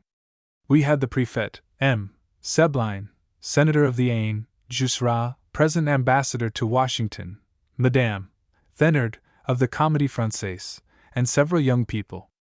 Jusserand is always a brilliant talker, so easy, no pose of any kind, and Sebline was interesting, telling about all sorts of old customs in the country.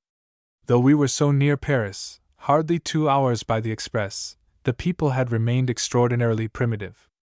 There were no manufacturing towns anywhere near us, nothing but big farms, forests, and small far-apart villages. The modern socialist radical ideas were penetrating very slowly into the heads of the people. They were quite content to be humble tillers of the soil, as their fathers had been before them. The men had worked all their lives on the farms, the women too, beginning quite young, taking care of cows and geese, picking beetroot, etc. What absolutely changed the men was the 3 years' military service. After knocking about in garrison towns, living with a great many people always, having all sorts of amusements easily at hand and a certain independence, once the service of the day was over, they found the dull regular routine of the farm very irksome. In the summer it was well enough, harvest time was gay, everyone in the fields, but in the short, cold winter days, with the frozen ground making all the work doubly hard, just enough food and no distraction of any kind but a pipe in the kitchen after supper, the young men grew terribly restive and discontented. Very few of them remain, and the old traditions handed down from father to son for 3 or 4 generations are disappearing. After dinner we had music and some charming recitations by Madame Thenard. Her first one was a comic monologue which always had the wildest success in London. Je suis vive, beginning it with a ringing peal of laughter which was curiously contagious. Everyone in the room joined in. I like her better in some of her serious things. When she said, Le Bon Gite, and Le Petit Clarin, by Paul Déroulde, in her beautiful deep voice, I had a decided choke in my throat. We often had music at the chateau. Many of our artist friends came down, glad to have 2 or 3 days' rest in the quiet old house. We had an amusing experience once with the young organist from La Ferté, almost turned his hair gray. He had taught himself entirely, and managed his old organ very well. He had heard vaguely of Wagner, and we had always promised him we would try and play some of his music with 2 pianos, 8 hands. 4 hands are really not enough for such complicated music. Mlle. Dubois, Premier Prix du Conservatoire, a beautiful musician, was staying with us one year and we arranged a concert for one evening, asking the organist to come to dinner. The poor man was rather terrified at dining at the chateau, had evidently taken great pains with his dress, a bright pink satin cravat was rather striking, and thanked the butler most gratefully every time he handed him a dish. Je vous remercie beaucoup, monsieur. We had our 2 grand pianos and were going to play the overture of Tannhauser, one of the simplest and most melodious of Wagner's compositions. The performers were Francis and I, Mlle. Dubois and the organist. It was a little difficult to arrange who he should play with. He was very nervous at the idea of playing with Mlle. Dubois, rather frightened of me and in absolute terror at the idea of playing before W.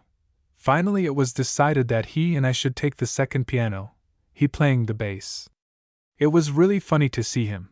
His eyes were fixed on the music and he counted audibly and breathlessly all the time, and I heard him muttering occasionally to himself, Non ce n'est pas possible, non ce n'est pas cela. I must say that the Walpurgis night for a person playing at sight and unaccustomed to Wagner's music is an ordeal. However, he acquitted himself extremely well and we got through our performance triumphantly, but great drops of perspiration were on his forehead. W. was very nice to him and Mlle. Dubois quite charming, encouraging him very much. Still I don't think his evening at the chateau was one of unmixed pleasure, and I am sure he was glad to have that overture behind him. We saw our neighbors very rarely. Occasionally some men came to breakfast. The sous-prefect, 1 or 2 of the big farmers or some local swells who wanted to talk politics to W.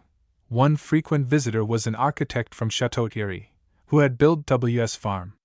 He was an enormous man, very stout and red, always attired in shiny black broadcloth. He was a very shrewd specimen, very well up in all that went on in the country and very useful to W. He had a fine appetite, always tucking his napkin carefully under his chin when he sat down to table. He talked a great deal one day about his son, who had a good tenor voice and had just got an engagement at the Opera Comique. Said he would like us to hear him sing. Might he bring him some day to breakfast? He came back 2 or 3 weeks later with the young man, who was a great improvement upon his father. The Paris boulevards and the coulisses of the opera had quite modified the young provincial.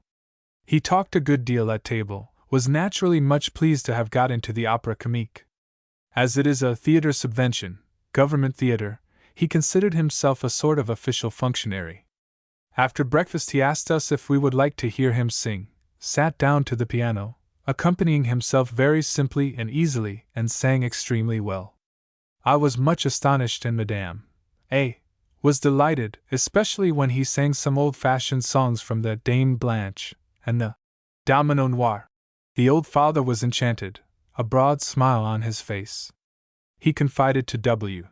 that he had hoped his son would walk in his footsteps and content himself with a modest position as architect in the country, but after 6 months in Paris, where he had sent him to learn his profession, his ideas had completely changed, and he would not hear of vegetating in the country. Illustration: a visit at the Chateau. We had, too, sometimes a doctor from one of the neighboring villages. He had married an Englishwoman.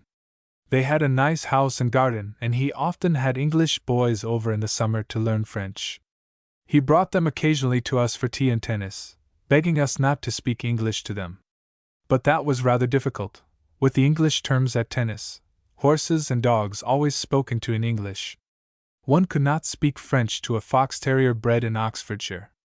Another pretty, simple fate was the blessing of the flag given by Francis to the Pompiers of Montigny, our little village in the woods just above the chateau. My husband had always promised them a flag, but he died before their society was formed. 3 years after his death, when we were living in the small place which now belongs to my son, a deputation arrived from Montigny one Sunday afternoon to ask if Francis would give the flag his father had promised. This, of course, he was delighted to do. He knew all the men, and they all knew him, had seen him since he was a baby. All of them had worked in his father's woods, and 2 or 3 of the older ones had taken care of him and his gun when he first began to shoot. His father gave him a gun when he was 12 years old, had it made at Purdy's in London, a reduced model of his own. No one is allowed to shoot in France till he is 16 years old, and then must have his permis de chasse duly signed by the mayor. So it was rather difficult to get Francis and his gun into the woods. Once there, they were safe. Nothing would have induced him to let any of the men carry it. He walked beside the keeper with his gun over his shoulder just like him. They did meet 2 gendarmes one day, and quickly the gun was given to someone else. I think the gendarmes quite realized the situation. Labby, the keeper, said they knew all about it, but they were friends of the family, W.'s appointment, probably, and asked no questions. It was necessary, of course, to consult the local authorities before deciding such an important question as the presentation of a flag to the Pompiers. Francis went over 2 or 3 days later and interviewed the curé, the mayor, and the schoolmaster, found out where the flag must be ordered in Paris, and decided the day a fortnight later, a Sunday, of course. The function was to consist of a service and sermon at the church and a vin d'honneur offered by the Pompiers at the mairie, which they hoped Madame Waddington would grace by her presence. The flag was duly ordered, sent direct to Montigny, and everything was ready on the appointed day. We had fine weather, a bright, cold November afternoon. The country looked beautiful, all the trees red and yellow, a black line of pines in the middle of the woods. The long straggling village street, ending at the church on the top of the hill, was full of people, all the children in the middle of the road, their mothers dashing after them when they heard the horn of the auto. We were quite a large party, as the house was full, and we brought all our guests with us, including an American cousin, who was much interested in the local festivities. The Pompiers were drawn up in the courtyard of the mairie, their beautiful new flag well to the front. Almost all were in uniform, and those who had not yet been able to get one wore a clean white shirt and the Pompier's red belt. There was a cheer and a broad smile on all their faces when we drove up.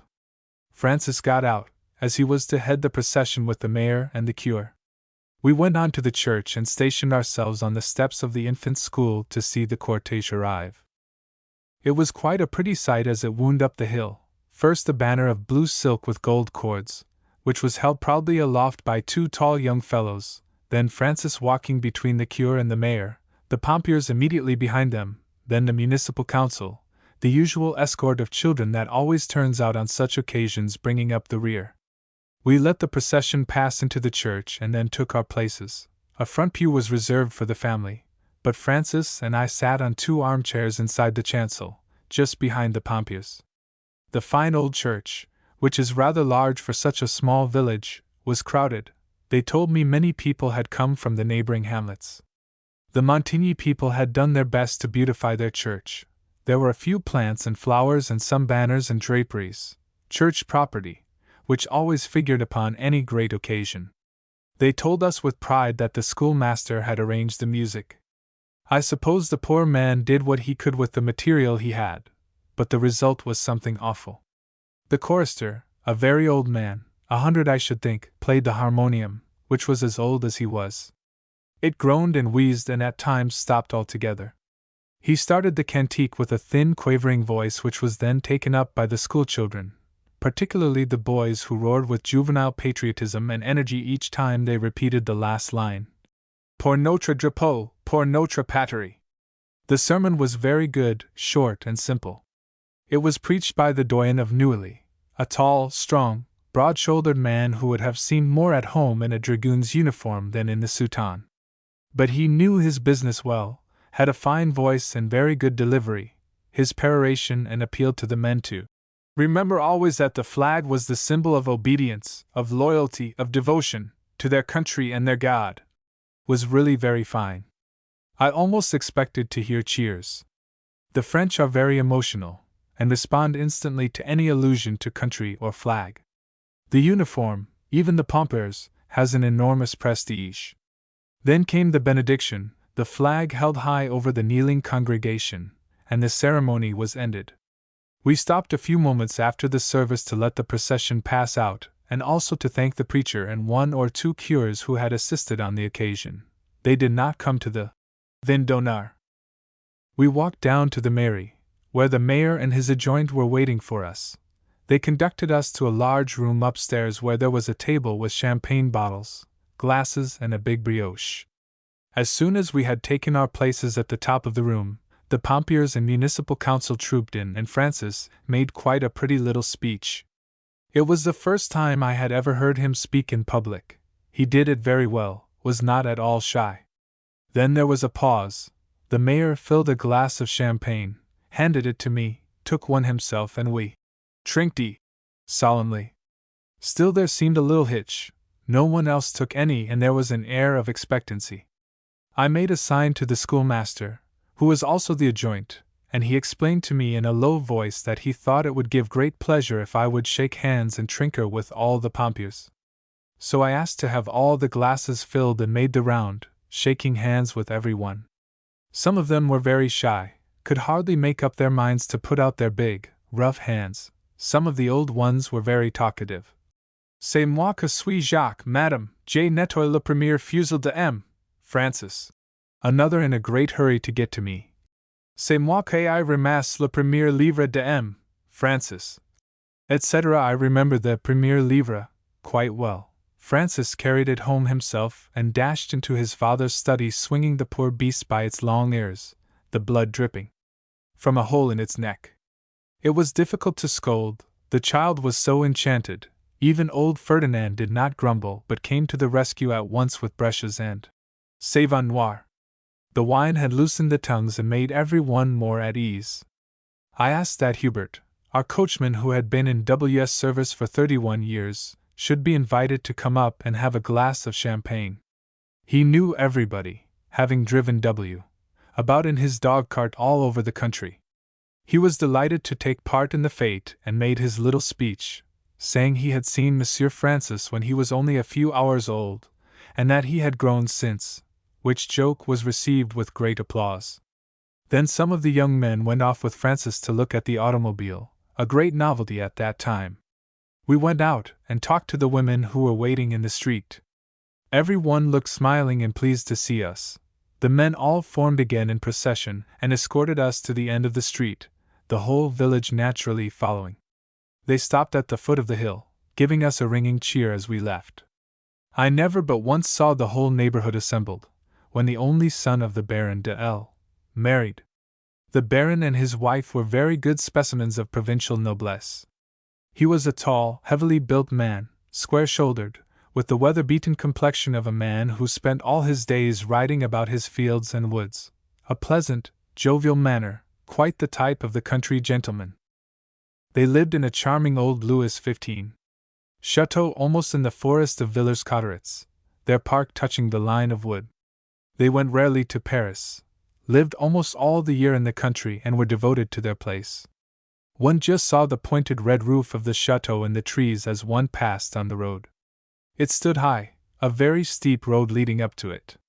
At the foot of the hill were market gardens, which made a very curious effect from a distance, the long rows of glass cloches making huge white spots. The vegetables always looked very tempting as we passed in the early summer. They were all primers, the gardens lying in full sun, and were sent off to the Paris market. Halfway up the slope was a pretty little church almost hidden in the trees, and a tiny village struggled up the hill and along the road. The bride, dressed in white, a slight girlish figure, was standing near her mother-in-law and had a pretty smile of welcome for all the guests. It was rather an ordeal for her, as she was a stranger in the country. She came from the south of France, and every one was looking at the newcomer. It was in the first year of my marriage, my first appearance in the country, and I was rather puzzled about my dress for the occasion. We were asked to dinner at 7 o'clock. My first idea was to wear full dress, light blue satin and diamonds, but a niece of Madame A.S., who was staying with us and who had been to some entertainments in that part of the country, advised me strongly to dress more simply. They would not understand that sort of toilette, and I would be overdressed and probably uncomfortable. So I compromised with a high white dress, no diamonds, and one string of pearls. We had a short hour's drive. It was a clear, cold night, and we saw the chateau from a great distance. It was brilliantly lighted. The lights twinkling through the trees looked like huge fireflies. As we drove into the rather small courtyard, there was quite a stir of carriages arriving and backing out. The hall doors were wide open, a flood of light streaming out over the steps, Baron de L. and his son at the door. There was a hum of voices in the drawing room, and there seemed to be a great many people. The rooms were handsome, plenty of light, the old tapestry furniture looked very well, standing straight and stiff against the wall, and the number of people took away the bare and used look they generally had. All the chateaux of the neighborhood were represented. The Comte de Lubersac and his sister had come over from their fine place, Mocre. He was a very handsome young man, a great hunter and master of hounds of the stag hunting in the forest of Villers-Cotterets. His sister, Mlle. de Lubersac, most attractive, with the face of a saint. She was very simply dressed in a high black dress. She lived almost the life of a sister of charity, going about all day among the sick and poor, but she had promised her father, who was a great invalid, almost crippled with gout, to remain with him as long as he lived. It was only after his death that she took the vows and entered one of the strictest orders, Carmelites, in France. There were also the chatelaines of Thury and Valois, a fine chateau and estate, not very far from us in the other direction. They had splendid gardens, and their fruit and vegetables were famous all over the country. Madame de Thury was a compatriot, the daughter of an American general, the young Comte de Melun from Bremetz, very delicate-looking, with a refined student's face. His father was a great friend of the Marechal MacMahon, and one of the leaders of the Catholic clerical party, and the young man was very religious. Their woods touched ours, and once or twice when we were riding late, we saw him kneeling at a little old shrine. The White Lady, which was almost hidden under the big trees, so little left that the ordinary passer-by would have seen nothing. There were also the owners of Colinance, rather an ugly square house standing low, surrounded by a marsh, but a good property, and 3 or 4 men I did not know, the bride's brother and 1 or 2 of her relations. There was hardly time to introduce everyone, as dinner was announced almost immediately.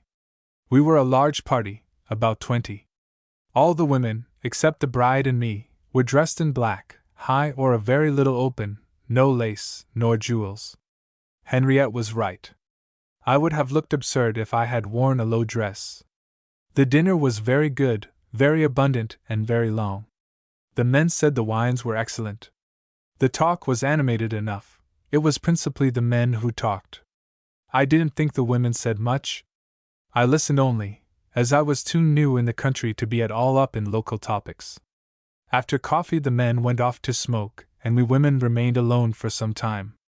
I wasn't sorry, as one had so few opportunities of seeing the neighbors, particularly the women, who rarely went out of their own places. One met the men hunting, or in the train, or at the notary's.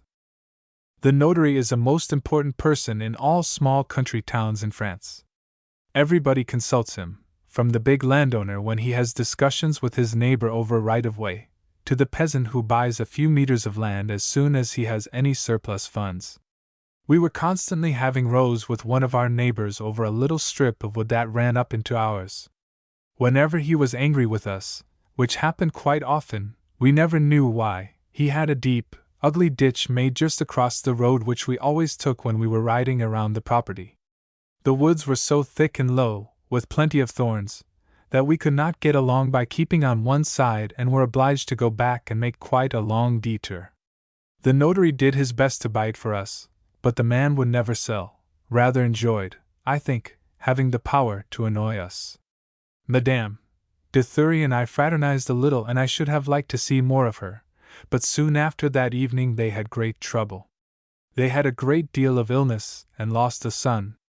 I never saw Thury till after both of them were dead. The chateau had been sold, most of the furniture taken away, and the whole place had a deserted, neglected look that made one feel quite miserable.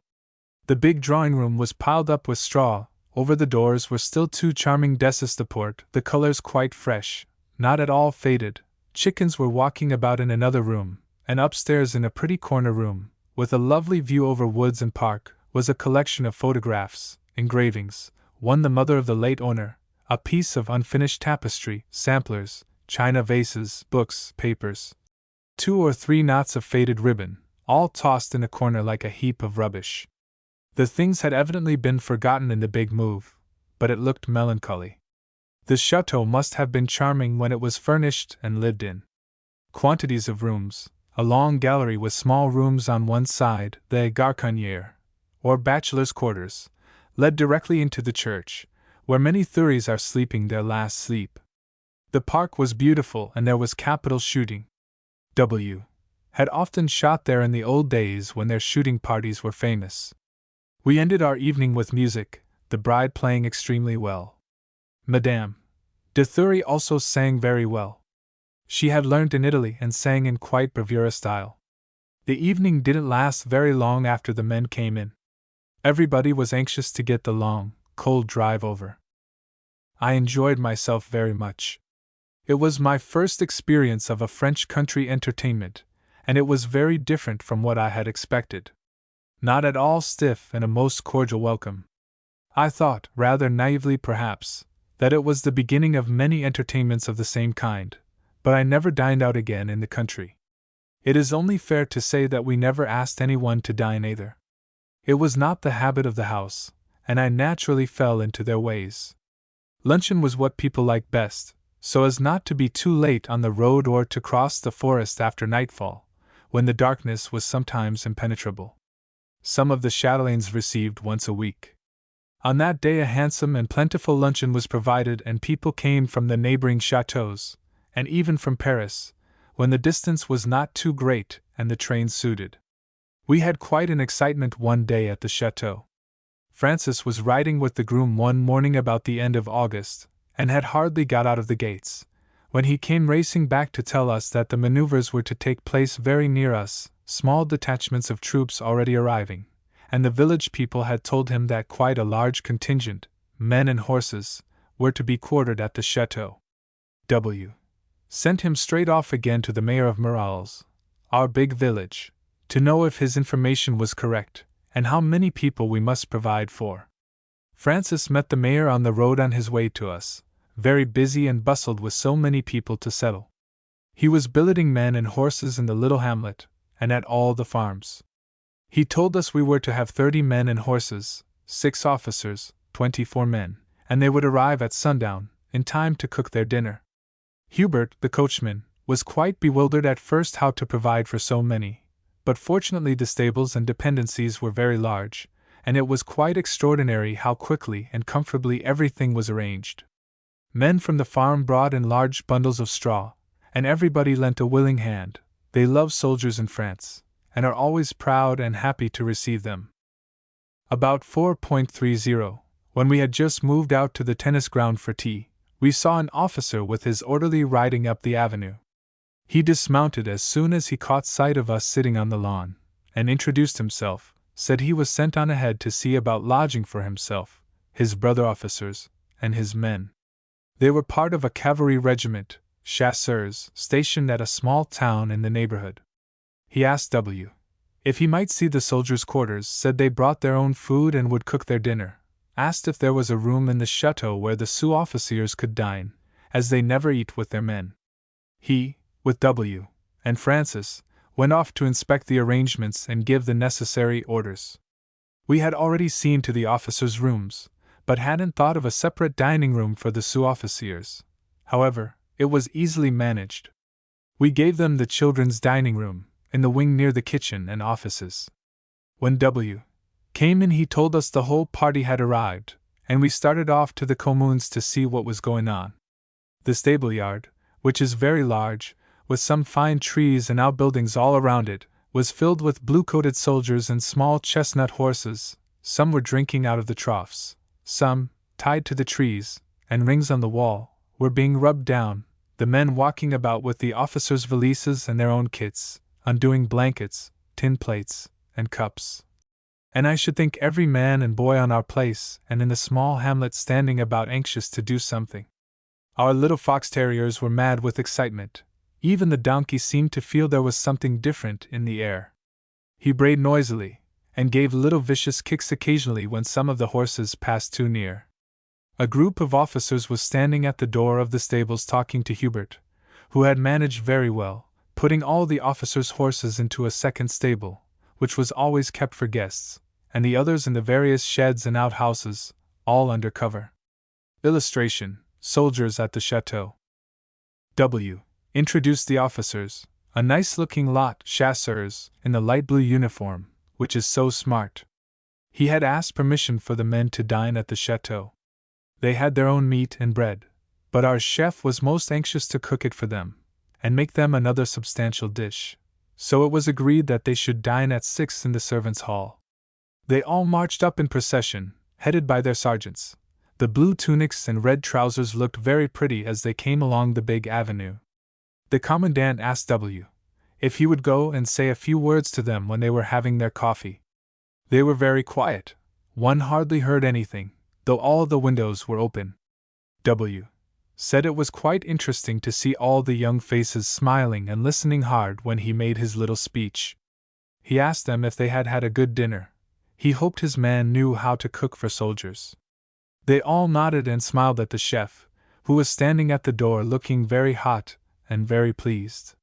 He had produced a sweet dish, I don't know what with, as he didn't habitually have 30 extra people to dinner, but I have always seen that when people want to do anything it is usually accomplished.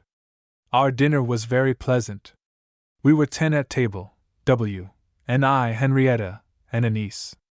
The men talked easily, some of them Parisians, knowing everyone. They knew that W.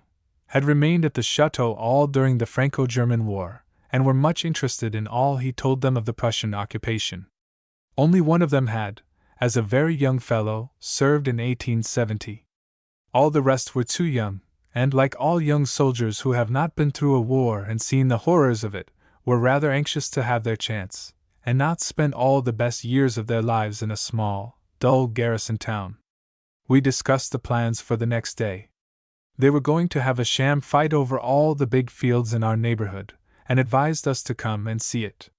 They said the best time would be about 10 in the morning, when they were to monter à l'assaut of a large farm with moat and drawbridge near Damery. They were to make a very early start, for o'clock, and said they would be very pleased to have some hot coffee before mounting, if it could be had at that unearthly hour. They were very anxious about choosing a horse out of their squadron for the general, who was an infantryman, very stout, very rheumatic, and a very bad rider. The horse must be sure-footed, an easy mouth, easy canter, no tricks, accustomed to drum and bugle, to say nothing of the musket shots, etc. Henrietta and I rather amused ourselves after dinner teaching the commandant and another officer Halma, which was just then at the height of its popularity. We had brought it over from London, where the whole society was mad over it. We were staying in a country house one year where there were 7 tables of Helma in the long gallery. The gentlemen rather disdained it at first, but as the game went on and they began to realize that there was really some science in it, and that our men were placing themselves very comfortably in their little squares, while theirs were wandering aimlessly about the center of the board, they warmed to their task, and were quite vexed when they were badly beaten. They wanted their revanche. W. came in and gave a word of advice every now and then. The others finished their billiards, came to look on, each one suggesting a different move, which, of course, only complicated matters, and they lost again. Then some of the others tried with the same result. I think we played 5 or 6 games. They were so much pleased with the game that they asked us to write down the name and where to get it, and one of them afterward told my nephew, also a cavalry officer, that they introduced it at their mess and played every night instead of cards or dominoes. It was really funny to see how annoyed they were when their scientific combinations failed. The next morning was beautiful, a splendid August day, not too hot, little white clouds scurrying over the bright blue sky, veiling the sun. We started about 9, W. Francis and I riding, the others driving. There were a good many people about in the fields and crossroads, a few farmers riding, and everybody wildly interested telling us which way to go. Janet, my American niece, who was staying in the country in France for the first time, was horrified to see women working in the fields, couldn't believe that her uncle would allow it on his farm, and made quite an appeal to him, when we all got home, to put an end to such cruel proceedings. It seems women never work in the fields in America, except negresses on some of the southern plantations. I have been so long away that I had forgotten that they didn't, and I remember quite well my horror the first time we were in Germany, when we saw a woman and an ox harnessed together. We separated from the carriage at the top of the hill, as we could get a nice canter and shorter road across the fields. We soon came in sight of the farmhouse, standing low, with moat and drawbridge, in rather an isolated position in the middle of the fields, very few trees around it. There was no longer any water in the moat. It was merely a deep, wide, damp ditch with long, straggling vines and weeds filling it up, and a slippery, steep bank. Soldiers were advancing in all directions, the small infantrymen moving along with a light, quick step. The cavalry apparently had been on the ground some time, as they were all dismounted and their horses picketed. We didn't go very near, as W. wasn't quite sure how the horses would stand the bugle and firing. They were already pulling hard, and getting a little nervous. It was pretty to see the soldiers all mount when the bugle rang out, and in a moment the whole body was in motion. The rush of the soldiers over the wide plains and the drawbridge looked irresistible. The men swarmed down the bank and over the ditch. One saw a confused mass of red trousers and kepis. The cavalry came along very leisurely, guarding the rear. I looked for the general. He was standing with some of his staff on a small hill directing operations. He did look stout and very red and warm. However, it was the last day, so his troubles were over for the present. One of the officers saw us and came up to pay his respects, said they wouldn't be back at the chateau until about 5. Perhaps the ladies would come to the stable yard and see the pansage. It was quite interesting. All the horses ranged in a semicircle, men scrubbing and combing hard, the sous-officiers superintending, the officers standing about smoking and seeing that everything was being packed and ready for an early start the next morning. I was astonished to see how small the horses were. My English horse, also a chestnut, was not particularly big, but he looked a giant among the others. They admired him very much, and one of the officers asked Hubert if he thought I would like to sell him. Our dinner was again very pleasant, and we had more Halma in the evening. W. played once or twice, and as he was a fairly good player, the adversaries had no chance. We broke up early, as they were to start again at some unearthly hour the next morning. It seems they were very lively in the stables after dinner. We heard sounds of merriment, singing, and choruses, and I fancy, dancing. However, it made quite a pleasant break in our summer, and the big place seemed quieter and lonelier than ever after such unusual animation. W.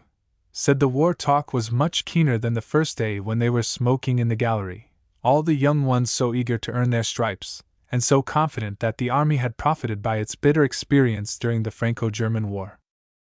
Election day is always a very important day in France.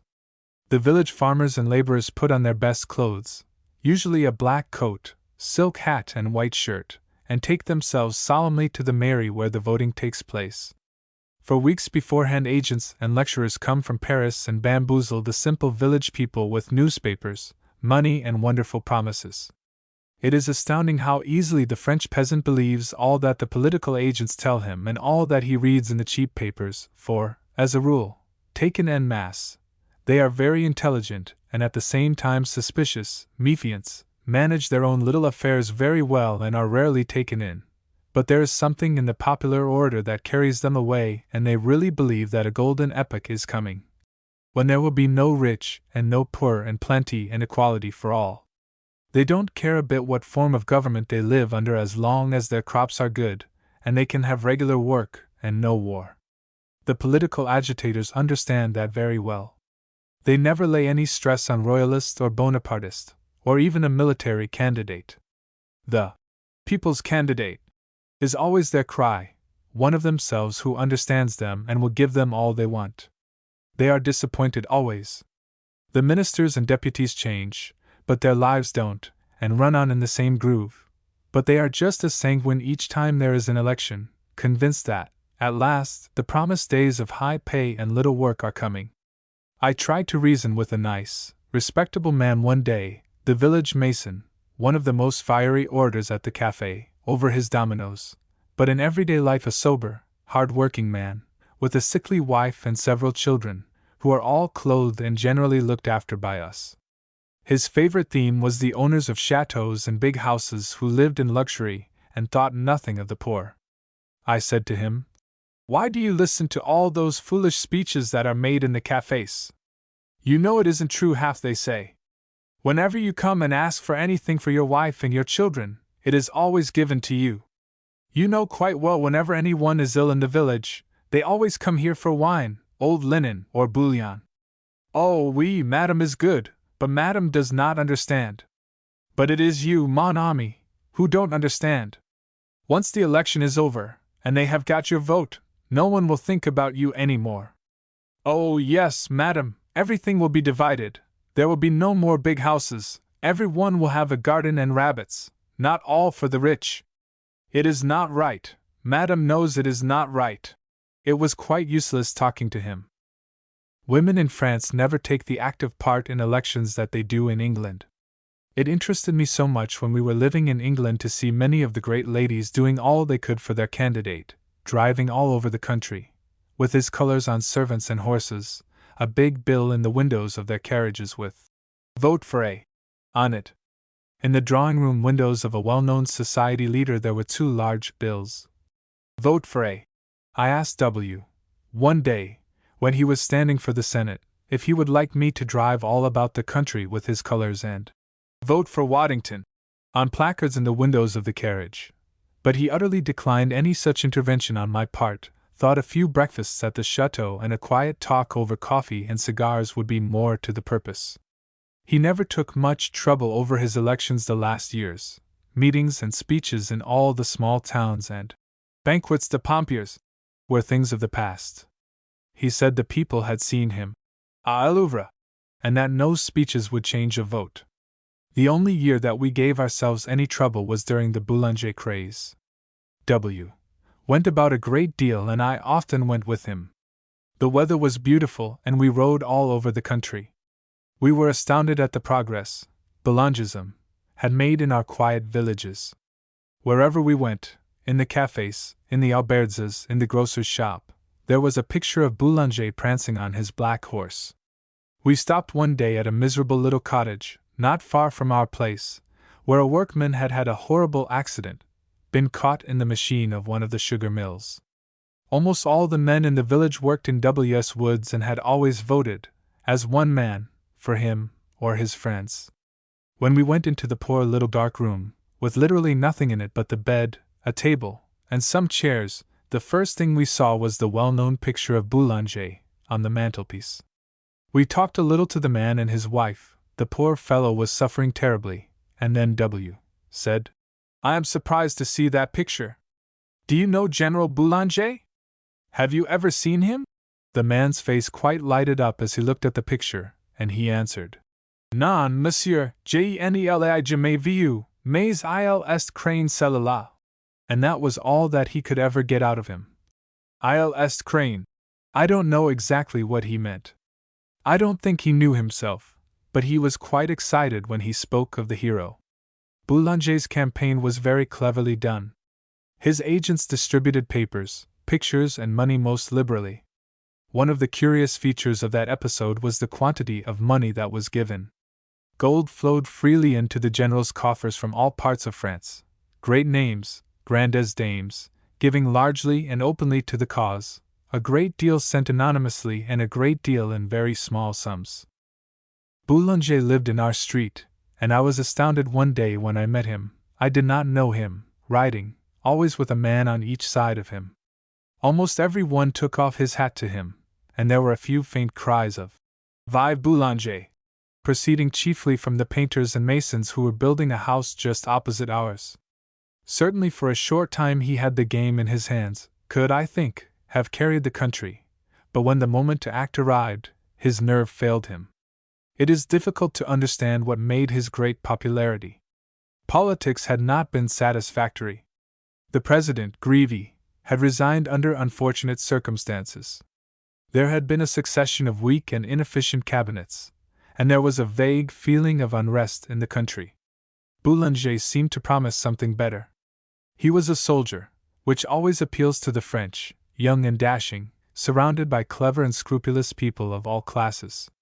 Almost all the young element of both parties, radical and conservative, few of the moderate Republicans, had rallied to his program. Revision et dissolution.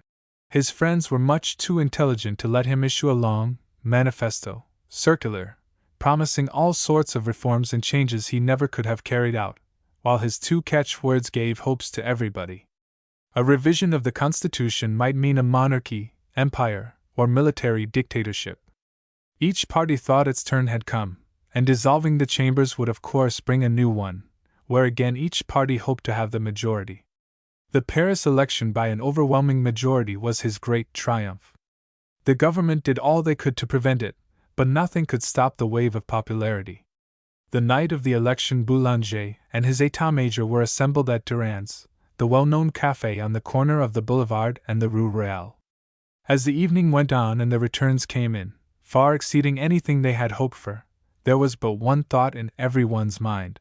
L'Élysée. Hundreds of people were waiting outside, and he would have been carried in triumph to the palace. He could not make up his mind. At midnight he still wavered. His great friend, the poet Diderot, then took out his watch, waited, in perfect silence, until it was 5 minutes past 12, and then said, General, depuis 5 minutes votre oreille baisse. Boulanger went out by a side door, leaving his friends, disappointed and furious, to announce to the waiting crowd that the general had gone home.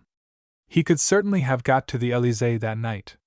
How long he would have stayed, and whom he would have put there, we shall never know. Meruel, October 31st. It has been a beautiful, warm, bright autumn day, and for a wonder, we have had no frost yet, not even a white one, so that the garden is still full of flowers, and all day the village children have been coming, begging for some to decorate the graves for tomorrow. I went into the churchyard this afternoon, which was filled with women and children, looking after their dead. It is not very pretty, our little churchyard, part of a field enclosed on the slope of the hill, not many trees, a few tall poplars and a laurel hedge, but there is a fine open view over the great fields and woods, always the dark blue line of the forest in the distance. They are mostly humble graves, small farmers and peasants, but I fancy they must sleep very peacefully in the fields they have worked in all their lives, full of poppies and cornflowers in summer, and a soft gold brown in the autumn, when the last crops are cut and the hares run wild over the hills. I think these 2 days, the Toussaint and the Jour de Morts, are the two I like best in the Catholic Church, and certainly they are the only ones, in our part of the world, when the churches are full. I walked about some little time looking at all the preparations. Every grave had some flowers, sometimes only a faded bunch of the last field flowers, except one, where there were no flowers, but a little border of moss all around and a slip of pasteboard on a stick stuck into the ground with "Ah Ma Mere" written on it. All the graves are very simple, generally a plain white cross with headstone and name. One or two of the rich farmers had something rather more important, a slab of marble, or a broken column when it was a child's grave, and were more ambitious in the way of flowers and green plants, but no show of any kind, none of the terrible bead wreaths one sees in large cities. There was a poor old woman, nearly bent double, leaning on a stick, standing at one of the very modest graves, a child about 6 years old with her, with a bunch of flowers and a broken cup she was trying to arrange at the foot of the grave. I suppose my face was expressive, for the old woman answered my unspoken thought. "Ah, yes, madam, it is I who ought to be lying there instead of my children. All gone before me except this one grandchild, and I a helpless, useless burden upon the charity of the parish." On my way home I met all the village children carrying flowers. We had given our best chrysanthemums for the Payne Bennet, which we offer tomorrow to the church. 3 or 4 times a year, at the great fêtes, the most important families of the village offer the Payne Bennet, which is then a brioche. We gave our boulanger carte blanche, and he evidently was very proud of his performance, as he offered to bring it to us before it was sent to the church, but we told him we would see it there. I am writing late. We have all come upstairs. It is so mild that my window is open. There is not a sound except the sighing of the wind in the pines and the church bells that are ringing for the vigil of All Saints. Besides our own bells, we hear others faintly in the distance, from the little village of Nufchels, about 2 miles off. It is a bad sign when we hear Nufchels too well. Means rain. I should be so sorry if it rained tomorrow, just as all the fresh flowers have been put on the graves. November 2nd. Jour de Morts.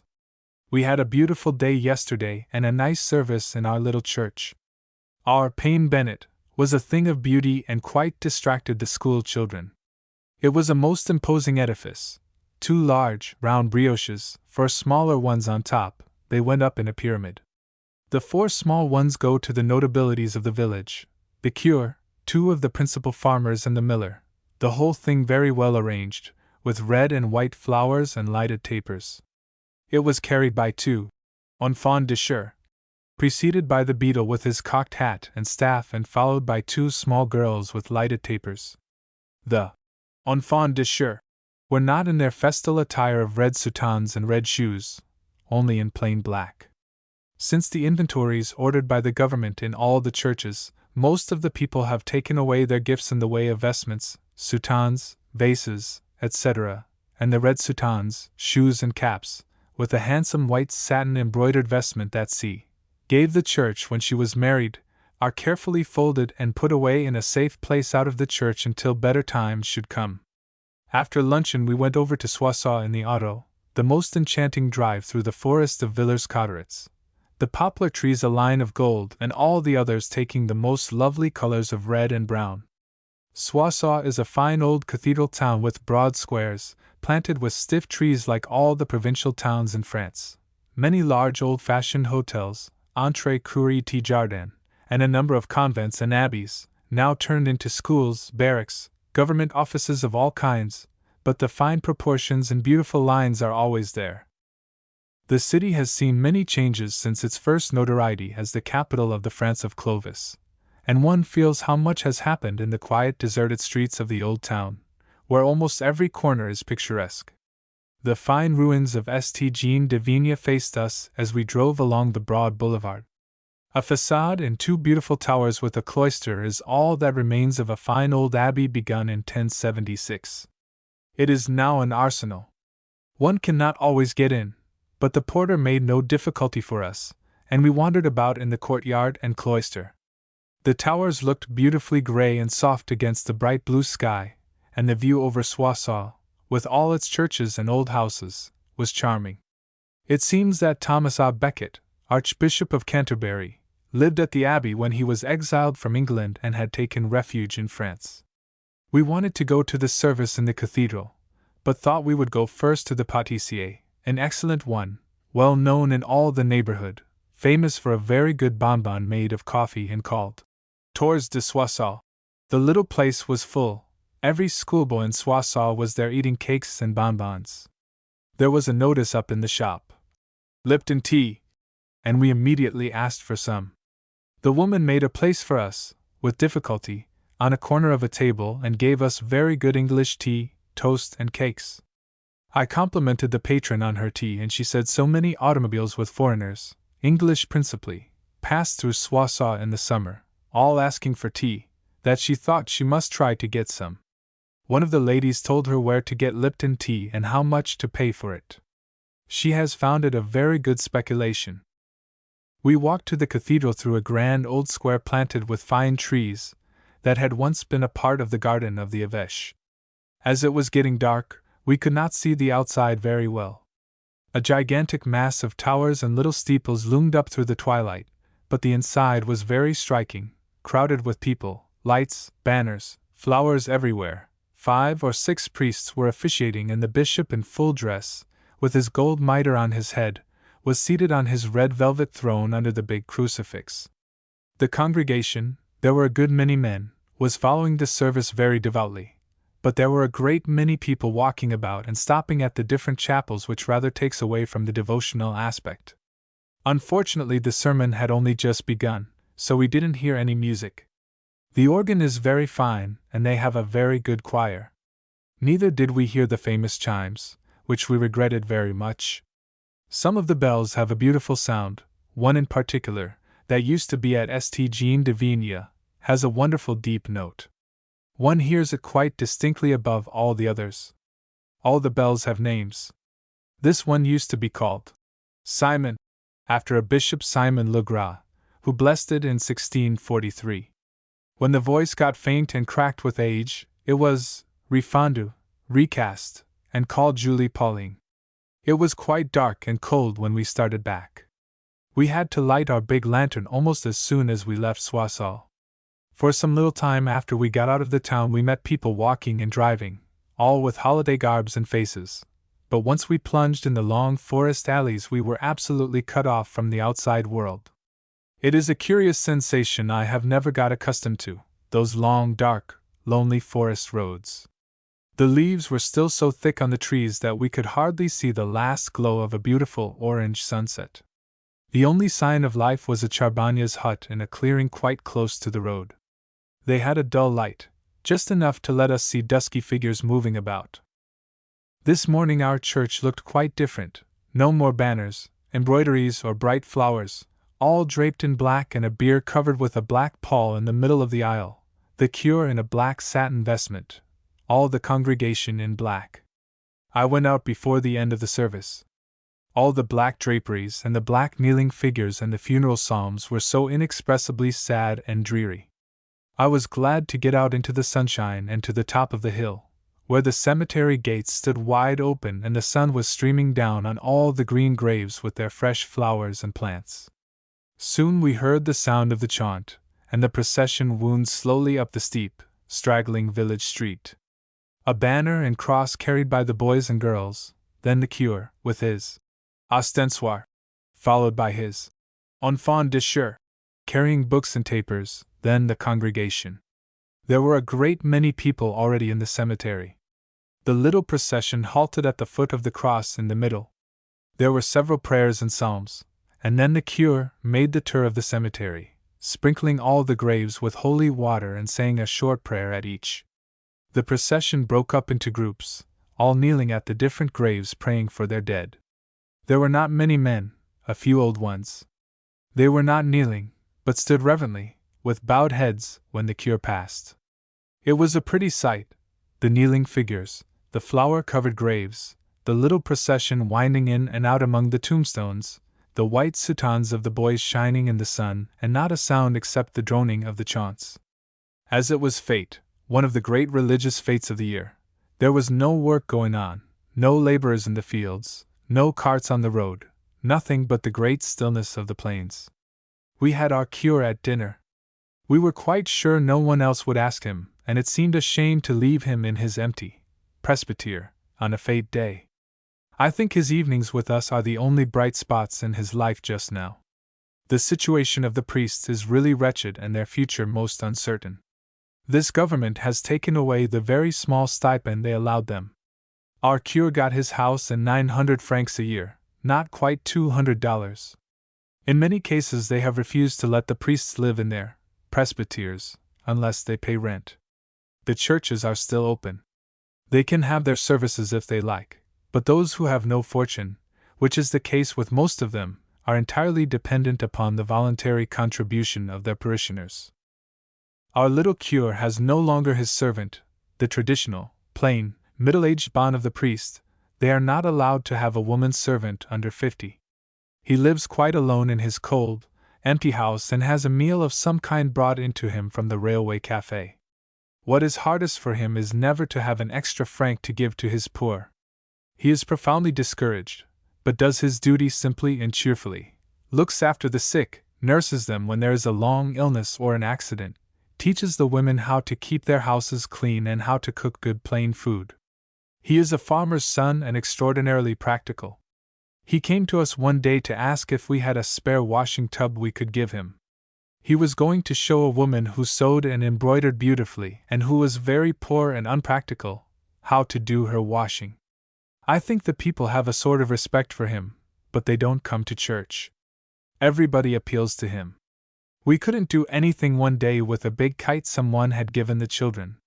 No one could in the house, neither gardener, chauffeur, nor footman, so we sent for him, and it was funny to see him shortening the tail of the kite and racing over the lawn in his black soutane. However, he made it work. He was rather embarrassed this evening, as he had refused something I had asked him to do and was afraid I wouldn't understand. We were passing along the canal the other day when the éclusier came out of his house and asked me if I would come and look at his child who was frightfully ill, his wife in despair. Without thinking of my little ones at home, I went into the house, where I found, in a dirty, smelly room, a slatternly woman holding in her arms a child, about 2 years old, who, I thought, was dead, such a ghastly color, eyes turned up. However, the poor little thing moaned and moved and the woman was shaken with sobs, the father and 2 older children standing there, not knowing what to do. They told me the doctor had come in the early morning and said there was nothing to do. I asked if they had not sent for the cure. No, they hadn't thought of it. I said I would tell him as I passed the presbytery on my way home. He wasn't there, but I left word that the child was dying. Could he go? The child died about an hour after I had left the house. I sent a black skirt to the woman, and was then obliged to go to Paris for 2 or 3 days. When I came back I asked my gardener, who is from this part of the country and knows everybody, if the child's funeral had been quite right. He told me it was awful. There was no service. The cure would not bury him as he had never been baptized. The body had been put into a plain wooden box and carried to the cemetery by the father and a friend. I was very much upset, but of course, the thing was over and there was nothing to be done. However, when we talked it over, I understood quite well. To begin with, all priests are forbidden to read the burial service over anyone who has not been baptized, therefore he had no choice. And this man was not only an unbeliever, but a mocker of all religion. When his last child was born he had friends over, from some of the neighboring villages, who were Freemasons. They are a very bad lot in France. They had a great feast and baptized the child in red wine. I rather regretted the black frock I sent the mother, but she looked so utterly wretched and perhaps she could not help herself. The little cure is very pleased to have his midnight mass this year on Christmas Eve. Last year it was suppressed. There was such angry feeling and hostility to the clergy that the authorities were afraid there might be scenes and noisy protestations in the churches. Perhaps in some quarters of the big cities, but certainly not in the country where people hold very much to the midnight mass. It is also one of the services that most people attend. It is always a pretty sight in the country, particularly if there happens to be snow on the ground. Everyone that can walk comes. One sees the little bands arriving across the fields and along the canal, 5 or 6 together, with a lantern. Entire families turn out. The old grandfathers hobbling along on their sticks, the women carrying their babies, who are generally very good, quite taken up with the lights and music, or else asleep. We always sing Adams. Noel. In almost every church in France, I think, they sing it. Even in the big parish churches like the Madeleine and St. Eustache, where they have orchestras and trained choirs, they always sing the Noel at some period of the service. Meruel, le 24 Mai. Today was the premier communion at La Ferté, and I had promised the Abbé Divine to go. I couldn't have the auto, as Francis was at a meeting of a syndicate agricole in quite another direction.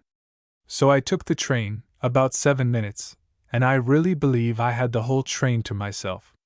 No one travels in France, on Sunday, in the middle of the day.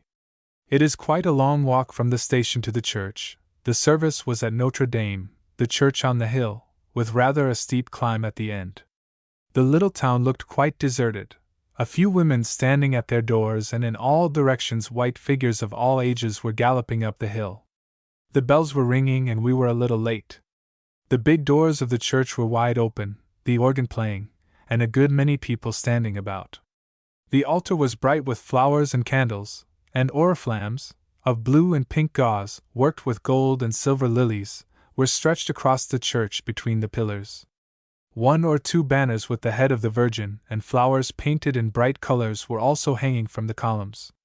2 or 3 priests, with handsome vestments, white embroidered in gold, were officiating, and the choir boys wore their red petticoats, soutanes trimmed with lace and red shoes and caps. The Swiss beadle, with his cocked hat, silver embroidered coat and big cane, was hovering about, keeping order. Just inside the chancel sat the communiants, 50 boys and girls. The girls, all in white from top to toe, white dresses, shoes, and gloves, and long white veils coming to the edge of the dress, and either a white cap, which looks very pretty and quaint on the little heads, rather like some of the old Dutch pictures, or a wreath of white flowers. With them sat about half a dozen smaller girls, also in white, with wreaths of white roses. They were too small to make their first communion, but they were to hold the cordons of the banner when the procession passed down the church. The boys were all in black, short jackets, white waistcoats, and white ribbon bows on their sleeves. The church was very full, mostly women, a few men at the bottom. It was a pretty sight when the procession moved around the church. First came the sacristan, in his black skirt and white soutane, then the banner held by 2 of the big girls, the group of little ones, some of them quite tiny and so pretty with the wreaths of white roses on their black hair, holding the cords and looking most pleased with their part of the function. Just behind them came the good old religieuse Sir St. Antoine, hovering over her little flock and keeping them all in their places. Then all the communiants, the smallest girls first, the boys behind, all carrying lighted tapers and singing a hymn to the accompaniment of the organ.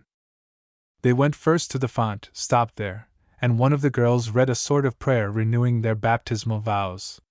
Then they started again, in the same order, to the Chapelle de la Vierge, always singing their hymn, and knelt at the rails. Then the hymn stopped, and they recited, all together, a prayer to the Virgin. The little childish voices sounded quite distinctly in the old church. One heard every word. The congregation was much interested. There wasn't a sound. I don't know if it was any sort of religious feeling, some dim recollection of their early days, or merely the love of a show of any kind that is inherent in all the Latin race, but they seemed much impressed. While the collection was being made there was music, very good local talent, 2 violins solely played by a young fellow, from one of the small neighboring chateaux, whom we all knew well, and the Panus Angelicus, of César Franck, very well sung by the wife of the druggist. The cure of La Ferté, a very clever, cultivated man, with a charming voice and manner, made a very pretty, short address, quite suited to childish ears and understanding, with a few remarks at the end to the parents, telling them it was their fault if their children grew up hostile or indifferent to religion. That it was a perfectly false idea that to be patriotic and good citizens meant the abandonment of all religious principles. We waited until the end of the service. Francis and his friends arrived in time to hear the cure's address, and watched the procession disappear down the steep path and gradually break up as each child was carried off by a host of friends and relations to its home. The cure was very pleased, said he had had a belle fete. People had sent flowers and ribbons and helped as much as they could to decorate the church. I asked him if he thought it made a lasting impression on the children. He thought it did on the girls, but the boys certainly not. Until their first communion he held them a little, could interest them in books and games after school hours, but after that great step in their lives they felt themselves men, and were impatient of any control. 6. Christmas in the Valois.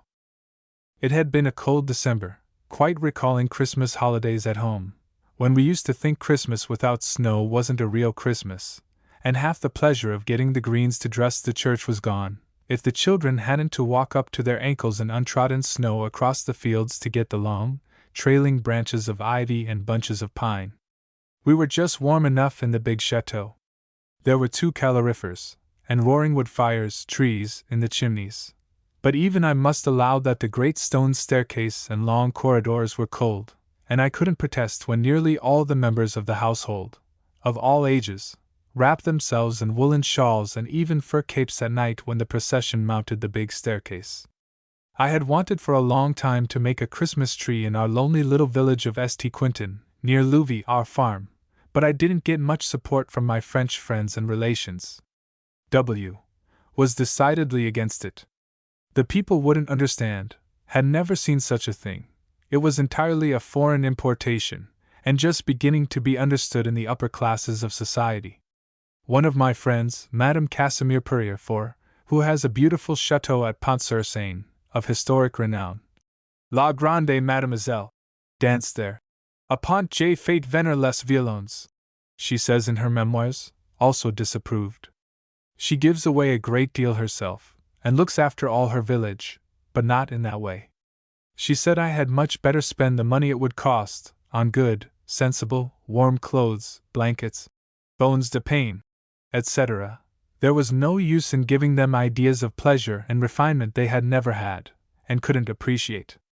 Of course it was all perfectly logical and sensible, but I did so want to be unreasonable, and for once give these poor, wretched little children something that would be a delight to them for the whole year, one poor little ray of sunshine in their grey, dull lives. 4. Madame Casimir Purrier, widow of the well-known liberal statesman, and mother of the ex-president of the Republic. We had many discussions in the big drawing-room after dinner, when W. was smoking in the armchair and disposed to look at things less sternly than in bright daylight. However, he finally agreed to leave me a free hand, and I told him we should give a warm garment to every child, and to the very old men and women. I knew I should get plenty of help, as the sisters and Pauline promised me dolls and dragées. I am sorry he couldn't be here. The presence of the ambassador would give more éclat to the fete, and I think in his heart he was rather curious as to what we could do, but he was obliged to go back to London for Christmas. His leave was up, and beside, he had various country and shooting engagements where he would certainly enjoy himself and see interesting people. I shall stay over Christmas and start for London about the 29th, so as to be ready to go to Knowsley, 5, by the 30th, where we always spend the New Year's Day. 5. The Earl of Derby's fine palace near Liverpool. We started off one morning after breakfast to interview the schoolmistress and the mayor, a most important personage. If you had ever seen St. Quentin you would hardly believe it could possess such an exalted functionary. The village consists of about 12 little, low grey houses, stretching up a steep hill, with a very rough road toward the woods of Borney behind. There are 40 inhabitants, a church and a schoolhouse, but it is a commune, and not the smallest in France. There is another still smaller somewhere in the south, toward the Alpes Maritimes. I always go and make a visit to the mayor, who is a very small farmer and keeps the drinking shop, 6, of the village. We shake hands and I sit a few minutes in a wooden chair in the one room. I don't take a drink, which is so much gained, and we talk about the wants and general behavior of the population. The first time I went I was on horseback, so we dismounted and had our little talk. When we got up to go he hurriedly brought out a bench for me to mount from, and was quite bewildered when he saw W. lift me to the saddle from the ground. 6. Cabaret. The church is a pretty, old grey building, standing very high, with the little graveyard on one side, and a grass terrace in front, from which one has the most lovely view down the valley, and over the green slopes to the woods, Borney and Villers Cotterets on one side, Chez the other. It is very worn and dilapidated inside, and is never open except on the day of St. Quintin, 7, when the cure of La Ferté Milan comes over and has a service. The schoolhouse is a nice modern little house, built by W. some years ago. It looks as if it had dropped down by mistake into this very old-world little hamlet. 7 in August, I think. It is a short walk, little more than 2 kilometers from the gates of the big park, and the day was enchanting, cold and bright. Too bright, indeed, for the low, gray clouds of the last days had been promising snow, and I wanted it so much for my tree. We were quite a party: Henrietta and Pauline, Alice and Francis, Bonnie the fox terrier, and a very large and heavy four-wheeled cart, which the children insisted upon taking and which naturally had to be drawn up all the hills by the grown-ups, as it was much too heavy for the little ones. Bonnie enjoyed himself madly, making frantic excursions to the woods in search of rabbits, absolutely unheeding call or whistle, and finally emerging dirty and scratched, stopping at all the rabbit holes he met on the way back, and burrowing deep into them until nothing was left but a stumpy little white tail wagging furiously. We went first to the mayor, as we were obliged to ask his permission to give our party at the school. Nothing in France can be done without official sanction. I wanted, too, to speak to him about a church service, which I was very anxious to have before the tree was lighted. I didn't want the children's only idea of Christmas to be cakes and toys, and that was rather difficult to arrange, as the situation is so strained between the clergy and the Lakes, particularly the cure and the schoolmaster. I knew I should have no trouble with the schoolmistress. The school is so small it is mixed girls and boys from 4 to 12, and there is a woman teacher. She is the wife of one of our keepers, and a nice woman, but I didn't know how the mayor would feel on the subject. However, he was most amiable, would do anything I wanted. I said I held very much to having the church open and that I would like as many people to come as it would hold. Would he tell all the people in the neighborhood? I would write to the principal farmers, and I was sure we could make a most interesting fete. He was rather flattered at being consulted, said he would come up with us and open the church. It was absolutely neglected and there was nothing in the way of benches, carpets, etc. I told him I must go first to the school, but I would meet him at the church in half an hour. The children were already up the hill, tugging the big cart filled with pine cones. The schoolmistress was much pleased at the idea of the Christmas tree. She had never seen one except in pictures, and never thought she would really have one in her school. We settled the day, and she promised to come and help arrange the church. Then we went into the schoolroom, and it was funny to hear the answer, a roar of, "Oui, Madame Waddington," when I asked her if the children were good, so we told them if they continued very good there would be a surprise for them. There are only 30 scholars, rather poor and miserable looking. Some of them come from so far, trudge along the high road in a little band, in all weathers, insufficiently clad. One big boy today had on a linen summer jacket. I asked the teacher if he had a triquet underneath. "Mais non, madame, aurait il trouvé?" He had a miserable little shirt underneath which may once have been flannel, but which was worn threadbare. We chose our day and then adjourned to the church, where the mayor and a nice, red-cheeked, wrinkled old woman, 8, who keeps the ornaments, such as they are, of the church were waiting for us. It was certainly bare and neglected, the old church, bits of plaster dropping off walls and ceilings, and the altar and 1 or 2 little statues still in good condition, but we saw we could arrange it pretty well with greens, the few flowers, chrysanthemums, Christmas roses, etc., that were still in the greenhouse, a new red carpet for the altar steps, and of course vases, tall candlesticks, etc. There was one handsome bit of old lace on a white nap for the altar, and a good dress for the Virgin. We could have the school benches, and the mayor would lend chairs for the quality. On the whole we were satisfied, and told W. triumphantly at dinner that the mayor, so far from making any objection, was pleased as punch. He had never seen a Christmas tree either. 8. La Mère Ragave. Illustration: the mayor and a nice, red-cheeked, wrinkled old woman were waiting for us. The next day the list of the children was sent according to age and sex, also the old people, and we were very busy settling what we must do in the way of toys. The principal thing was to go to Paris and get all we wanted, toys, bâtisses, and shiny things for the tree, etc. Henrietta and I undertook that, and we went off the same day that W. left for London. It was bitterly cold, the ground frozen hard, and we had a long drive, 18 kilometers through Villers-Cotteret's forest. But no snow, only a beautiful white frost, all the trees and bushes covered with rime. It was like driving through a fairy forest. When we had occasional gleams of sunlight, every leaf sparkled, and the red berries of the holly stood out beautifully from all the white. The fine old ruins of La Ferté looked splendid, rising out of a mass of glistening underwood and long grass. We are very proud of our old Chateau fort, which has withstood well the work of time. It was begun, and never finished, by Louis d'Orleans in 1303, and was never inhabited.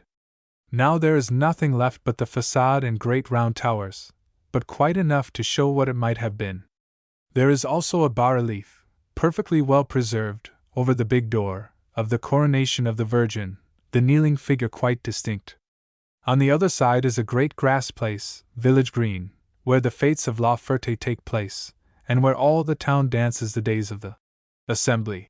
From the bottom of the terrace, at the foot of the low wall, one has a magnificent view over the town and the great forest of Villers-Cotteret stretching away in front, a long blue line on the horizon.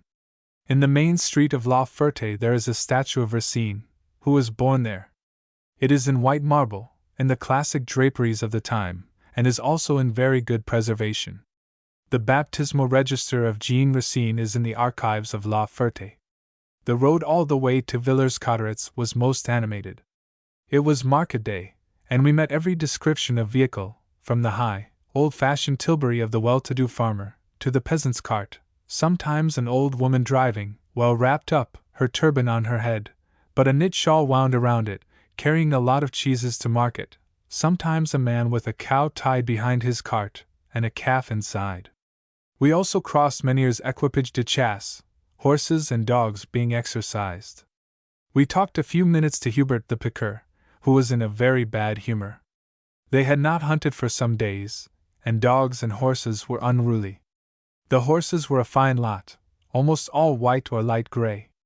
We go sometimes to the meets, and the effect is very good, as the men all wear scarlet coats, and the contrast is striking.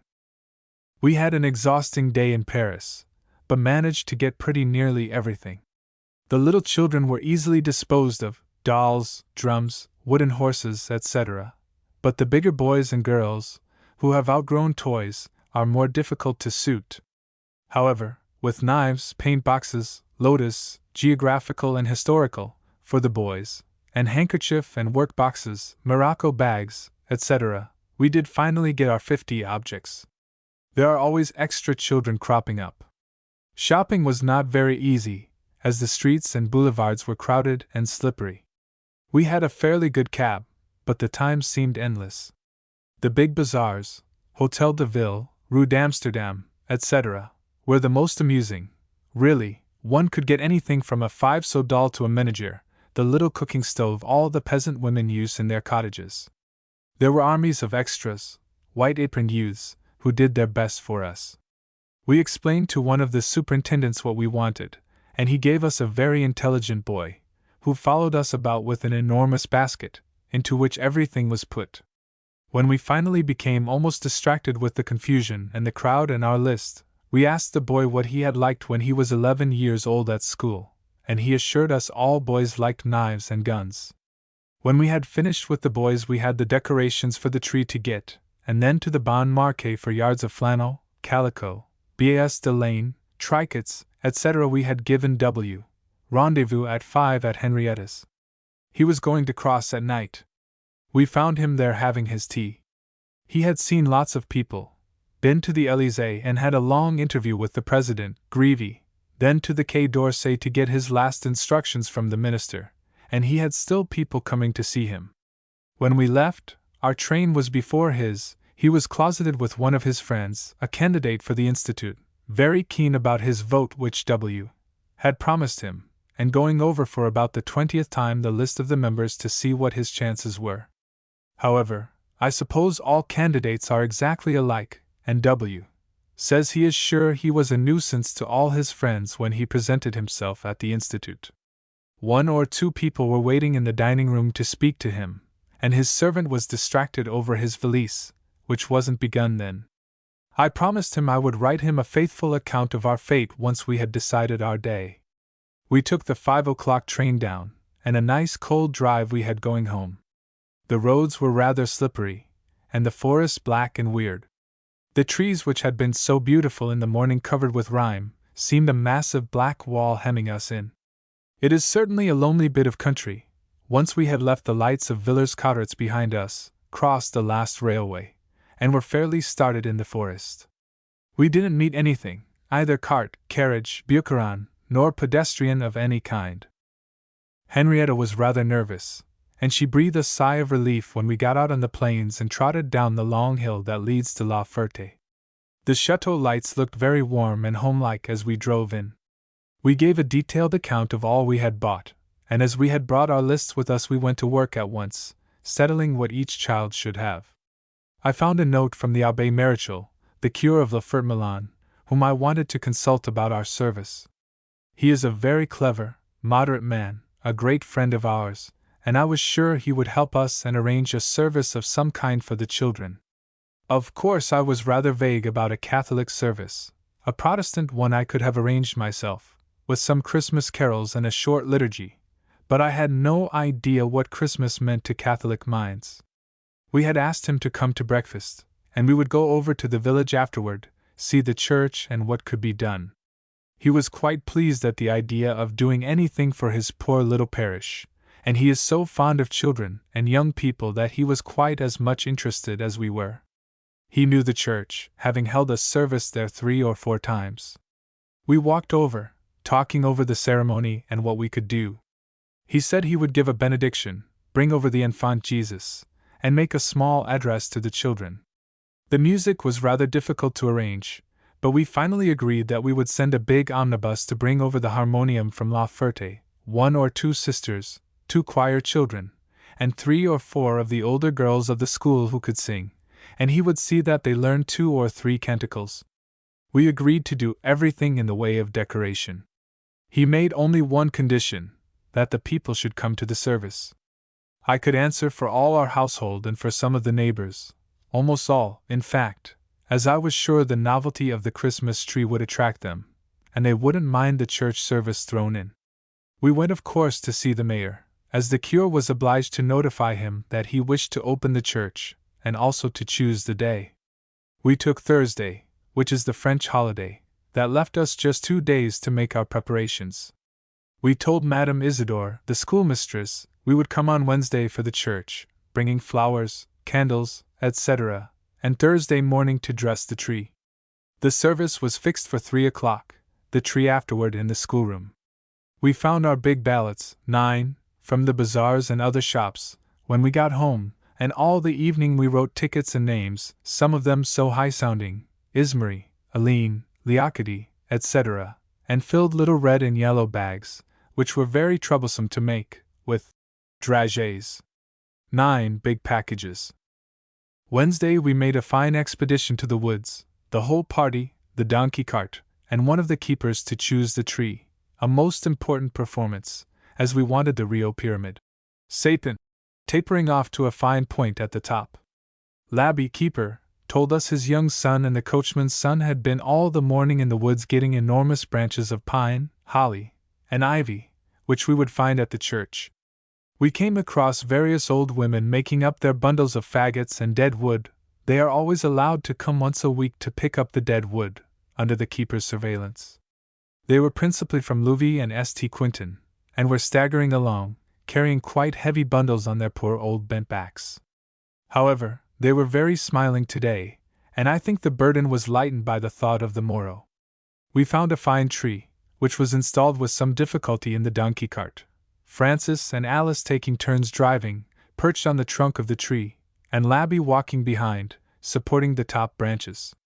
We found the boys at the church, having already begun their decorations, enormous, high pine branches ranged all along the wall, and trails of ivy on the windows.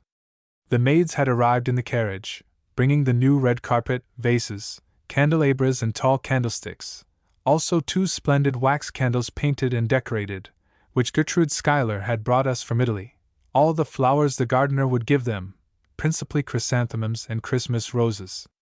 It seems he wasn't at all well disposed, couldn't imagine why C.S. dames wanted to despoil the greenhouses.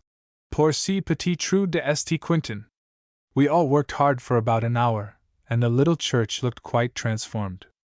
The red carpet covered all the worn, dirty places on the altar steps, and the pine branches were so high and so thick that the walls almost disappeared. When the old woman, gardienne, appeared, she was speechless with delight.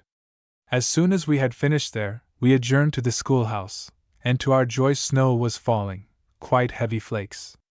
Madame Isidore turned all the children into a small room, and we proceeded to set up our tree. It was a great deal too tall, and if we hadn't been there they would certainly have chopped it off at the top, quite spoiling our beautiful point. But as we insisted, they cut away from the bottom, and it really was the regular pyramid one always wants for a Christmas tree. We put it in a big green case, which we had obtained with great difficulty from the gardener. It was quite empty, standing in the orangery, but he was convinced we would never bring it back, moss all around it, and it made a great effect. The garde de Borny arrived while we were working, and said he would certainly come to the church in his tenue de garde. Our 2 keepers would also be there. Illustration: there was one handsome bit of old lace on a white nap for the altar. Thursday morning we went early, 10 o'clock, to St. Quentin and spent over 2 hours decorating the tree, ticketing and arranging all the little garments. Every child in the neighborhood was hanging around the schoolhouse when we arrived, the entrance being strictly forbidden until after the service, when the tree would be lighted. I expressed great surprise at seeing the children at the school on a holiday, and there were broad grins as they answered, "Madame Waddington nous a dit de venir." It had snowed all night, and the clouds were low and gray, and looked as if they were still full of snow. The going was extremely difficult, not that the snow was very deep, but there was enough to make the roads very slippery. We had the horses, ferrets à glace, and even the donkey had nails on his shoes.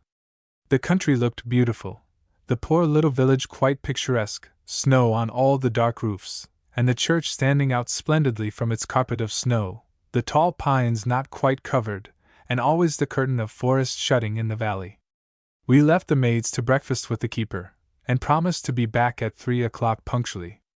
Our coachman, Hubert, generally objects strongly to taking out his horses in bad weather on rough country roads and making 3 or 4 trips backward and forward, but today he was quite serene.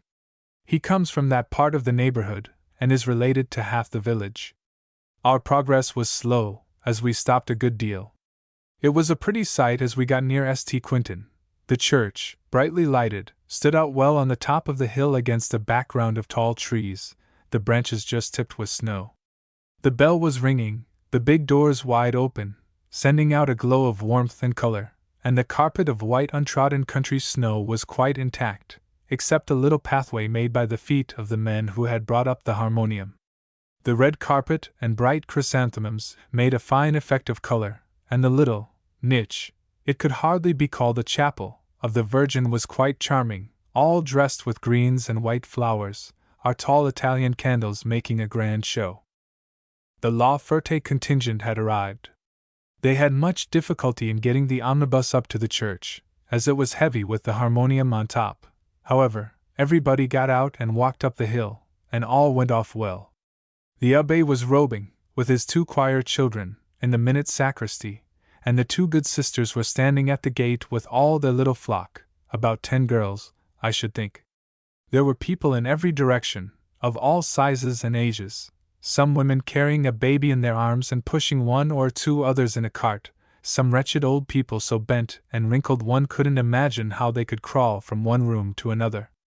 A miserable old man bent double, really, leaning on a child and walking with 2 canes, was pointed out to me as the Père Colin, who makes the margotins, bundles of little dry sticks used for making the fires, for the chateau. However, they were all streaming up the slippery hillside, quite unmindful of cold or fatigue. We walked up, too, and I went first to the schoolhouse to see if our provisions had come. Food was also a vexed question, as tea and buns, which would seem natural to us, were unknown in these parts. After many consultations with the women about us, lasciviousnesses, washerwomen, keepers' wives, etc., we decided upon hot wine and brioches. The mayor undertook to supply the wine in the glasses, and we ordered the brioches from the Hotel du Savage at La Ferté. The son of the house is a very good pâtissier. It is a funny, old-fashioned little hotel, not very clean, but has an excellent cuisine, also a wonderful sign-board, a bright red naked savage, with feathers in his hair and a club in his hand, rather like the primitive pictures of North American Indians in our schoolbooks. Everything was there, and the children just forming the procession to walk to the church. Some of the farmers' wives were also waiting for us at the schoolhouse, so I only had a moment to go into the big classroom to see if the tree looked all right. It was quite ready, and we agreed that the two big boys with the keeper should begin to light it as soon as the service was over. Madame Isidore, the schoolmistress, was rather unhappy about the quantity of people. There were many more than 30 children, but Henrietta and Pauline had made up a bundle of extras, and I was sure there would be enough. She told us people had been on the way since 9 in the morning, women and children arriving cold and wet and draggled, but determined to see everything. She showed me one woman from Chateau, the next village some distance off. As our part of the country is very scantily populated, it is all great farms and forests. One can go miles without seeing a trace of habitation. She had arrived quite early with 2 children, a boy and a girl of 7 and 8, and a small baby in her arms, and when Madame Isidore remonstrated, saying the fete was for her school only, not for the entire countryside, the woman answered that Madame always smiled and spoke so nicely to her when she passed on horseback that she was sure she would want her to come. The French peasants love to be spoken to, always answer civilly, and are interested in the horses, or the donkey, or the children, anything that passes. Illustration: they were all streaming up the slippery hillside. We couldn't loiter, as the bell was tolling, the children already at the church, and someone rushed down to say that Le cure attendait CS dames pour commencer son office. There was quite a crowd on the little place, everybody waiting for us to come in. We let the children troop in first, sitting on benches on one side. In front of the altar there were rows of chairs for the quality. The sisters and their girls sat close up to the harmonium, and on a table near, covered with a pretty white linen cloth trimmed with fine old lace, part of the church property, was the infant Jesus in his cradle. This was to be a great surprise to me. When it was decided that the sisters should come to the fete with some of the bigger girls, and bring the infant Jesus, they thought there must be a new dress for the babe. So every child subscribed a sew, and the dress was made by the couturière of La Ferté. It was a surprise, for the infant Jesus was attired in a pink satin garment with the high puffed fashionable sleeves we were all wearing. However, I concealed my feelings, the good sisters were so naively pleased. I could only hope the children would think the sleeves were wings.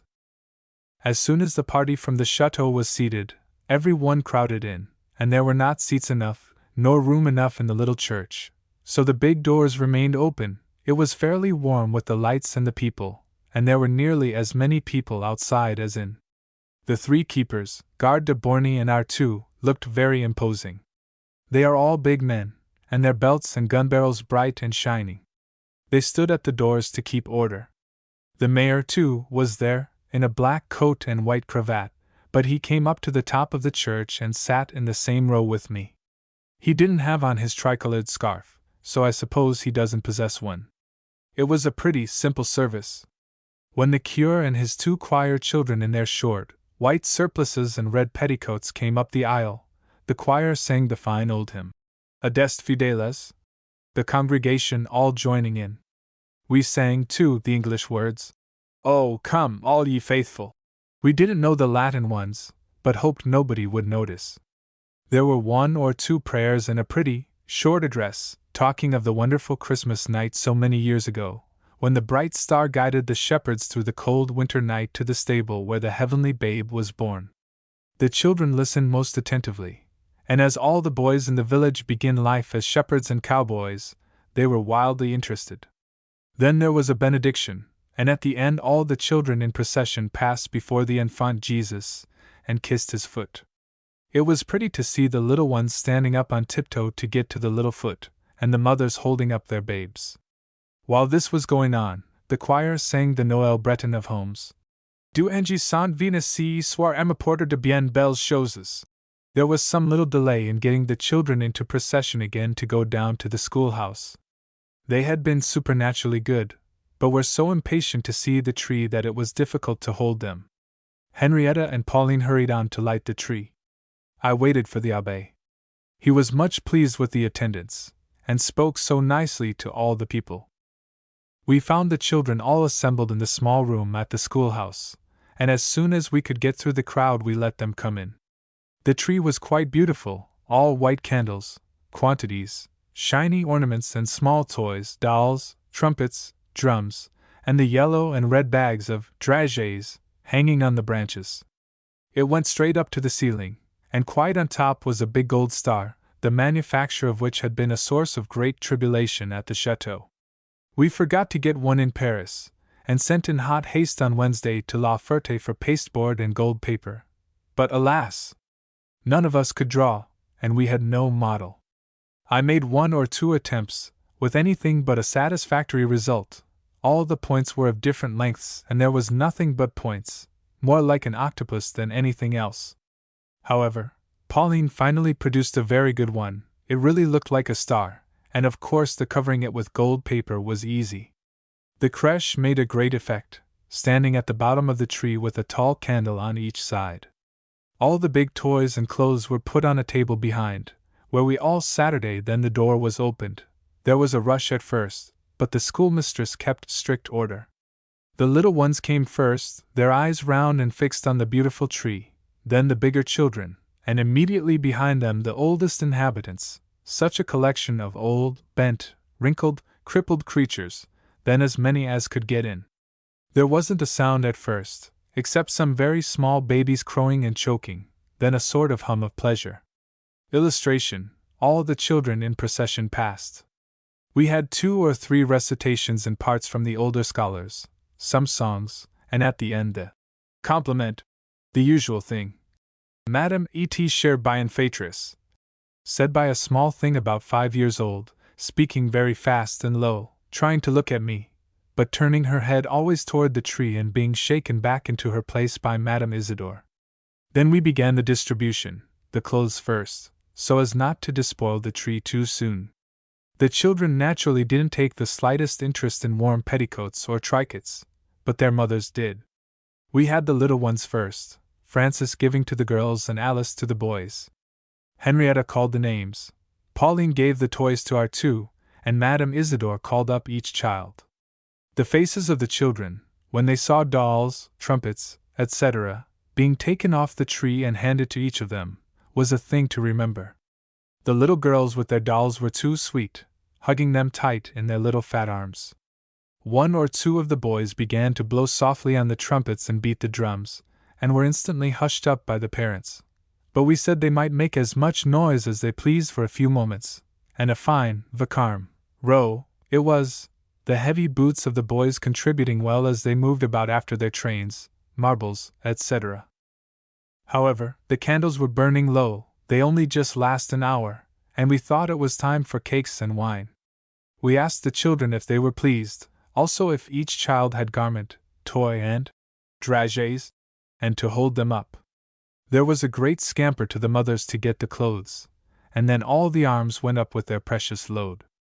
The school children passed first into the outer room, where the keepers' wives and our maids were presiding over 2 great bowls of hot wine, with a great deal of water, naturally, and a large tray filled with brioches. When each child had had a drink and a cake they went out, to make room for the outsiders and old people. Henrietta and Pauline distributed the extras.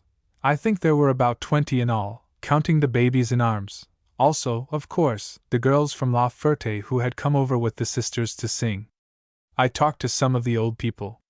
There was one poor old woman, looked 100, still gazing spellbound at the tree with the candles dying out, and most of the ornaments taken off. As I came up to her she said, Je suis bien vieille, mais j'ai n'aurais jamais cru voir quelque chose de si beau. Il me semble que le ciel est vert. Poor old thing. I am so glad I wasn't sensible, and decided to give them something pretty to look at and think about. There was wine and cakes for all, and then came the closing ceremony. We, the quality, adjourned to the sitting room of the schoolmistress, where there were red armchairs and a piano, who produced a bottle of better wine, and then we trinked, touched glasses, with the mayor, who thanked us in the name of the commune for the beautiful fete we had made for them. I answered briefly that I was quite happy to see them so happy, and then we all made a rush for wraps and carriages. The abbé came back to the chateau to dine, but he couldn't get away until he had seen his sisters and harmonium packed safely into the big omnibus, and started for La Ferté. It looked so pretty all the way home. It was quite dark, and the various groups were struggling down the hill and along the road, their lanterns making a bright spot on the snow, the little childish voices talking, laughing, and little bands running backward and forward, some disappearing at a turn of the road, the lantern getting dimmer, and finally vanishing behind the trees. We went very slowly, as the roads were dreadfully slippery, and had a running escort all the way to the mill of Bourneville, with an accompaniment of drums and trumpets. The melancholy plains of the Valois were transformed to night. In every direction we saw little twinkling lights, as the various bands separated and struck off across the fields to some lonely farm or mill. It is a lonely, desolate country, all great stretches of fields and plains, with a faraway blue line of forests. We often drive for miles without meeting a vehicle of any kind, and there are such distances between the little hamlets and isolated farms that one is almost uncomfortable in the absolute solitude. In winter no one is working in the fields and one never hears a sound. A dog's bark is welcome, it means life and movement somewhere. Illustration: there was some poor old woman still gazing spellbound. It is quite the country of the haute culture, which Cherbuliez wrote about in his famous novel, La Ferme du Chocourt. The farms are often most picturesque, have been abbeys and monasteries. The massive round towers, great gateways, and arched windows still remain, occasionally, too, parts of a solid wall. There is a fine old ruin, the Commandery, near Montigny, one of our poor little villages. It belonged to the Knights Templars, and is most interesting. The chapel walls are still intact, and the beautiful roof and high, narrow windows. It is now, alas, a palayler, chicken house, and turkeys and chickens are perched on the rafters and great beams that still support the roof. The dwelling house, too, is most interesting with its thick grey walls, high narrow windows, and steep winding staircase. I was always told there were donjons in the cellars, but I never had the courage to go down the dark, damp, slippery staircase. We were quite glad to get back to our big drawing room with the fire and the tea table, for of course the drawback to our entertainment was the stuffiness, not to say bad smell, of the little room. When all the children and grown people got in, most of them with damp clothes and shoes, the odor was something awful. Of course no window could be opened on account of the candles, and the atmosphere was terrible. At the end, when it was complicated with wine and cake and all the little ones' faces smeared with chocolate and dragées, I really don't know how we stood it. We had a very cheerful dinner. We complimented the abbé upon his sermon, which was really very pretty and poetical.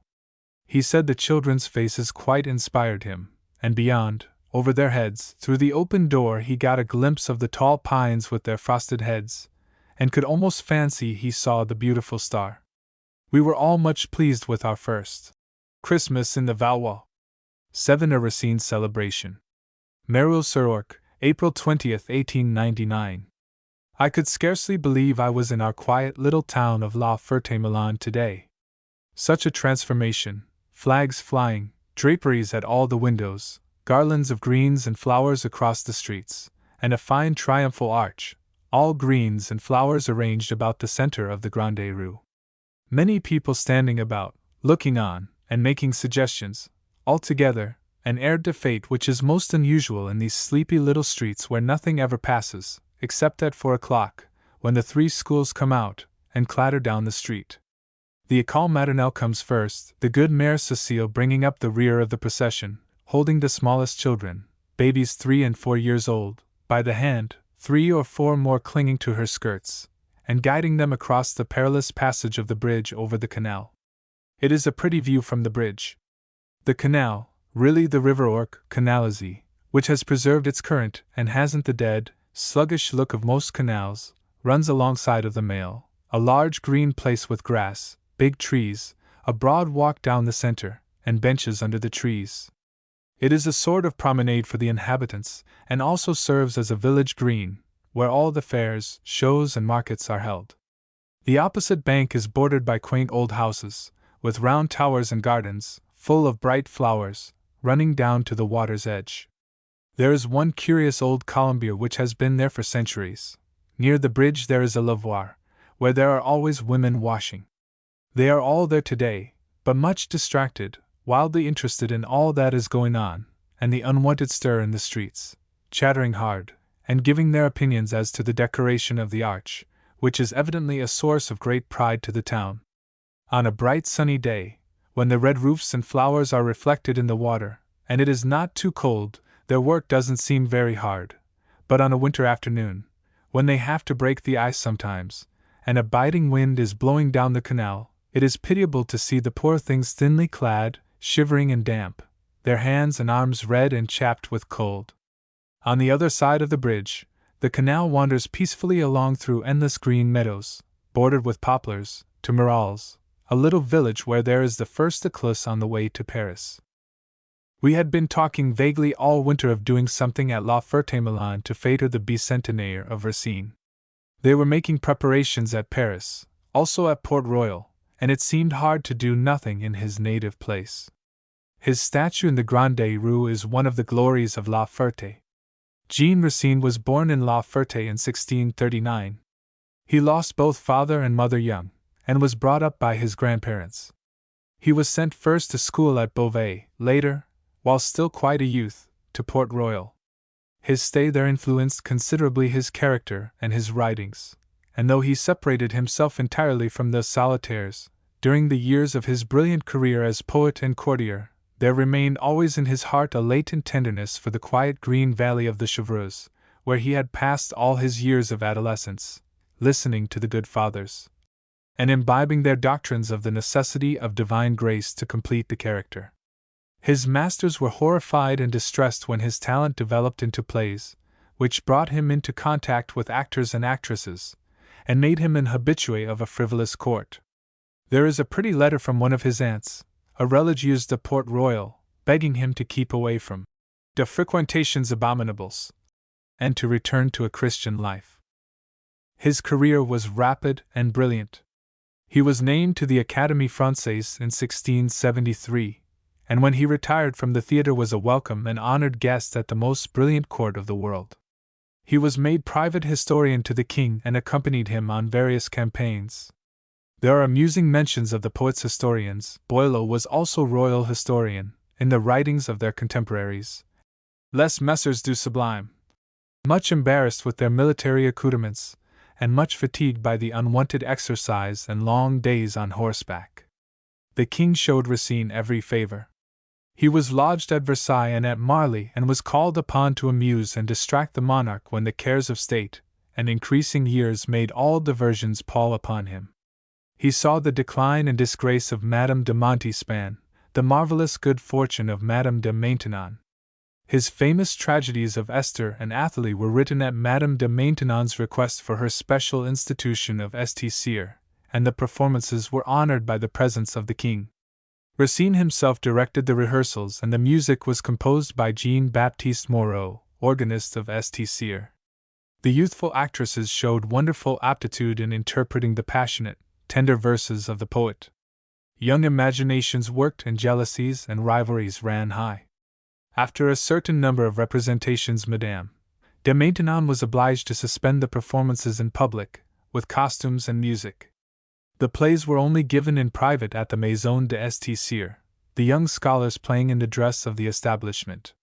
He made his peace with Port Royal before he died. He submitted Phaedra to his former masters and had the satisfaction of being received again by the Grand Arnauld, who had been deeply offended by his ingratitude and his criticisms and ridicule of many of his early friends and protectors. He asked to be buried there, and his body remained until the destruction and devastation of Port Royal, when it was removed to Paris and placed in the church of St. Etienne de Mons. 10. Le Grand Arnauld, Antoine, one of the first and most influential of the celebrated solitaires, who established themselves at Port Royal, and one of the founders of the famous sect of Jansenists whose controversies with the Jesuits convulsed the whole religious world in France during the years 1662 to 1668. He was followed in his retreat by his mother, after the husband's death, his brother and 4 sisters, one of whom became the Mère Angélique, abbess of Port Royal. He returned many times to La Ferté-Milon, and the great poet and private historian of the Roi Soleil must often have climbed the steep little street that leads to the ruins, and thought of the changes, since the little boy lay on the grass at the foot of the great walls, dreaming golden dreams of the future, which for him were so brilliantly realized. In a small country town one is slow to adopt new ideas, slower still to carry them out, but the mayor and curé were both most anxious to do something in the birthplace of the poet, and that was the general feeling in the department. After many discussions we finally arrived at a solution, or at least we decided what we wanted: a special service in the fine old church of Notre Dame, which stands beautifully on the hill, close to the ruins, a representation of the Comédie Française, and of course a banquet at the Savage, with all the official world, senators, prefect, academicians, a band of music, a torchlight procession, and as many distinguished visitors as we could get hold of. Funds, of course, were a necessary item, but all the countryside contributed largely, and we knew that the artists would give their services gratis. We arranged a breakfast at my house in Paris with Mons. Casimir Perier, late President of the Republic, who was always ready to lend his influence for anything that interests the people, and teaches them something of their great men, and Mons. Claretie, director of the Comédie Française, a most cultivated, charming man. He is generally rather chary of letting his pensioners play in Provence, but this really was an occasion to break through his rules, and he was quite ready to help us in every way. We had also M. Sebline, senator of the Aisne, and l'Abbé Maréchal, curé of La Ferté-Milon. We had wanted one of the administrateurs of the Chemin de Fer du Nord to arrange about a free transport for the actors, but there seemed some trouble about getting hold of the right man, and Sebline promised to see about that. The Abbé Maréchal and I were very ambitious for the theatrical part of the entertainment, and had views of Esther with the costumes, and choruses of Moreau, but M. Claretie said that would be impossible. It was difficult enough to arrange in Paris with all the singers, instruments, and costumes at hand, and would be impossible in the country with our modest resources. I think the idea of a tent on a village green rather frightened him, and he didn't quite see the elite of his company playing in such a cadre, no décor, and probably very bad acoustics. However, Sebline reassured him. He knew the tent and its capabilities, having seen it figure on various occasions, comices agricoles, banquets de pompiers, at village fêtes generally, and said it could be arranged quite well. We discussed many programs, but finally accepted whatever M. Claretie would give, an act of Les Plaideurs, and 2 or 3 of Berenice, with Madame Bardet, who is charming in that role. The Abbé Maréchal undertook the music in his church, and I was sure he would succeed in having some of the choruses of Esther. His heart was quite set on it. Once he had settled our program, the conversation drifted away from the purely local talk, and was brilliant enough. All the men were clever and good talkers, and all well up in Racine, his career, and the various phases of his work. From the classics we got into modern plays and poets, and there of course the differences of opinion were wide, but I think the general public, people in the upper galleries, like better when they go to the Française to see a classic piece, Roman emperors and soldiers, and Vestal virgins and barbarians in chains, and to listen to their long tirades. The modern light comedy, even when it treats of the vital subjects of the day, seems less in its place in those old walls. I quite understand one couldn't see Britannicus, 11, Mithridate, nor the Cid every evening. 11. I remember so well our cousin Arthur's description of his holidays spent at his grandmother's chateau. Every evening they read aloud some classical piece. When he had read Britannicus twice, the second time to appreciate more fully the beauties which were lightly passed over at first, he rebelled, had a migraine, or a sore throat, something which prevented his appearing in the drawing-room after dinner, and he and his cousins attired themselves in sheets, and stood on the corner of the wall where the diligence made a sharp turn, frightening the driver and his horses out of their wits. We came down here several times to see how things were getting on, and always found the little town quite feverishly animated. We had succeeded in getting the band of the regiment stationed at Soissons. I wrote to the colonel, who said he would send it with pleasure, but that he couldn't on his own authority. An application must be made to the Minister de la Guerre. There is always so much red tape in France. One writes and receives so many letters about anything one wants to do, a Christmas tree in the schoolhouse, a distribution of soup for the poor and old, a turn in a road to be rounded, etc. However, the permission was graciously accorded for the band. The mayor's idea was to station it on the Mall, where quantities of people would congregate who couldn't get into the church or the tent. We went one day to have tea with the Abbé Marichal in his nice old presbytere, the salon opening out on a large, old-fashioned garden with fine trees, and a view of the church towers in the distance. He was quite pleased with all that he had arranged for his church service. One of his friends, Abbé Vignan, a most interesting man and eloquent preacher, promised to deliver a lecture on Racine from the pulpit, and M. Vincent d'Indy, the distinguished composer and leader of the modern school of music, undertook the music with Madame Jean Mounier as singer, he himself presiding at the organ.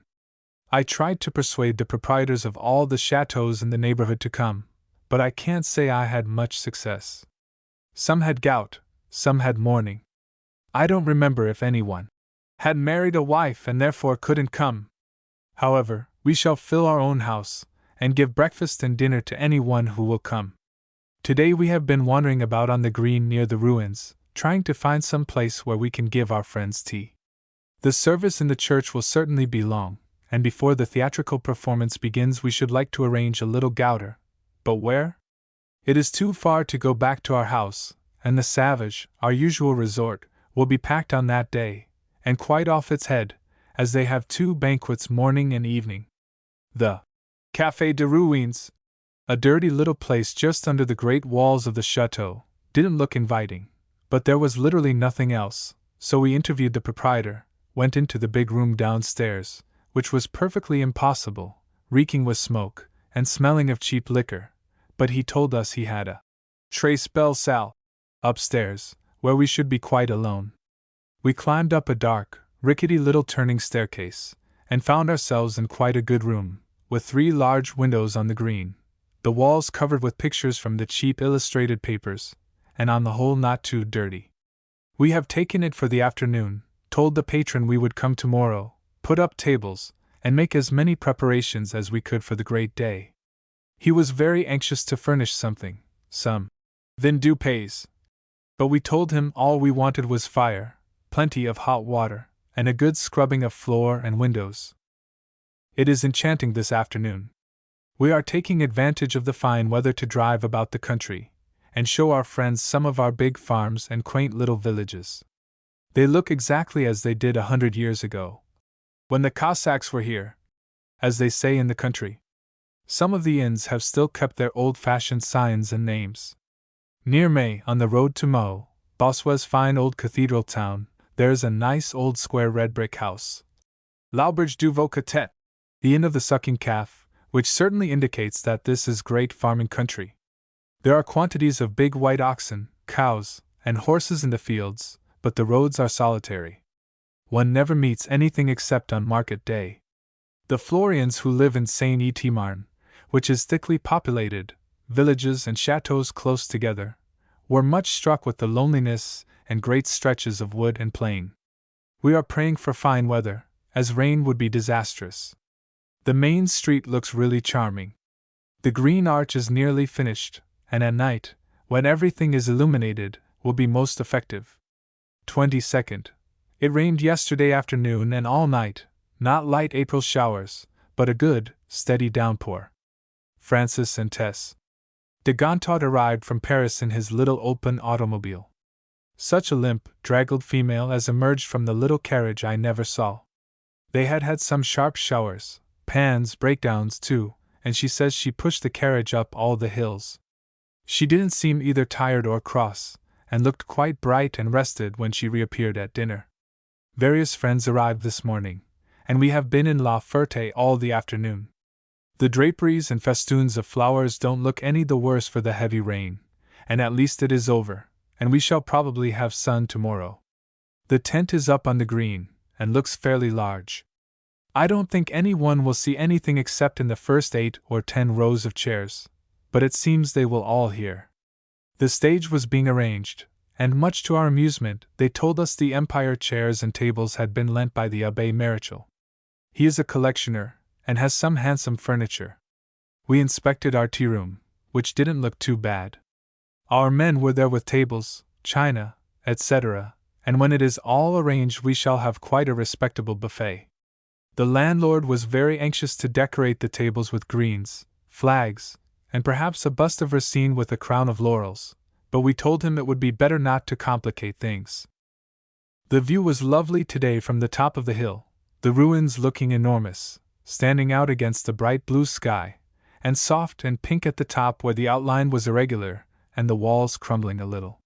We had some difficulty in collecting our party, and finally discovered Francis, Teste de Gontot and Christiani having chocolate and cakes in the back parlor of the grocer's shop, nothing like equality on these occasions, who was telling them all the little gossip of the town, and naming the radicals who wouldn't go to the church.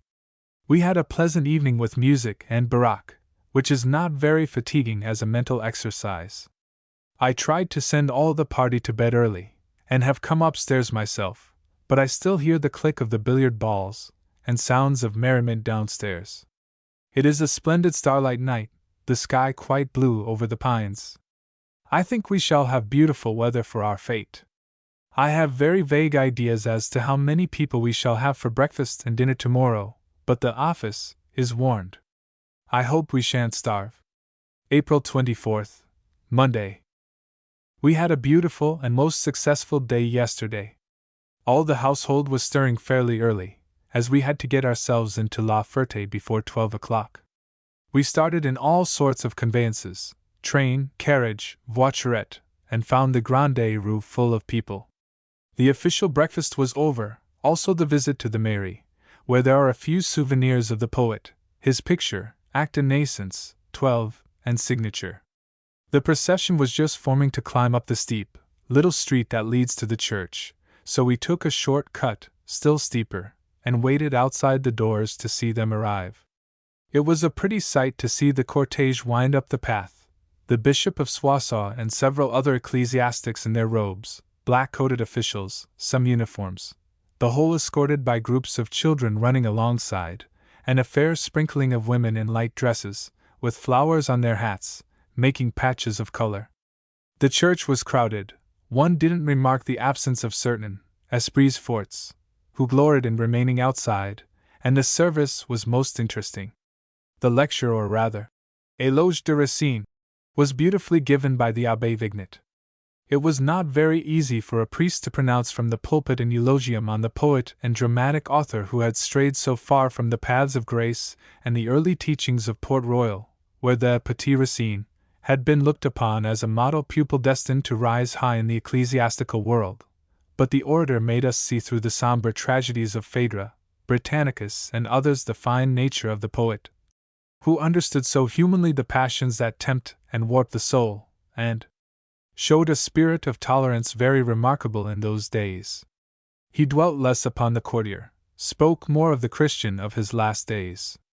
He certainly lent to the charm of the poet the beauty of his voice, for it was impossible to hear anything more perfect than the intonation and diction of the speaker.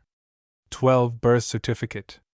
There was a short address from Monseigneur de Raincourt, Bishop of Soissons, a stately figure seated on the episcopal throne in the chancel. The music was quite beautiful. We had the famous Chanteurs de St. Gervais, and part of the Chers d'Ester, composed by Moreau, and sung in splendid style by Madame Jean Mouney, M.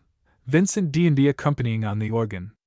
The simple 16th-century chaunts sung by the St. Gervais choir sounded splendidly in the fine old cathedral.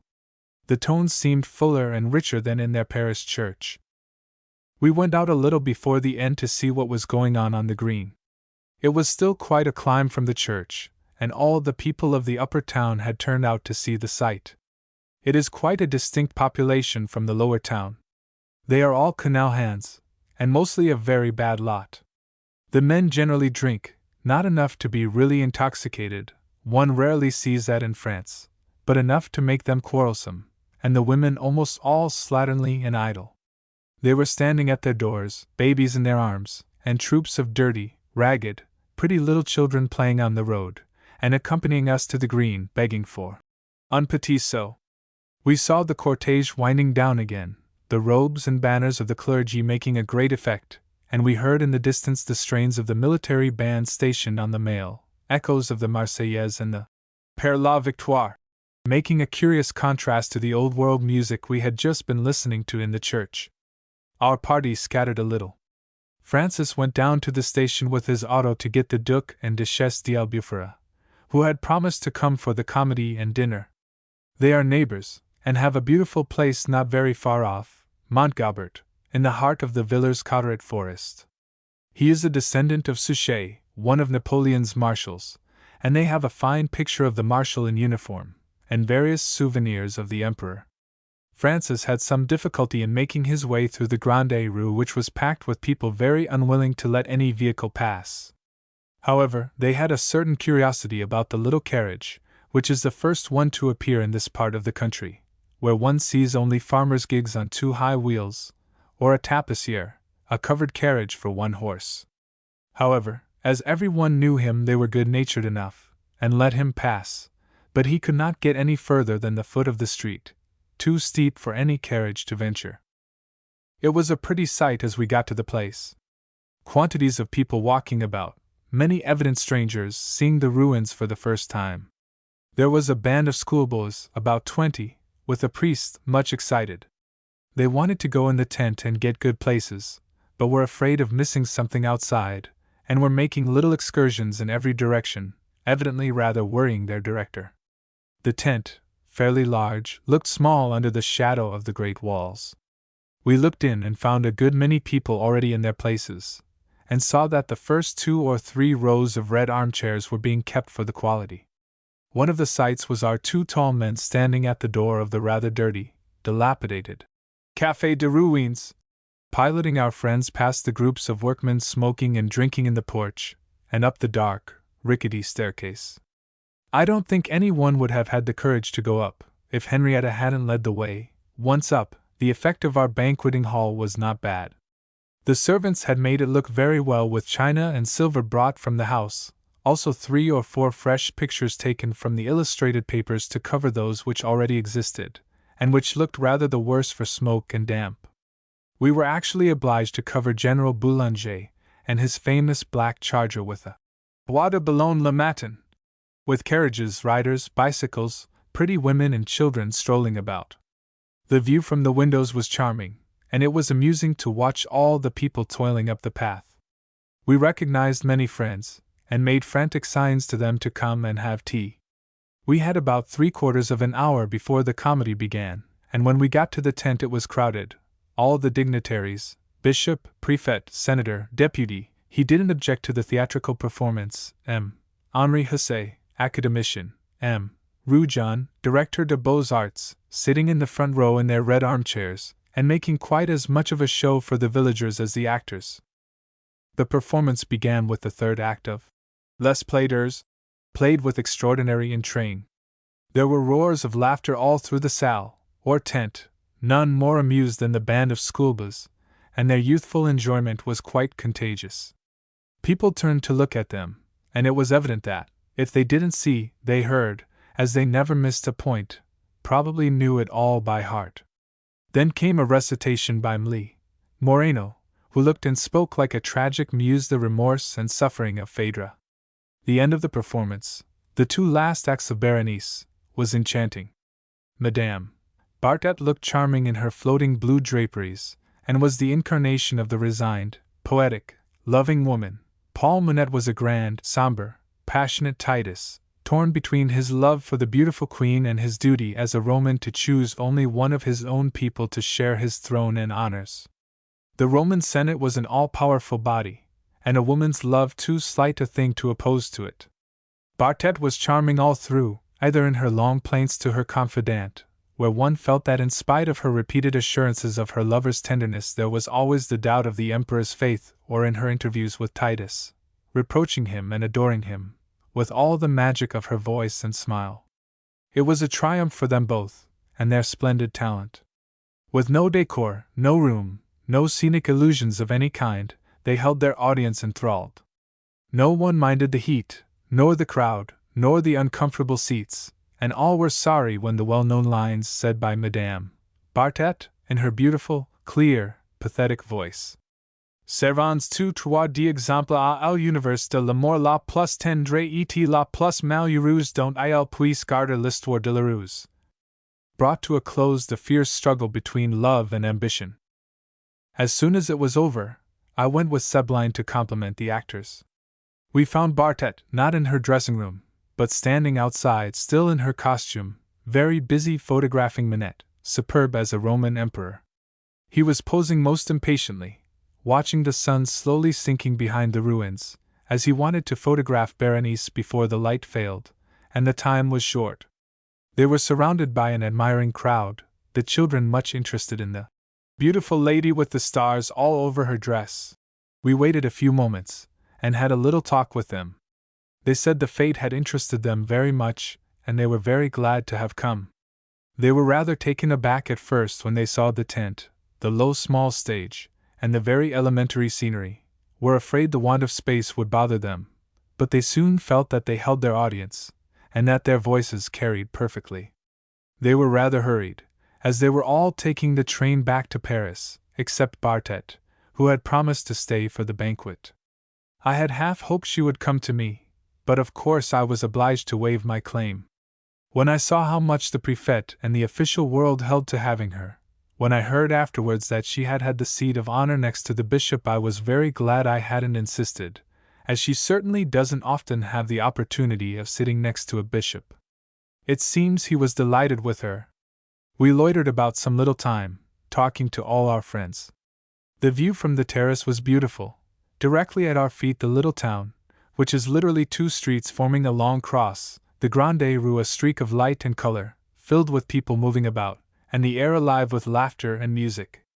Just beyond, the long stretches of green pasture lands, cut every now and then by narrow lanes with apple trees and hawthorn in flower, and the canal winding along between the green walls of poplars, the whole hemmed in by the dark blue line of the Villers-Cotterêts forest, which makes a grand sweep on the horizon. It was lovely driving back to Merville, toward the bright sunset clouds. We had a gay dinner and evening. I never dared ask where the various men dressed who came to dinner. The house is not very large, and every room was occupied, but as they all appeared most correctly attired, I suppose there are resources in the way of lingerie and fumoir which are available at such times, and Francis's valet de chambre is so accustomed to having more people than the house can hold that he probably took his precautions. Francis started off for the banquet at the Savage in his voiturette, but that long-suffering vehicle, having made hundreds of kilometers these last days, came to grief at the foot of La Montagne de Marolles, and he was towed back by a friendly carter, and arrived much disgusted when we were half through dinner. We heard all the details of the dinner from the Abbé Marichal. Certainly the banqueting hall of the Savage will not soon again see such a brilliant assembly. Madame Bartet was the queen of the fete, and sat between the bishop and the prefect. There were some pretty speeches from M. Henri Hesse, M. Roujon, and of course the toast of the president accompanied by the Marseillaise. The departure to the train was most amusing, all the swells, including Bartet, walking in the cortege, escorted by a torchlight procession, and surrounded by the entire population of La Ferté. The Grande Rue was illuminated from one end to the other, red Bengal lights throwing out splendidly the grand old Chateau and the towers of Notre Dame. At a corner of Normandy. Bagnols de l'Orne, July-August. It is lovely looking out of my window this morning, so green and cool and quiet. I had my petit déjeuner on my balcony, a big tree in the garden making perfect shade and a wealth of green wood and meadow in every direction, so resting to the eyes after the Paris asphalt. It seems a very quiet little place. Scarcely anything passing, a big omnibus going, I suppose, to the baths, and a butcher's cart. For the last 10 minutes I have been watching a nice-looking sunburned girl with a big straw hat tied down over her ears, who is vainly endeavoring to get her small donkey cart, piled high with fruit and vegetables, up a slight incline to the gate of a villa just opposite. She has been struggling for some time, pulling, talking, and red with the exertion. 1 or 2 workmen have come to her assistance, but they can't do anything either. The donkey's mind is made up. There is an animated conversation. I am too high up to hear what they say. Finally she leaves her cart, ties up her fruit in her apron, balances a basket of eggs with one hand on her head, and disappears into the garden behind the gate. No one comes along, and the cart is quite unmolested. I think I should have gone down myself if I had seen anyone making off with any of the fruit. It is a delightful change from the hot, stuffy August Paris I left yesterday. My street is absolutely deserted, every house closed except mine, the sun shining down hard on the white pavement, and perfect stillness all day. The evenings from 7 till 10 are indescribable, a horror of musical concierges with accordions, a favorite French instrument. They all sit outside their doors with their families and friends, playing and singing all the popular songs, and at intervals all joining in a loud chorus of Viens Popol. Grooms are teaching lady friends to ride bicycles, a lot of barking, yapping fox terriers running alongside. There is a lively cross-conversation going on from one side of the street to the other, my own concierge and chauffeur contributing largely. Of course my balcony is untenable, and I am obliged to sit inside, until happily sleep descends upon them. They all vanish, and the street relapses into perfect silence. I am delighted to find myself in this quiet little Norman bathing place, just getting known to the French and foreign public. It is hardly a village. The collection of villas, small houses, shops, and 2 enormous hotels surrounding the établissement seems to have sprung up quite suddenly and casually in the midst of the green fields and woods, shut in on all sides almost by the forest of Ardennes, which makes a beautiful curtain of verdure. There are villas dotted about everywhere, of every possible style, Norman chalets, white and grey, with the black crossbeams that one is so familiar with all over this part of the country, English cottages with verandas and bow windows, 3 or 4 rather pretentious-looking buildings with high perrons and 1 or 2 terraces, gardens with no very pretty flowers, principally red geraniums, some standing back in a nice little green wood, some directly on the road with benches along the fence, so that the inhabitants can see the passers-by, and get all the dust of the roads. But there isn't much passing even in these days of automobiles. There are 2 trains from Paris, arriving at 2 in the afternoon and at 11 at night. The run down from Paris, especially after Dreux, is charming, almost like driving through a park. The meadows are beautifully green and the trees very fine, the whole country very like England in appearance, recalling it all the time, particularly when we saw pretty grey old farmhouses in the distance, and every now and then a fine Norman steeple. There are 2 rival hotels and various small pensions and family houses. We are staying at the Grand, which is very comfortable. There is a splendid terrace overlooking the lake, rather an ambitious name for the big pond, which does, however, add to the picturesqueness of the place, particularly at night, when all the lights are reflected in the water. The whole hotel adjourns there after dinner, and people walk up and down and listen to the music until 10 o'clock. After that there is a decided falling off of the beau monde.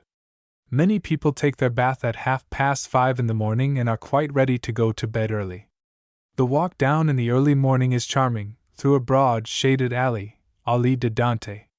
I wonder why it is called that. I don't suppose the poet ever took warm baths or douches in any description of établissement. I remember the tale we were always told when we were children, and rebelled against the perpetual cleansing and washing that went on in the nursery, of the Italian countess who said she would be ashamed if she couldn't do all her washing in a glass of water. It is rather amusing to see all the types. I don't think there are many foreigners. I hear very little English spoken, though they tell me there are some English here. We certainly don't look our best in the early morning, but the women stand the test better than the men. With big hats, veils, and the long cloaks they wear now, they pass muster very well and don't really look any worse than when they are attired for a spin in an open auto. But the men, with no waistcoats, a foulard around their throats, and a very dejected air, don't have at all the conquering hero appearance that one likes to see in the stronger sex. The etablissement is large and fairly good, but nothing like what one finds in all the Austrian and German baths. When I first go in, coming out of the fresh morning air, I am rather oppressed with the smell of hot air, damp clothing, and many people crowded into little hot bathrooms. There are terrible little dark closets called cabinets de repos. Many doctors in white waistcoats and red ribbons are walking about, plenty of baigneuses, with their sleeves rolled up, showing a red arm that evidently has been constantly in the water. People who have had their baths and are resting, wrapped up in blankets, stretched out on long chairs near the windows. Bells going all the time, cries of Marie-Louise, Jean, Anne-Marie. It is rather a pandemonium. Our baigneuse, who is called Marie-Louise, is upstairs. At the top of the stairs there is a grand picture of the horse who discovered the Bagnol's waters, a beautiful white beast standing in a spring, all water lilies and sparkling water. A lovely young lady in a transparent green garment with roses over each ear, like the headdress one sees on Japanese women, is holding his bridle. The legend says that a certain gallant and amorous knight of yore, having become old and crippled with rheumatism, and unable any longer to make a brave show in tournaments under fair ladies' eyes, determined to retire from the world, and to leave his horse, faithful companion of many jests, in a certain green meadow traversed by a babbling brook, where he could end his days in peace. What was his surprise, some months later, to find his horse quietly standing again in his old stable, his legs firm and straight, his skin glossy, quite renovated. The master took himself off to the meadow, investigated the quality of the water, bathed himself, and began life anew with straightened limbs and quickened pulses. The waters certainly do wonders. We see every day people who had arrived on crutches or walking with canes quite discarding them after a course of baths. Illustration: L'établissement Bagnol's de Lorme. The hotel is full, mostly French, but there are of course some exceptions. We have a tall and stately royal princess with 2 daughters and a niece. The girls are charming, simple, pretty, and evidently much pleased to be away for a little while from court life and etiquette. They make their cure quite regularly, like anyone else, walking and sitting in the Allée Dante. The people don't stare at them too much. There are 1 or 2 well-known men, deputies, members de l'Institut, but of course, women are in the majority. There is a band, not very good, as the performers, some of them good enough alone, had never played together until they came here. However, it isn't of much consequence, as no one listens. I make friends with them, as usual. Something always draws me to artists. The boy at the piano looks so thin, really as if he did not get enough to eat. He plays very well, told me he was a premier prix of the Conservatoire de Madrid. When one thinks of the hours of work and fatigue that means, it is rather pathetic to see him, contented to earn a few francs a night, pounding away at a piano and generally ending with a cake-walk, danced by some enterprising young people with all sorts of remarkable steps and gestures, which would certainly astonish the original Negro performers on a plantation. The view from the terrace at night is pretty, quantities of lights twinkling about among the trees, and beyond, always on each side and in front, the thick green walls of the forest quite shutting in the quiet little place. We are usually the last outside. It grows cooler as the evening gets on, and I fancy it is not wise to sit out too late after the hot bath and fatigue of the day. It is a splendid automobiling country, and every afternoon there is a goodly show of motors of all sizes and makes waiting to take their owners on some of the many interesting excursions which abound in this neighborhood. We have an English friend who has brought over his automobile, a capital one, English make, and we have been out several times with him. The other day we went to Domfront, a lovely road, almost all the way through woods, the forest of Waddington with its fine old trees making splendid shade. We passed through the Etoile, well known to all the hunting men, as it is a favorite rendezvous de chasse. It is a lovely part of the forest, a great green space with alleys running off into the woods in all directions. Some of them, where the ground was a little hilly, looked like beautiful green paths going straight up to the clouds. We kept in the forest almost all the way. As we got near Domfront, the road rising all the time, quite steep at the end, which, however, made no perceptible difference in our speed. The big auto galloped up all the hills quite smoothly, and with no effort. It was a divine view as we finally emerged from the woods. Miles of beautiful green meadows and hedges stretching away on each side, and a blue line of hills in the distance. We had been told that we could see Mont St. Michel and the sea with our glasses, but we didn't, though the day was very clear. Domfront is a very old walled town, with round towers and a great square dungeon, perched on the top of a mountain. A long stretch of solid wall is still there, and some of the old towers are converted into modern dwellings. It looked out of place to see ordinary lace curtains tied back with a ribbon and pots of red geraniums in the high narrow windows, when one thought of the rough grim soldiers armed to the teeth who have stood for hours in those same windows watching anxiously for the first glimpse of an armed band appearing at the edge of the meadows. The chateau must have been a fine feudal fortress in its time and has sheltered many great personages. William the Conqueror, of course. He has apparently lived in every chateau and sailed from every harbor in this part of Normandy. Charles IX, Catherine de Medicis, and the Montgomery who killed Henri II in tournament. Illustration: in Domfront some of the old towers are converted into modern dwellings. It was too early to go home, so we went on to the Chateau de Lacy. We raced through pretty little clean grey villages, looking peaceful and sleepy and deserted and evidently quite accustomed to automobiles. No one took much notice of us. There were only a few old people and children in the streets. All the men were working in the fields gathering in their harvest. Lacy is quite a place, with hotels, shops, churches, and an old Benedictine convent. We left the auto in the square, as it couldn't get up the narrow, steep little road to the hotel. There were swarms of beggars of all ages, old women, girls, children, lining the road before we got to the chateau. Monsieur B., deputy, who was with us, remonstrated vigorously, particularly with stout, sturdy young women who were pursuing us, but they didn't care a bit, and we only got rid of them once we had crossed the moat and drawbridge and got into the courtyard, where a wrinkled and red-cheeked old woman locked the door after us. The chateau is almost entirely in ruins, but must have been splendid.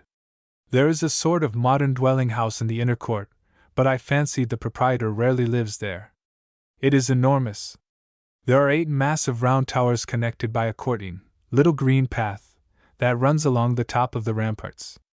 The big door that opens on the park is modern, and makes decidedly poor effect after the fine old pointed doorway that gives access to the great courtyard. The park, with a little care and a little money spent on it, would be beautiful, but it is quite wild and uncared for.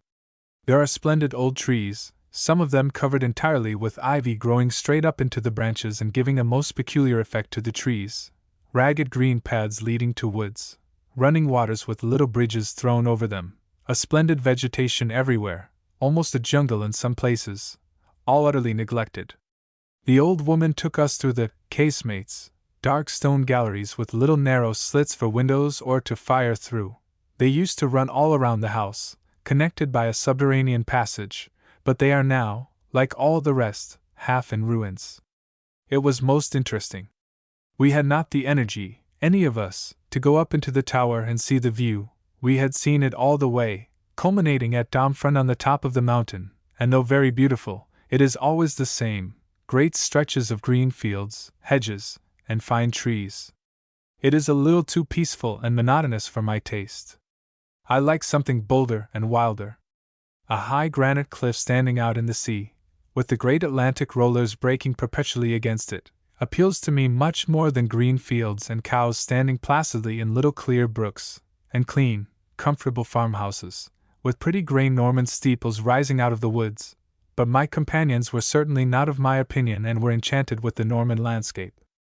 We had a long ride back in the soft evening light. I am afraid to say how many kilometers we went in the 3 hours we were away. It has been warm these last days. There is a bit of road absolutely without shade of any kind we have to pass every time we go to the établissement, which is very trying. I love the early morning walk. Everything is so fresh and the air singularly light and pure. It seems wicked to go into that atmosphere of hot air and suffering humanity, which greets one on the threshold of the bathhouse. Today I have been driving with the princess. She does not like the automobile when she is making a cure, says it shakes her too much. We had a pretty drive, past the Chateau of Chateau, which is most picturesque. A beautiful beach avenue leads up to the house, which is built of brick, with round towers and a large pond or lake which comes right up to the walls. It is of the 16th century, and has been inhabited ever since by the same family. One of the ancestors was Chevalier et Poet of Queen Marguerite of Navarre. I had a nice talk with the princess about everything and everybody. I asked her if she had ever read The Lightning Conductor. As her own Otto is a Napier, I thought it would interest her. I told her all the potins, little gossip, of the hotel, that people said her youngest daughter was going to marry the King of Spain, and the general verdict was that the princess would make a beautiful queen. Every one is horror-struck at the murder of the Russian Minister of the Interior, and I suppose it is only a beginning. This afternoon I have been walking in the lovely woods at the back of the établissement. It is rather a steep climb to get to the point de vue and troublesome walking, as the paths are dry and slippery and the roots of the pine trees that spread out over the paths catch one's heels sometimes. Some people spend all their day high up in the pines, take up books, seats, work, and gouter, and only come down after 6, when the air gets cooler. We saw parties seated about in all directions and had glimpses of the white dresses, which are a uniform this year, flitting through the trees.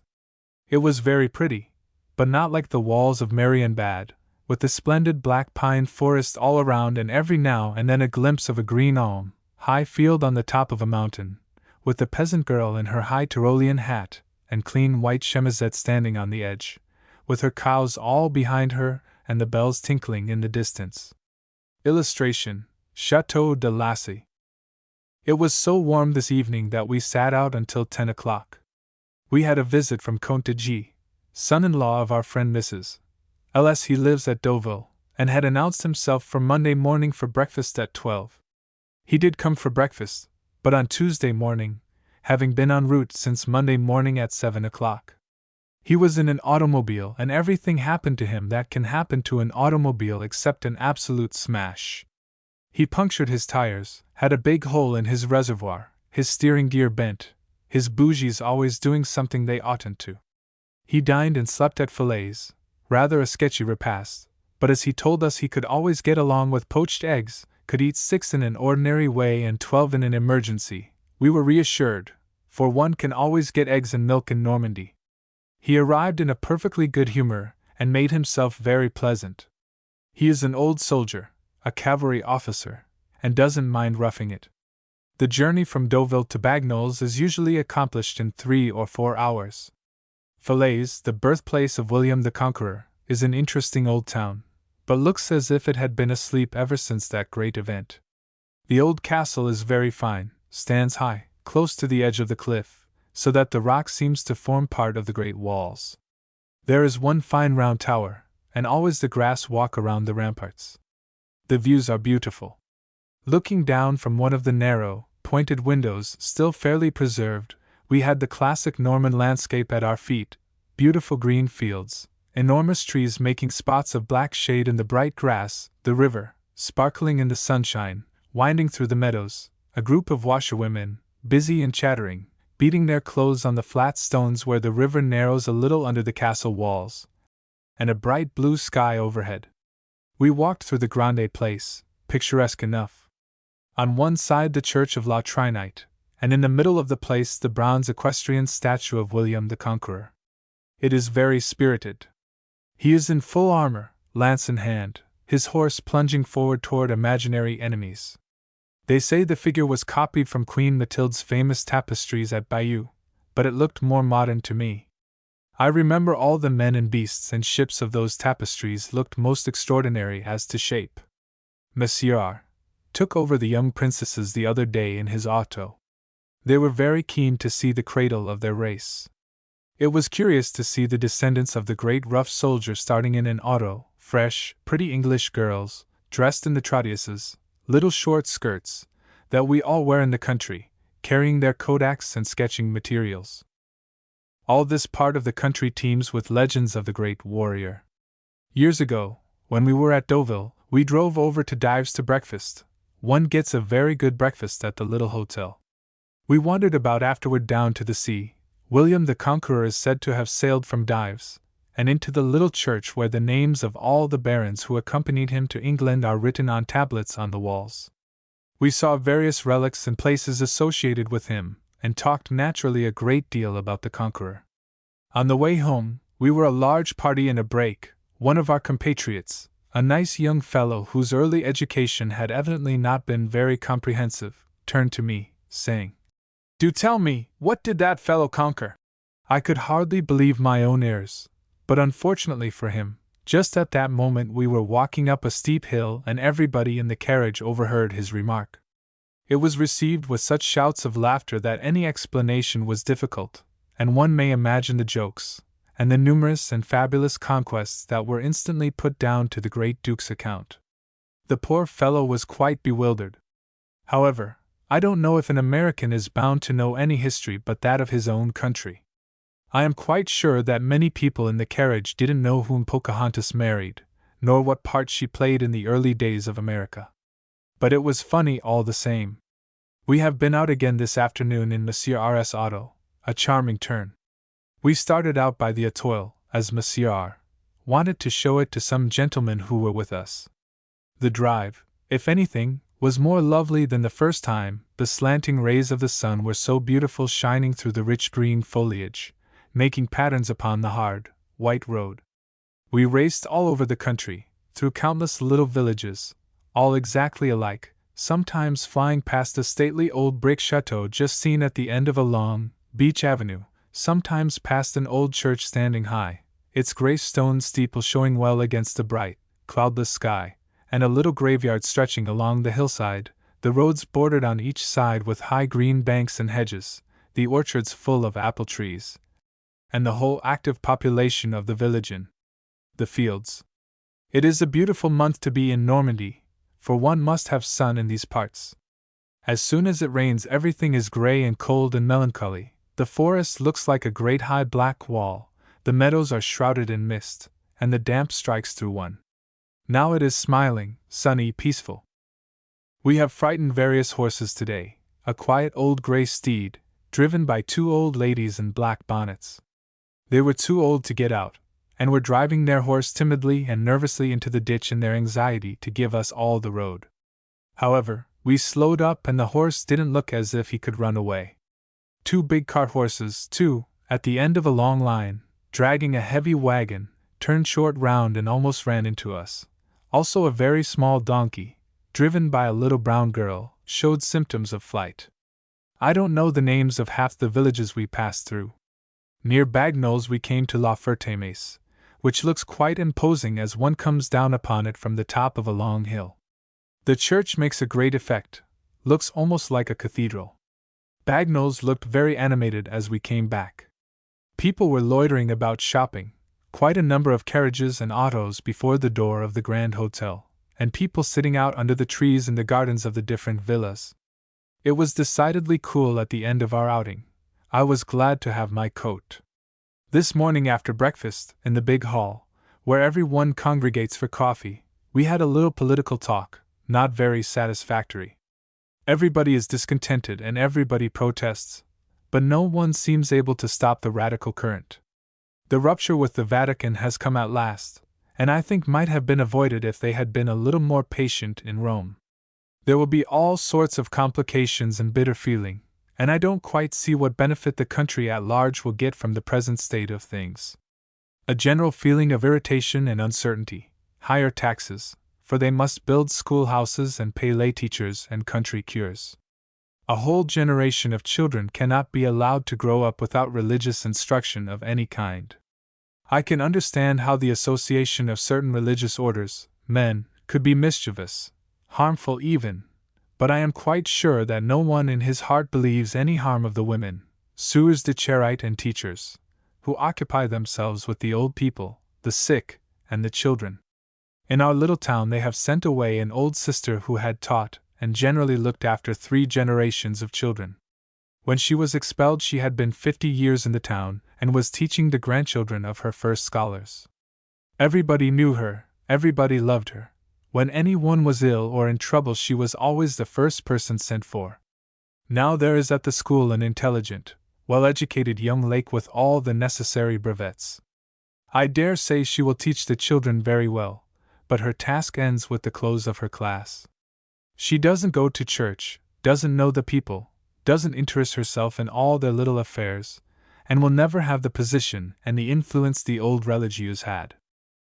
I am sorry to go away from this quiet little green corner of Normandy, but we have taken the requisite number of baths.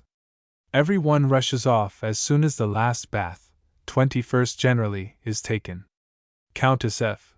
took her 21st at 6 o'clock this morning, and left at 10:09 a Norman town. Valognes, August. I seem to have got into another world, almost another century, in this old town.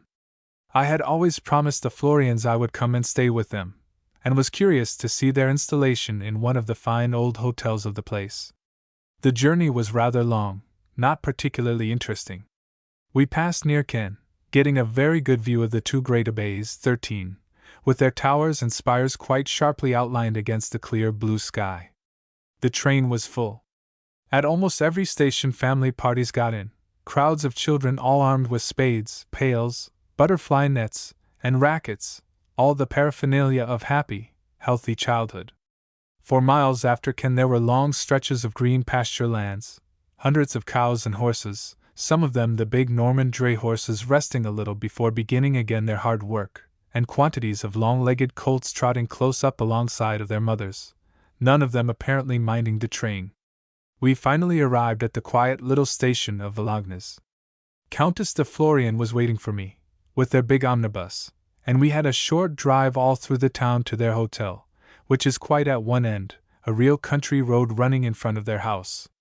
It is an old hotel standing back from the road and shut in with high iron gates. There is a large courtyard with a grass plot in the middle, enormous flower beds on each side, and a fine sweep of carriage road to the perron. A great double-stone staircase runs straight up to the top of the house, and glass doors opposite the entrance lead into the garden. I had an impression of great space and height and floods of light. I went straight into the garden, where they gave me tea, which was most refreshing after the long hot day. They have no house party. The Dowager Countess, Florian's mother, is here, and there was a cousin, a naval officer, who went off to Cherbourg directly after dinner. The ground floor is charming. On one side of the hall there are 3 or 4 salons, and a billiard room running directly across the house from the garden to the courtyard. On the other, a good dining room and 2 or 3 guest rooms. The family all live upstairs. 13. Abbaye aux Hommes, Abbaye aux Dames. It is a delightful house. My room is on the ground floor, opening from the corridor, which is large and bright, paved with flagstones. My windows look out on the entrance court, so that I see all that goes on. As soon as my maid has opened the windows and brought in my petit déjeuner, I hear a tap at the door, and the Countess's maid appears to ask, with Madame's compliments, if I have all I want, if I have had a good night, and to bring me the morning paper. The first person to move is the Dowager Countess, who goes to early Mass every morning. She is a type of the old-fashioned French Faubourg Saint-Germain lady, a straight, slender figure, always dressed in black, devoted to her children and to all her own family, with the courteous, high-bred manner one always finds in French women of the old school.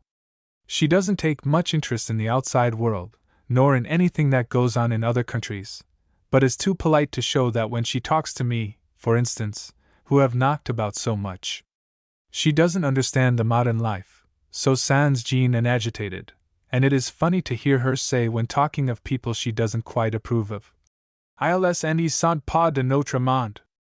Illustration: entrance to hotel of the Comte de Florian. Then comes the young Countess, very energetic and smiling, with her short skirt and a bag on her arm, going to market. She sees me at the window and stops to know if I am going out.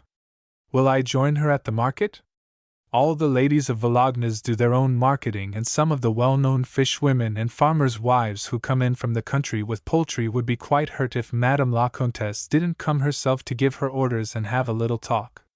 This morning I have been to market with Countess Florian. The women looked so nice and clean in their short, black, heavily plaited skirts, high white caps, and handkerchiefs pinned over their bodices. The little stalls went all down the narrow main street and spread out on the big square before the church. The church is large, with a square tower and fine dome, nothing very interesting as to architecture. Some of the stalls were very tempting, and the smiling, red-cheeked old women, sitting up behind their wares, were so civil and anxious to sell us something. The fish market was most inviting. Quantities of flat white turbots, shining silver mackerel, and fresh crevettes piled high on a marble slab with water running over them. 4 or 5 short-skirted, bare-legged fisher girls were standing at the door with baskets of fish on their heads. Florian joined us there and seemed on the best of terms with these young women. He made all kinds of jokes with them, to which they responded with giggles and a funny little half-courtesy, half-nod. Both Florian spoke so nicely to all the market people as we passed from stall to stall. The poultry looked very good, such fat ducks and chickens. It was funny to see the bourgeoises of Volognes all armed with a large basket doing their marketing. They looked at the chickens, poked them, lifted them so as to be sure of their weight, and evidently knew to a centime what they had to pay.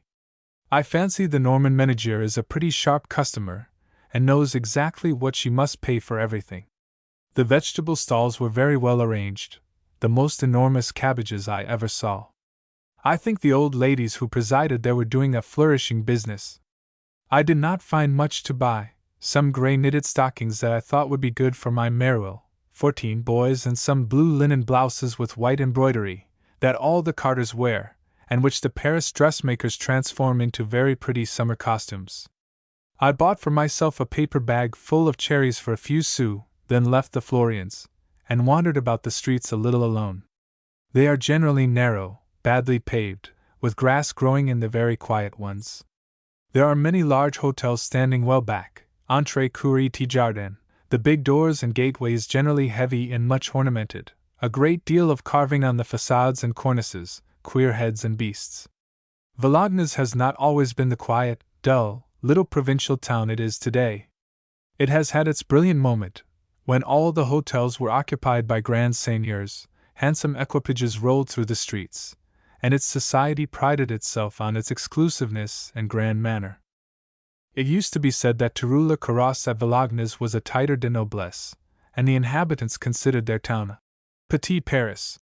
In one of the plays of the time, a marquis, very fashionable and a well-known courtier, was made to say, "Il faut 3 mois de Volognes pour écrire un homme de cour." One can quite imagine la grande vie d'autrefois in the hotel of the Florians.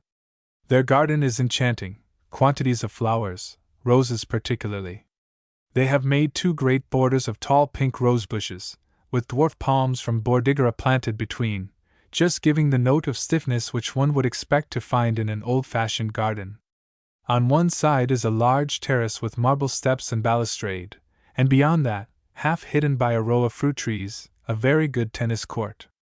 We just see the church tower at one end of the garden, and it is so quiet one would never dream there was a town near. The country in every direction is beautiful, real English lanes, the roads low, high banks on each side, with hawthorn bushes on top. One drives between thick green walls. We have made some lovely excursions.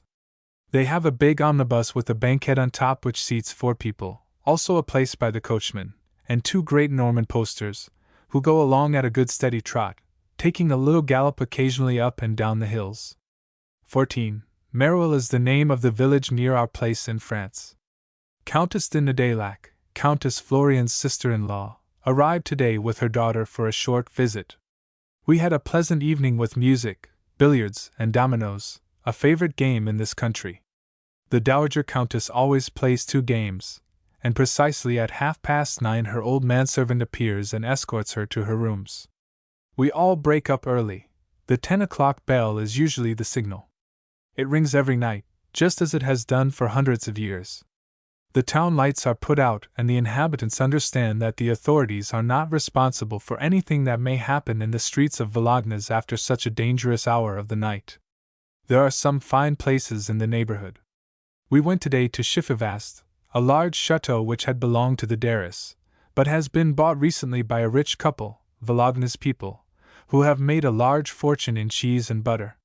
It seems their great market is London. They send over quantities via Cherbourg, which is only 20 minutes off by rail. It is a splendid place, with a fine approach by a great avenue with beautiful old trees. The chateau is a large, square house, looks imposing as one drives up. We didn't see the master of the house, he was away, but Madame received us in all her best clothes.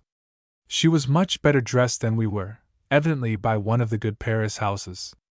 Countess Florian had written to ask if we might come, so she was under arms. She was a little nervous at first, talked a great deal, very fast, but when she got accustomed to us it went more easily, and she showed us the house with much pride. There was some good furniture and one beautiful coverlet of old lace and embroidery, which she had found somewhere upstairs in an old chest of drawers. They have no children, such a pity, as they are improving and beautifying the place all the time. The drive home was delightful, facing the sunset. I was amused with the Florians' old coachman. He is a curiosity, knows everybody in the country. He was much interested in our visit and asked if we had seen La Patronne, said he knew her well, had often seen her on a market day at Valognes, sitting in her little cart in the midst of her cheeses and butter, said she was a brave femme. How strange it must seem to people like that, just out of their hard-working peasant life, and it is hard work in France, to find themselves owners of a splendid chateau and estate, receiving the great people of the country. I dare say in 10 or 12 years they will be like any one else, and if there were sons or daughters the young men would get into Parliament, or the diplomatic career, the daughters would marry some impoverished scion of a noble family, and cheeses and butter would be forgotten. We had one delightful day at Cherbourg. The Prefect Maritime invited us to breakfast with him at his hotel. We went by rail to Cherbourg, about half an hour, and found the Admiral's carriage waiting for us. The prefecture is a nice, old-fashioned house, in the center of the town, with a big garden. We took off our coats in a large, handsome room upstairs. The walls were covered with red damask and there were pictures of Queen Victoria and Louis Napoleon. It seems the Queen slept in that room one night when she came over to France to make her visit to Louis Philippe at the Chateau d'Eu. We found quite a party assembled, all the men in uniform and the women generally in white. We breakfasted in a large dining room with glass doors opening into the garden, which was charming, a blaze of bright summer flowers. We adjourned there for coffee after breakfast. The trees were big, made a good shade, and the little groups, seated about in the various bosquets, looked pretty and gay. When coffee and liqueurs were finished we drove down to the quay, where the Admiral's launch was waiting, and had a delightful afternoon steaming about the harbor. It is enormous, long jetties and breakwaters stretching far out, almost closing it in. There was every description of craft, big Atlantic liners, yachts, fishing boats, ironclads, torpedoes, and once we very nearly ran over a curious dark object floating on the surface of the water, which they told us was a submarine. It did not look comfortable as a means of transportation, but the young officers told us it was delightful. Illustration: Market Women. Valognes. We got back to Valognes to a late dinner, having invited a large party to come over for tennis and dinner the next day. The Florians are a godsend to Cherbourg. They are most hospitable, and with automobiles the distance is nothing, and one is quite independent of trains. Yesterday 4 of our party went off to Cherbourg to make a cruise in a torpedo boat. The ladies were warned that they must put on clothes which would not mind sea water, but I should think bathing dresses would be the only suitable garments for such an expedition. They were remarkable objects when they came home. Mademoiselle de Nedillac had a curiosity, also her white blouse, where the red of her hat ribbons and cravat had run. However, they had enjoyed themselves immensely, at least the girl. Countess de Nedillac was not quite so enthusiastic. They got into dry clothes and played tennis vigorously all the afternoon. We had a pleasant family evening. Mademoiselle de Nadillac has a pretty voice and sang well. Florian and I played some duets. I joined in the dowager's game of dominoes, which I don't seem to have mastered, as I lose regularly, and after she left us, escorted by her faithful old butler, a light shawl over his arm to put on her shoulders when she passed through the corridors, we had rather an interesting conversation about ways and manners in different countries, particularly the way young people are brought up. I said we were a large family and that Mother would never let us read in the drawing-room after dinner. If we were all absorbed in our books, conversation was impossible. We were all musical, so the piano and singing helped us through. Madame de Florian, whose father, Marquis de Nadillac, is quite of the old school, said they were not even allowed to work or look at pictures in the salon after dinner. Her father considered it disrespectful if any of his children did anything but listen when he talked. They might join in the conversation if they had anything intelligent to say. She told us, too, of some of the quite old-fashioned chateaux that she stayed in as a girl, and even a young married woman. There was one fire and one lamp in the drawing-room. Any one who wanted to be warm, or to work, was obliged to come into that room. No fires nor lamps allowed anywhere else in the house. A cup of tea in the afternoon an unheard of luxury. If you were ill, a doctor was sent for and he ordered a tisane. If you were merely tired or cold, you waited until dinner time. We have also made a charming expedition to Quenneville, a small seaside place about an hour and a half's drive, always through the same green country, our Norman posters galloping up all the hills. We passed through various little villages, each one with a pretty little grey, square-towered church. There was plenty of passing, as it was market day. We met a good many peasant women carrying milk in those curious old brass bowls one sees everywhere here. Some of them are very handsome, polished until they shine like mirrors, with a delicate pattern lightly traced running around the bowl. They balance them perfectly on their heads and walk along at a good swinging pace. They all look prosperous, their skirts, generally black, shoes, and stockings in good condition, and their white caps and handkerchiefs as clean as possible.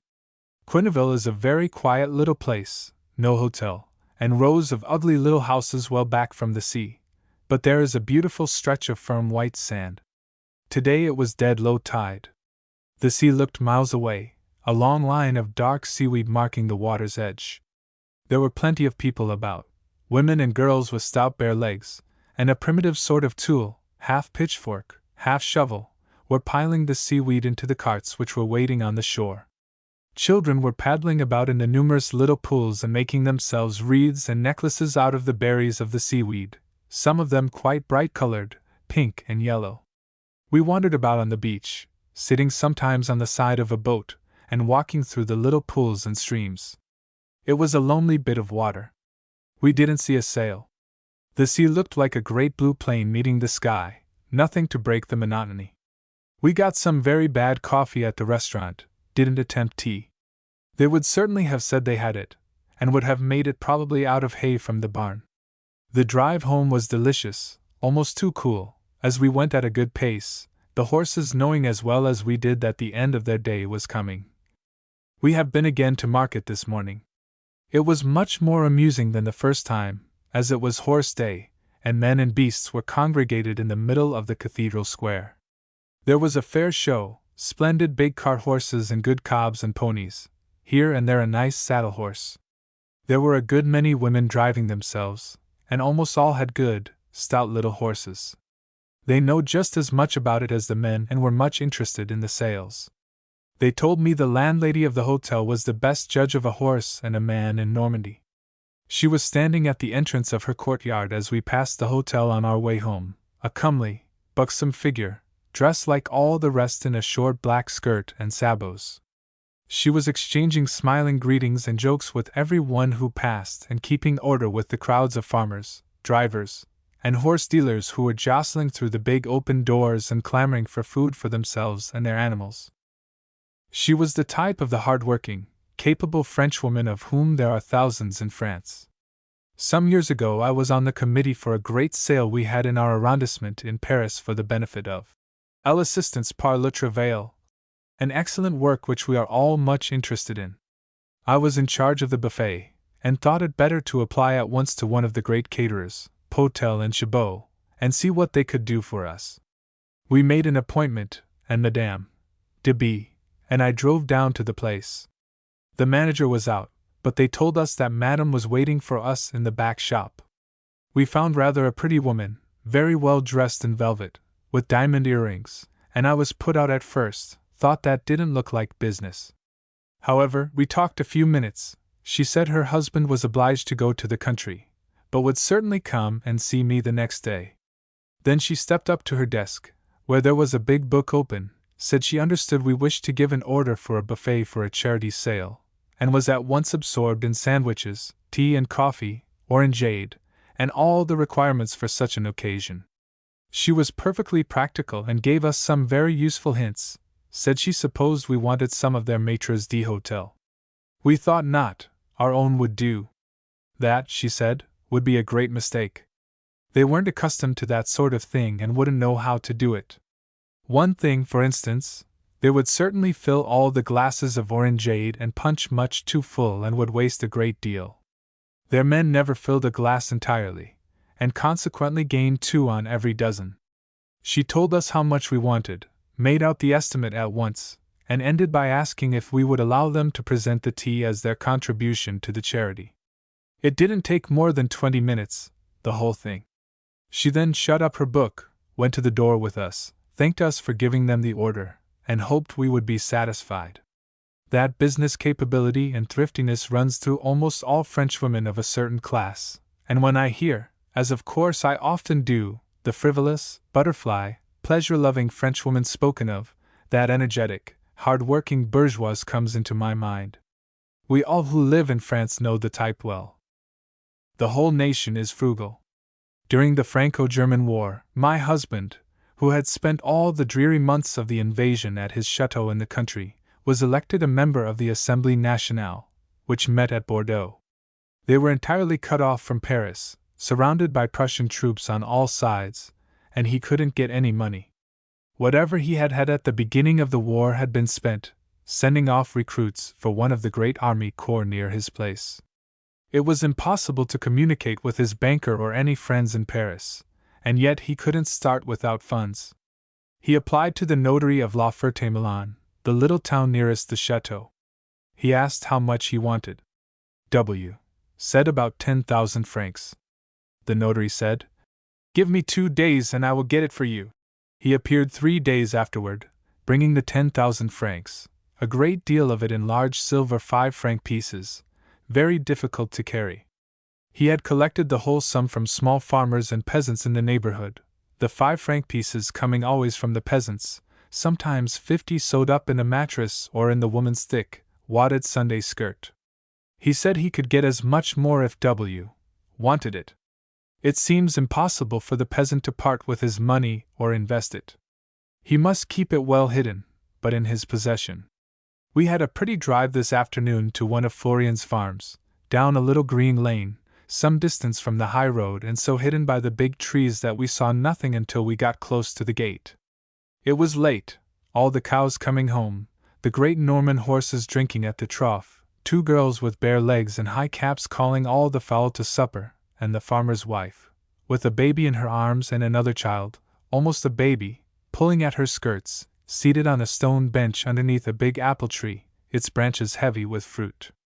She was superintending the work of the farmyard and seeing that the 2 girls didn't waste a minute of their time, nor a grain of the seed with which they were feeding the chickens. A little clear, sparkling stream was meandering through the meadows, tall poplars on each side, and quite at the end of the stretch of green fields there was the low blue line of the sea. The farmhouse is a large, old-fashioned building with 1 or 2 good rooms. It had evidently been a small manor house. One of the rooms is charming, with handsome panels of dark carved wood. It seemed a pity to leave them there, and almost a pity that the Florians could not have made their home in such a lovely green spot, but they would have been obliged to add to the house enormously, and it would have complicated their lives, being so far away from everything. Illustration: Old Gateway. Vlogs. We have had a last walk and flânery this morning. We went to the hospice, formerly a Benedictine convent, where there is a fine gateway and courtyard with most extraordinary carving over the doors and gate, monstrous heads and beasts and emblems alongside of cherubs and beautiful saints and angels. One wonders what ideas those old artists had. It seems now such distorted imagination. We walked through some of the oldest streets, and past what had been fine hotels, but they are quite uninhabited now. Sometimes a bric-a-brac shop on the ground floor, and some sort of society on the upper story, but they are all neglected and half tumbling down. There is still splendid carving on some of the old gateways and cornices, but bits of stone and plaster are falling off, grass is growing between the paving stones of the courtyards, and there is an air of poverty and neglect which is a curious contrast to the prosperous look of the country all around. All the little farms and villages look so thriving. The people are smiling and well fed, their animals, too, horses, cows, donkeys, all in good condition. I have played my last game of dominoes in this fine old hotel and had my last cup of tea in the stiff, stately garden, with the delicious salt sea breeze always coming at 4 o'clock, and the cathedral chimes sounding high and clear over our heads. I leave tomorrow night for London, via Cherbourg and Southampton. Ex-Norman chateaux. We never remained all summer at our place. August was a disagreeable month there. The woods were full of horseflies which made riding impossible. No nets could keep them off the horses who were almost maddened by the sting. They were so persistent that we had to take them off with a sharp stick. They stuck like leeches. We generally went to the sea, almost always to the Norman coast, establishing ourselves in a villa, sometimes at Deauville, sometimes at Villers, and making excursions all over the country. Some of the old Norman chateaux are charming, particularly those which have remained just as they were before the Revolution, but, of course, there are not many of these. When the young ones succeed, there is always a tendency to modify and change, and it is not easy to mix the elaborate luxurious furniture of our times with the stiff, old-fashioned chairs and sofas one finds in the old French houses. Merely to look at them one understands why our grandfathers and grandmothers always sat upright. One of the most interesting of the Norman chateaux is Abondant, in the department of the Eure-et-Loir, belonging until very recently to the Valambrosa family. It belonged originally to La Duchesse de Tourzel, gouvernante d'enfants de France, children of Louis XVI and Marie Antoinette. After the imprisonment of the royal family, Madame de Tourzel retired to her Chateau d'Abondant, and remained there all through the Revolution. The village people and peasants adored her, and she lived there peacefully through all those terrible days. Neither chateau nor park was damaged in any way, although she was known to be a devoted friend and adherent of the unfortunate royal family. A band of half-drunken patriots tried to force their way into the park one day, with the intention of cutting down the trees and pillaging the chateau, but all the villagers instantly assembled, armed with pitchforks, rusty old guns and stones, and dispersed the rabble. Abondant is a Louis XV chateau, very large, 17 rooms and façade, but simple in its architecture. The Duchess occupied a large corner room on the ground floor, with 4 windows. The ceiling, which was very high, and walls covered with toiles de Jouy. An enormous bed of baldaquin was trimmed with the same toile, and each post had a great bunch of white feathers on top. In 1886, when one of my friends was staying at Abondant, the hangings were the same which had been there all through the Revolution. She told me she had never been so miserable as the first time she stayed at the chateau during the lifetime of the late Duchesse de Valambrosa. They gave her the Duchesse de Tourzel's room, thinking it would interest her as a chambre historique. She was already nervous at sleeping alone on the ground floor, far from all the other inmates of the chateau. The room was enormous, walls nearly 5 meters high. The bed looked like an island in the midst of space. There was very little furniture, and the white feathers on the bedposts nodded and waved in the dim light. She scarcely closed her eyes, could not reason with herself, and asked the next morning to have something less magnificent and more modern. In all the bedrooms the dressing tables were covered with dentelle de Binche, 15, of the epoch, and all the mirrors and various little boxes for powder, rouge, patches, and the 100 accessories for a fine lady's toilette in those days, were in Vernis Martin absolutely intact. The drawing-rooms still had their old silk hangings, a white ground covered with wreaths of flowers and birds with wonderful bright plumage, hand-painted, framed in wood of 2 shades of light green. 15. Binche, name of a village in Belgium where the lace is made.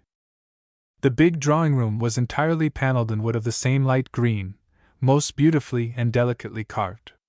These old boiseries were all removed when the chateau was sold.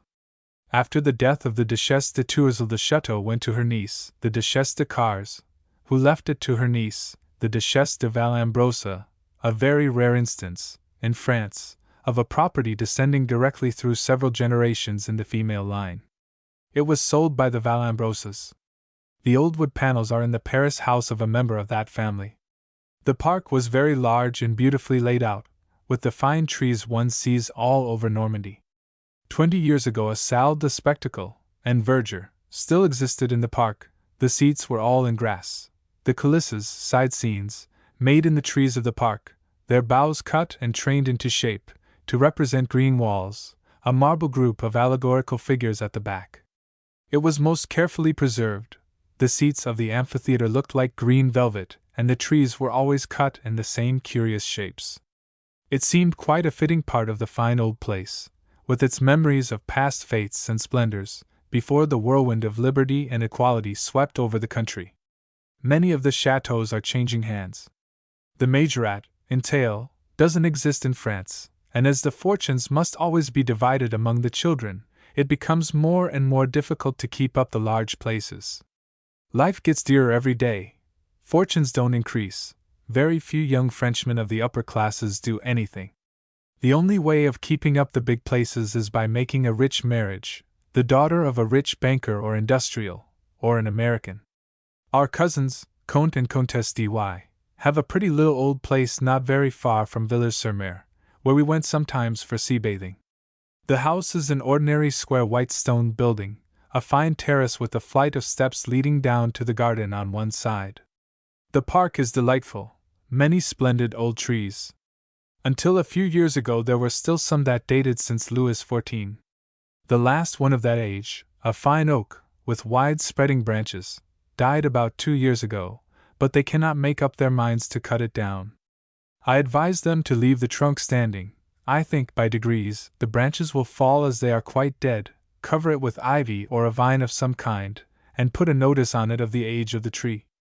The house stands high, and they have splendid views. On one side, from the terrace, a great expanse of green valley looking toward Falaise, on the other, the sea, a beautiful, blue summer sea, when we were there the other day. We went over from Villers to breakfast. It was late in the season, the end of September, one of those bright days one sometimes has in September, when summer still lingers and the sun gives beautiful mellow tints to everything without being strong enough to make one feel the heat. The road was lovely all the way, particularly after we turned off the high road at the top of the Holgate Hill.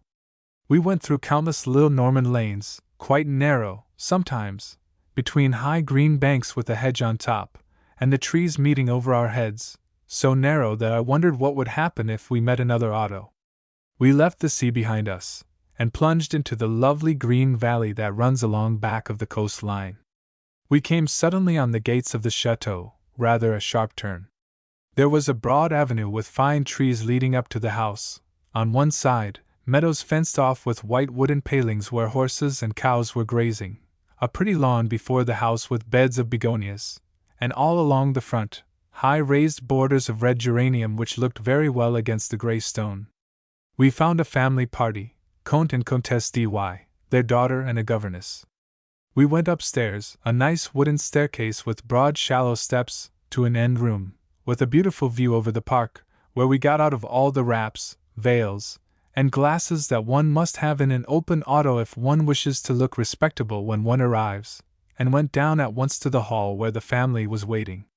The dining room was large and light, high, wide windows and beautiful trees wherever one looked.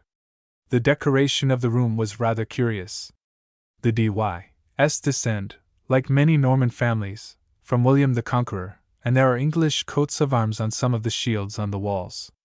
A band which looks like fresco, but is really painted on linen, very cleverly arranged with some composition which makes it look like the wall, runs straight around the room with all sorts of curious figures, soldiers, horses, and boats, copied exactly from the famous Bayeux tapestries, the most striking episodes: the departure of the conqueror from Dives, the embarkation of his army, the cavalry.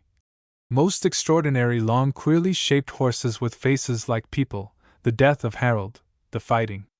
Bishop Odo, brother of the conqueror, who couldn't carry a lance, but had a good stout stick which apparently did good service, as various Saxons were flying horizontally through the air as he and his steed advanced. One wonders at the imagination which could have produced such extraordinary figures, as certainly no men or beasts, at any period of time, could have looked like those. The ships were less striking, had rather more the semblance of boats. However, the effect, with all the bright coloring, is very good and quite in harmony with this part of the country, where everything teems with legends and traditions of the great Duke. They see Falaise, where he was born, from their terrace, sometimes. We didn't, for though the day was beautiful, there was a slight haze which made the far-off landscapes only a blue line. After breakfast we went for a walk in the park. They have arranged it very well, with rustic bridges and seats wherever the view was particularly fine.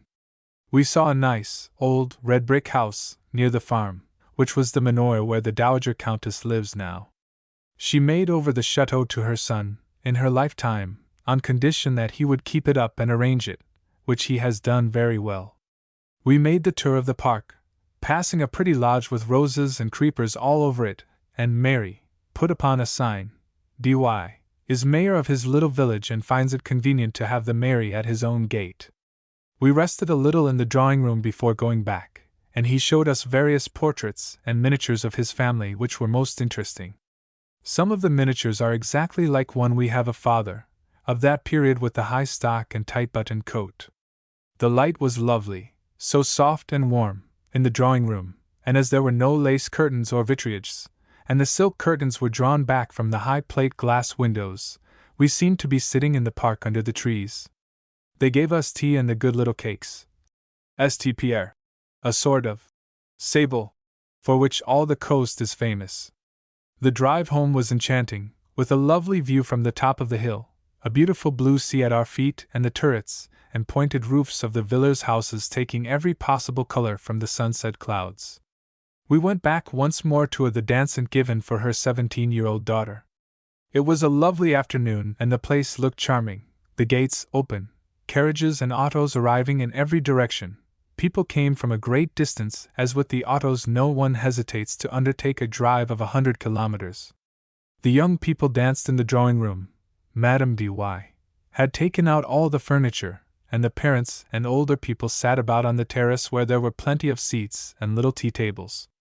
The dining-room, with an abundant buffet, was always full. One arrives with a fine appetite after whirling for 2 or 3 hours through the keen salt air. The girls all look charming. The white dresses, bright sashes, and big picture hats are so becoming. They were dancing hard when we left, about 6:30, and it was a pretty sight as we looked back from the gates. Long lines of sunlight wavering over the grass, figures in white flitting through the trees, distant strains of music, and what was less agreeable, the strident sound of a siren on some of the autos. They are detestable things.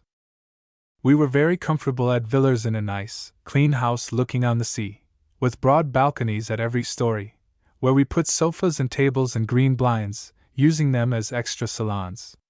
We were never in the house except to eat and sleep. Nothing is more characteristic of the French, particularly in the bourgeois, than the thorough way in which they do their month at the seashore. They generally come for the month of August. Holidays have begun and business, of all kinds, is slack. Our plage was really a curiosity. There is a splendid stretch of sand beach. At low tide one can walk by the shore to Trouville or Holgate on perfectly firm, dry sand.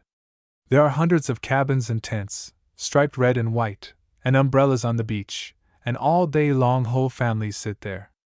They all bathe, and a curious fashion at Villers is that you put on your bathing dress in your own house, over that a peignoir, generally of red and white striped cotton, and walk quite calmly through the streets to the établissement. Some of the ladies and gentlemen of mature years are not to their advantage. When they can, if they have houses with a terrace or garden, they take their meals outside, and as soon as they have breakfasted, start again for the beach. When it is low tide, they go shrimp fishing or walk about in the shallow water looking for shells and seaweed.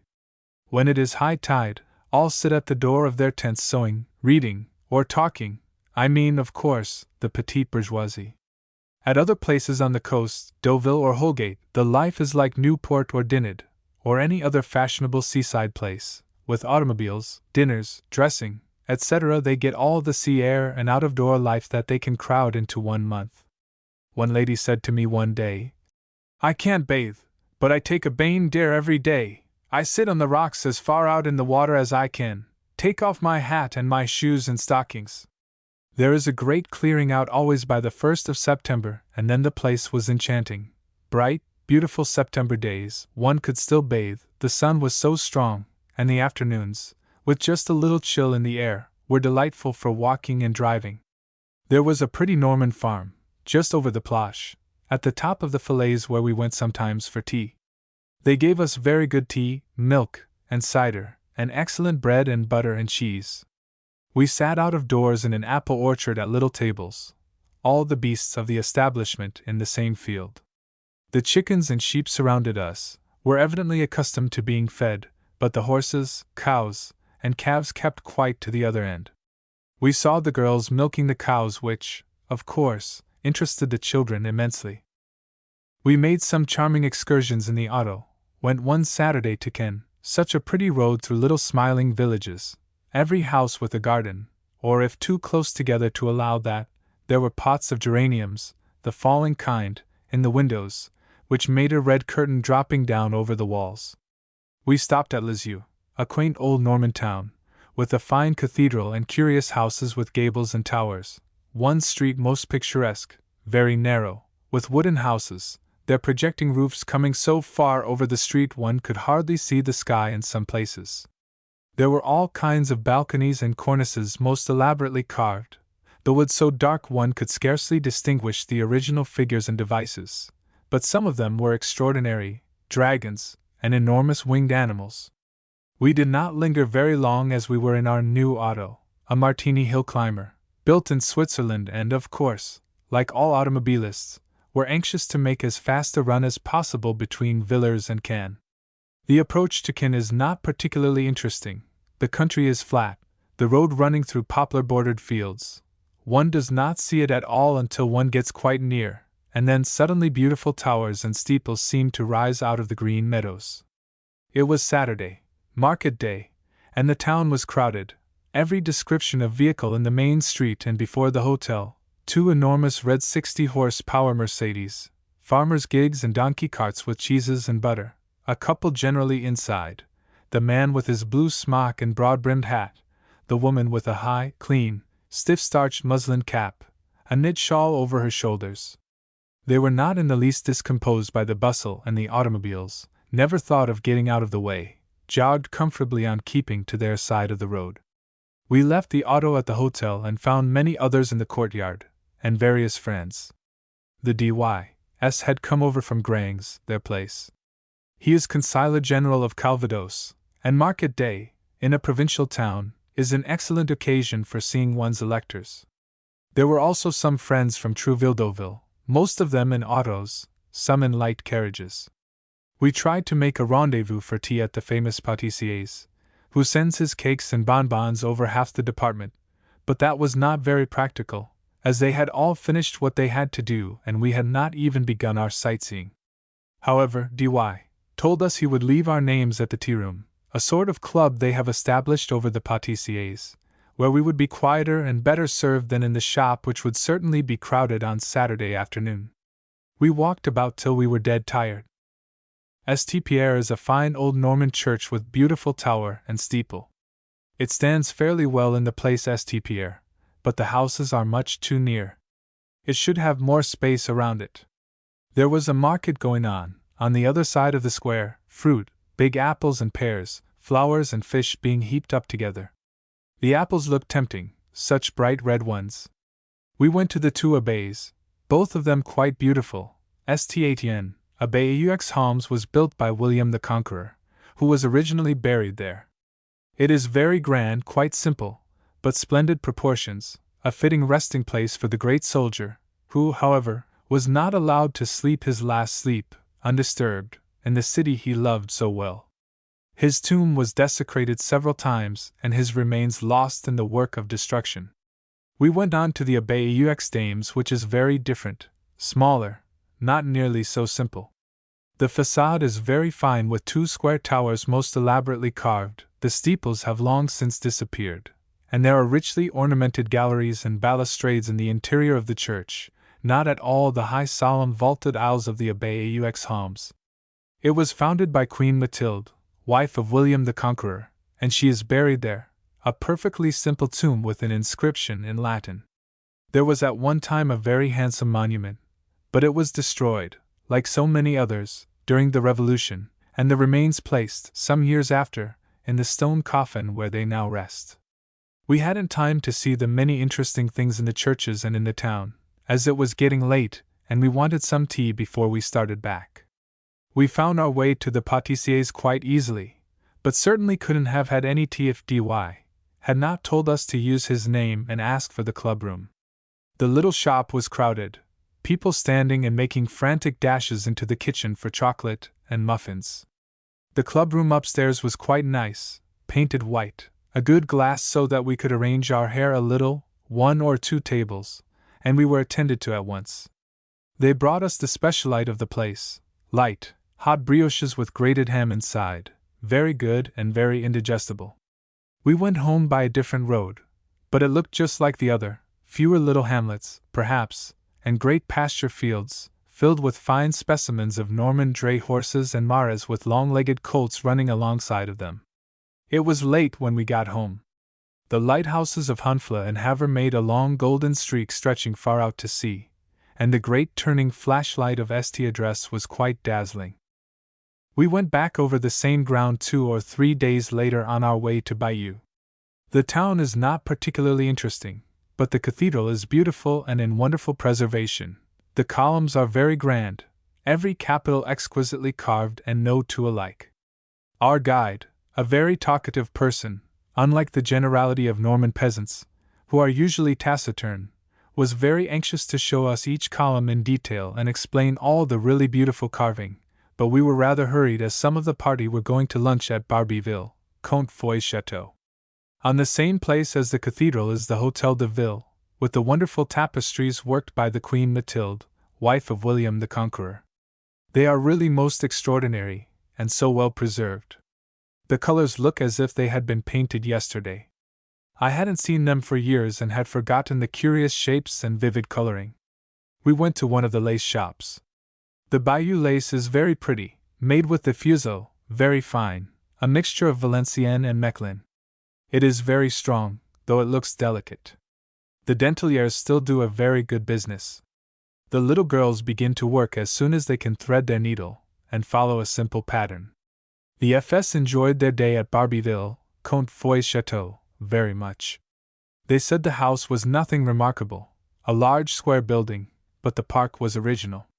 Comte Foy is a racing man, breeds horses, and has his Harris on his place. The park is all cut up into paddocks, each one separated from the other by a hedge and all connected by green paths. Said the effect from the terrace was quite charming. One saw nothing but grass and hedges and young horses and colts running about. Comtesse Foy and her daughters were making lace. The girls went into Bayeux 3 or 4 times a week and took lessons from one of the denteliers. 11 Boulogne-sur-Mer. One year we were at Boulogne for the summer in a funny little house, in a narrow street just behind the port, and close to the casino and beach. There were a great many people, all the hotels full and quantities of automobiles passing all day. The upper part of the town is just like any other seaside place, rows of hotels and villas facing the sea, some of the houses built into the high green cliff which rises steep and almost menacing behind. Already parts of the cliff have crumbled away in some place, and the proprietors of the villas find some difficulty in letting them. The front rooms on the sea are charming, but the back ones, directly under the cliff, with no air or sun, are not very tempting. There is a fine digue and raised broad walk all along the sea front, with flowers, seats, and music stand. It is a perfectly safe beach for children, for though the channel is very near and the big English boats pass close to the shore, There are several sand banks which make the beach quite safe, and from 7 in the morning till 7 at night there are 2 boats so large and 2 men on the beach, with ropes, life preservers, and horns which they blow whenever they think the bathers are too far out. There is an Inspector de la Plage, a regular French official with a gold band on his cap, who is a most important and amiable gentleman and sees that no one is annoyed in any way. We made friends with him at once, moyennant un piece de dix francs, and he looked after us, saw that our tents were put up close to the water, no others near, and warned off stray children and dogs who were attracted by our children's toys and cakes. The plage is a pretty sight on a bright day. There are hundreds of tents, all bright-colored. When one approaches Boulogne from the sea, the beach looks like a parterre of flowers. Near the casino there are a quantity of old-fashioned ramshackly bathing cabins on wheels, with very small boys cracking their whips and galloping up and down, from the digue to the edge of the water, on staid old horses who know their work perfectly, put themselves at once into the shafts of the carriages, never go beyond a certain limit in the sea. All the bathers are prudent. It is rare to see any one swimming out or diving from a boat. A policeman presides at the public bathing place, and there are 3 or 4 baigneurs and baigneuses who take charge of the timid bathers. One wonderful old woman, bare-legged, of course, a handkerchief on her head, a flannel blouse and a very short skirt made of some waterproof material that stood out stiff all around her and shed the water. She was the premier baigneuse, 70 years old, and had been baigneuse at Boulogne for 51 years. She had bathed as a child, and was delighted to see her again, and wildly interested in her 2 children. There were donkeys, of course, and goats. The children knew the goat man well, and all ran to him with their mugs as soon as they heard his peculiar whistle. They held their mugs close under the goats so that they got their milk warm and foaming, as it was milked directly into their mugs. The goats were quite tame. One came always straight to our tents, and lay down there till his master came. Every one wanted to feed them with cakes and bits of sugar, but he would never let them have anything for fear it should spoil their milk.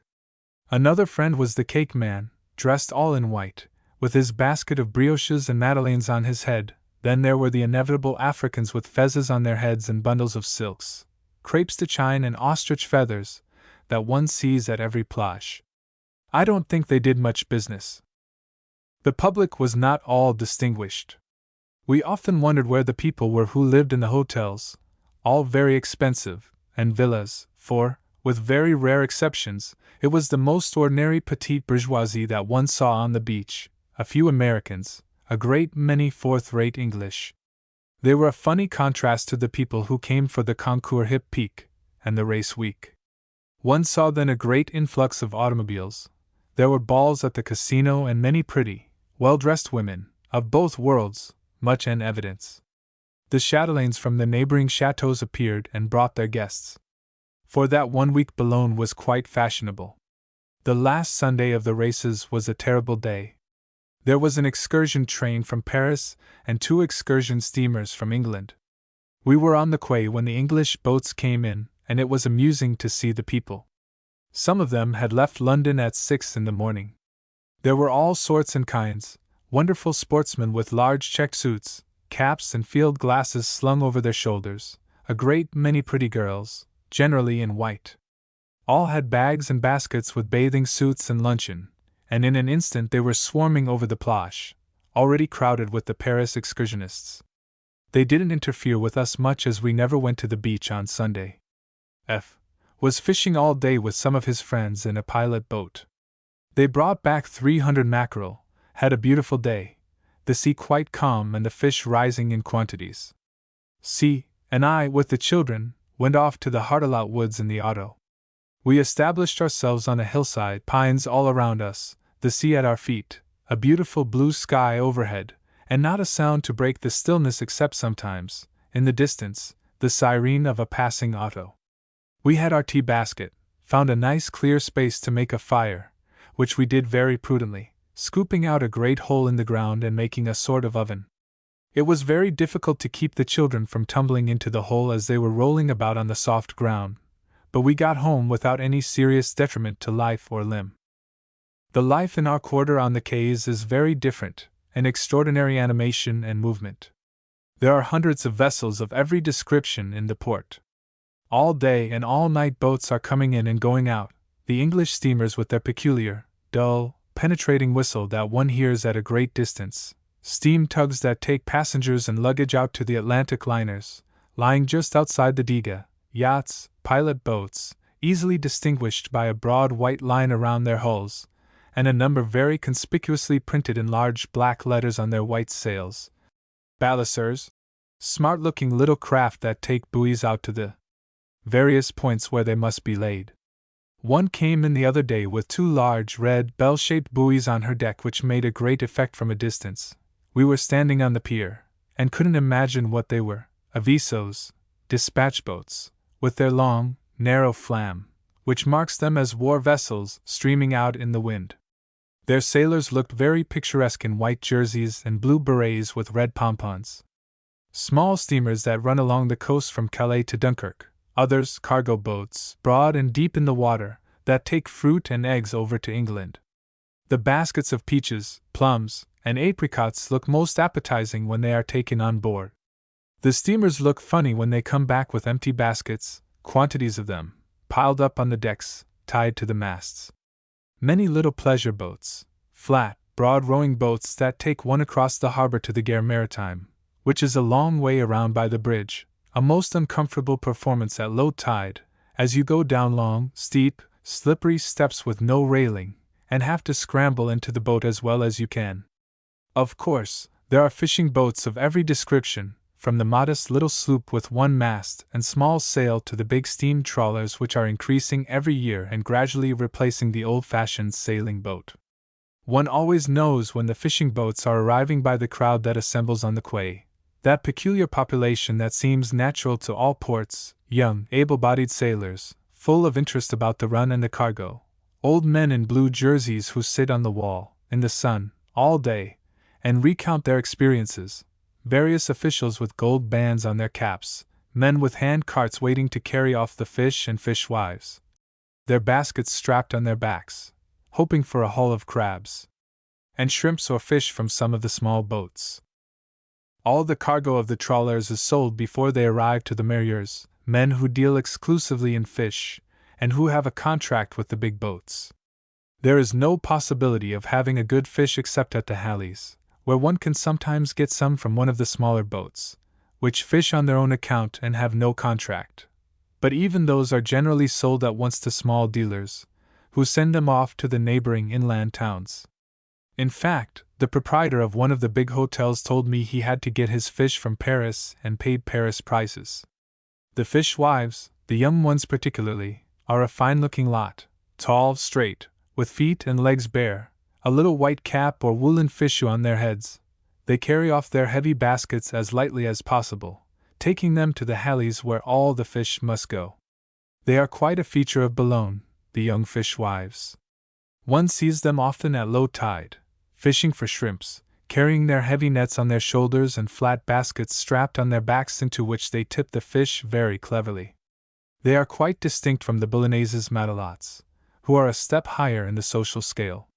They always wear a wonderful white cap with a high starched frill which stands out around their faces like an aureole. They, too, wear short full skirts, but have long stockings and very good stout shoes, not sabots, which are also disappearing. They turn out very well on Sundays. I saw a lot of them the other day coming out of church, all with their caps scrupulously clean, short, full, black or brown skirts, aprons ironed in a curious way, across the apron, making little waves. Our maids couldn't think what had happened to their white aprons the first time they came back from the wash, thought there had been some mistake and they had someone else's clothes. They had to explain to the washerwoman that they liked their aprons ironed straight, long gold earrings and gold chains. They are handsome women, dark with straight features, a serious look in their eyes. Certainly people who live by the sea have a different expression. There is something grave, almost sad in their faces, which one doesn't see in dwellers in sunny meadows and woodlands. We went this morning with the Baron de G., who is at the head of one of the fishing companies here, to see one of their boats come in and unload. It was a steam trawler, with enormous nets, that had been fishing off the English coast near Land's End. There were quite a number of people assembled on the quay, a policeman, a garde du port, an agent of the company, and the usual lot of people who are always about when a fishing boat comes in. Her cargo seemed to be almost entirely of fish they call here salmon blanc. They were sending up great baskets of them from the hold where they were very well packed in ice. Halfway up they were thrown into a big tub which cleaned them, took off the salt, and gave them a silvery look. They are put by hundreds into handcarts which were waiting and carried off at once to the hallies. They had brought in 3,500 fish, but didn't seem to think they had made a very good haul. The whole cargo had been sold to a murrier and was sent off at once, by him, all over the country. Other boats were also sending their cargo to the hallies. They had all kinds of fish, soles, mackerel, and a big red fish I didn't know at all. I wouldn't have believed, if I had not seen it with my own eyes, that such a bright-colored fish could exist.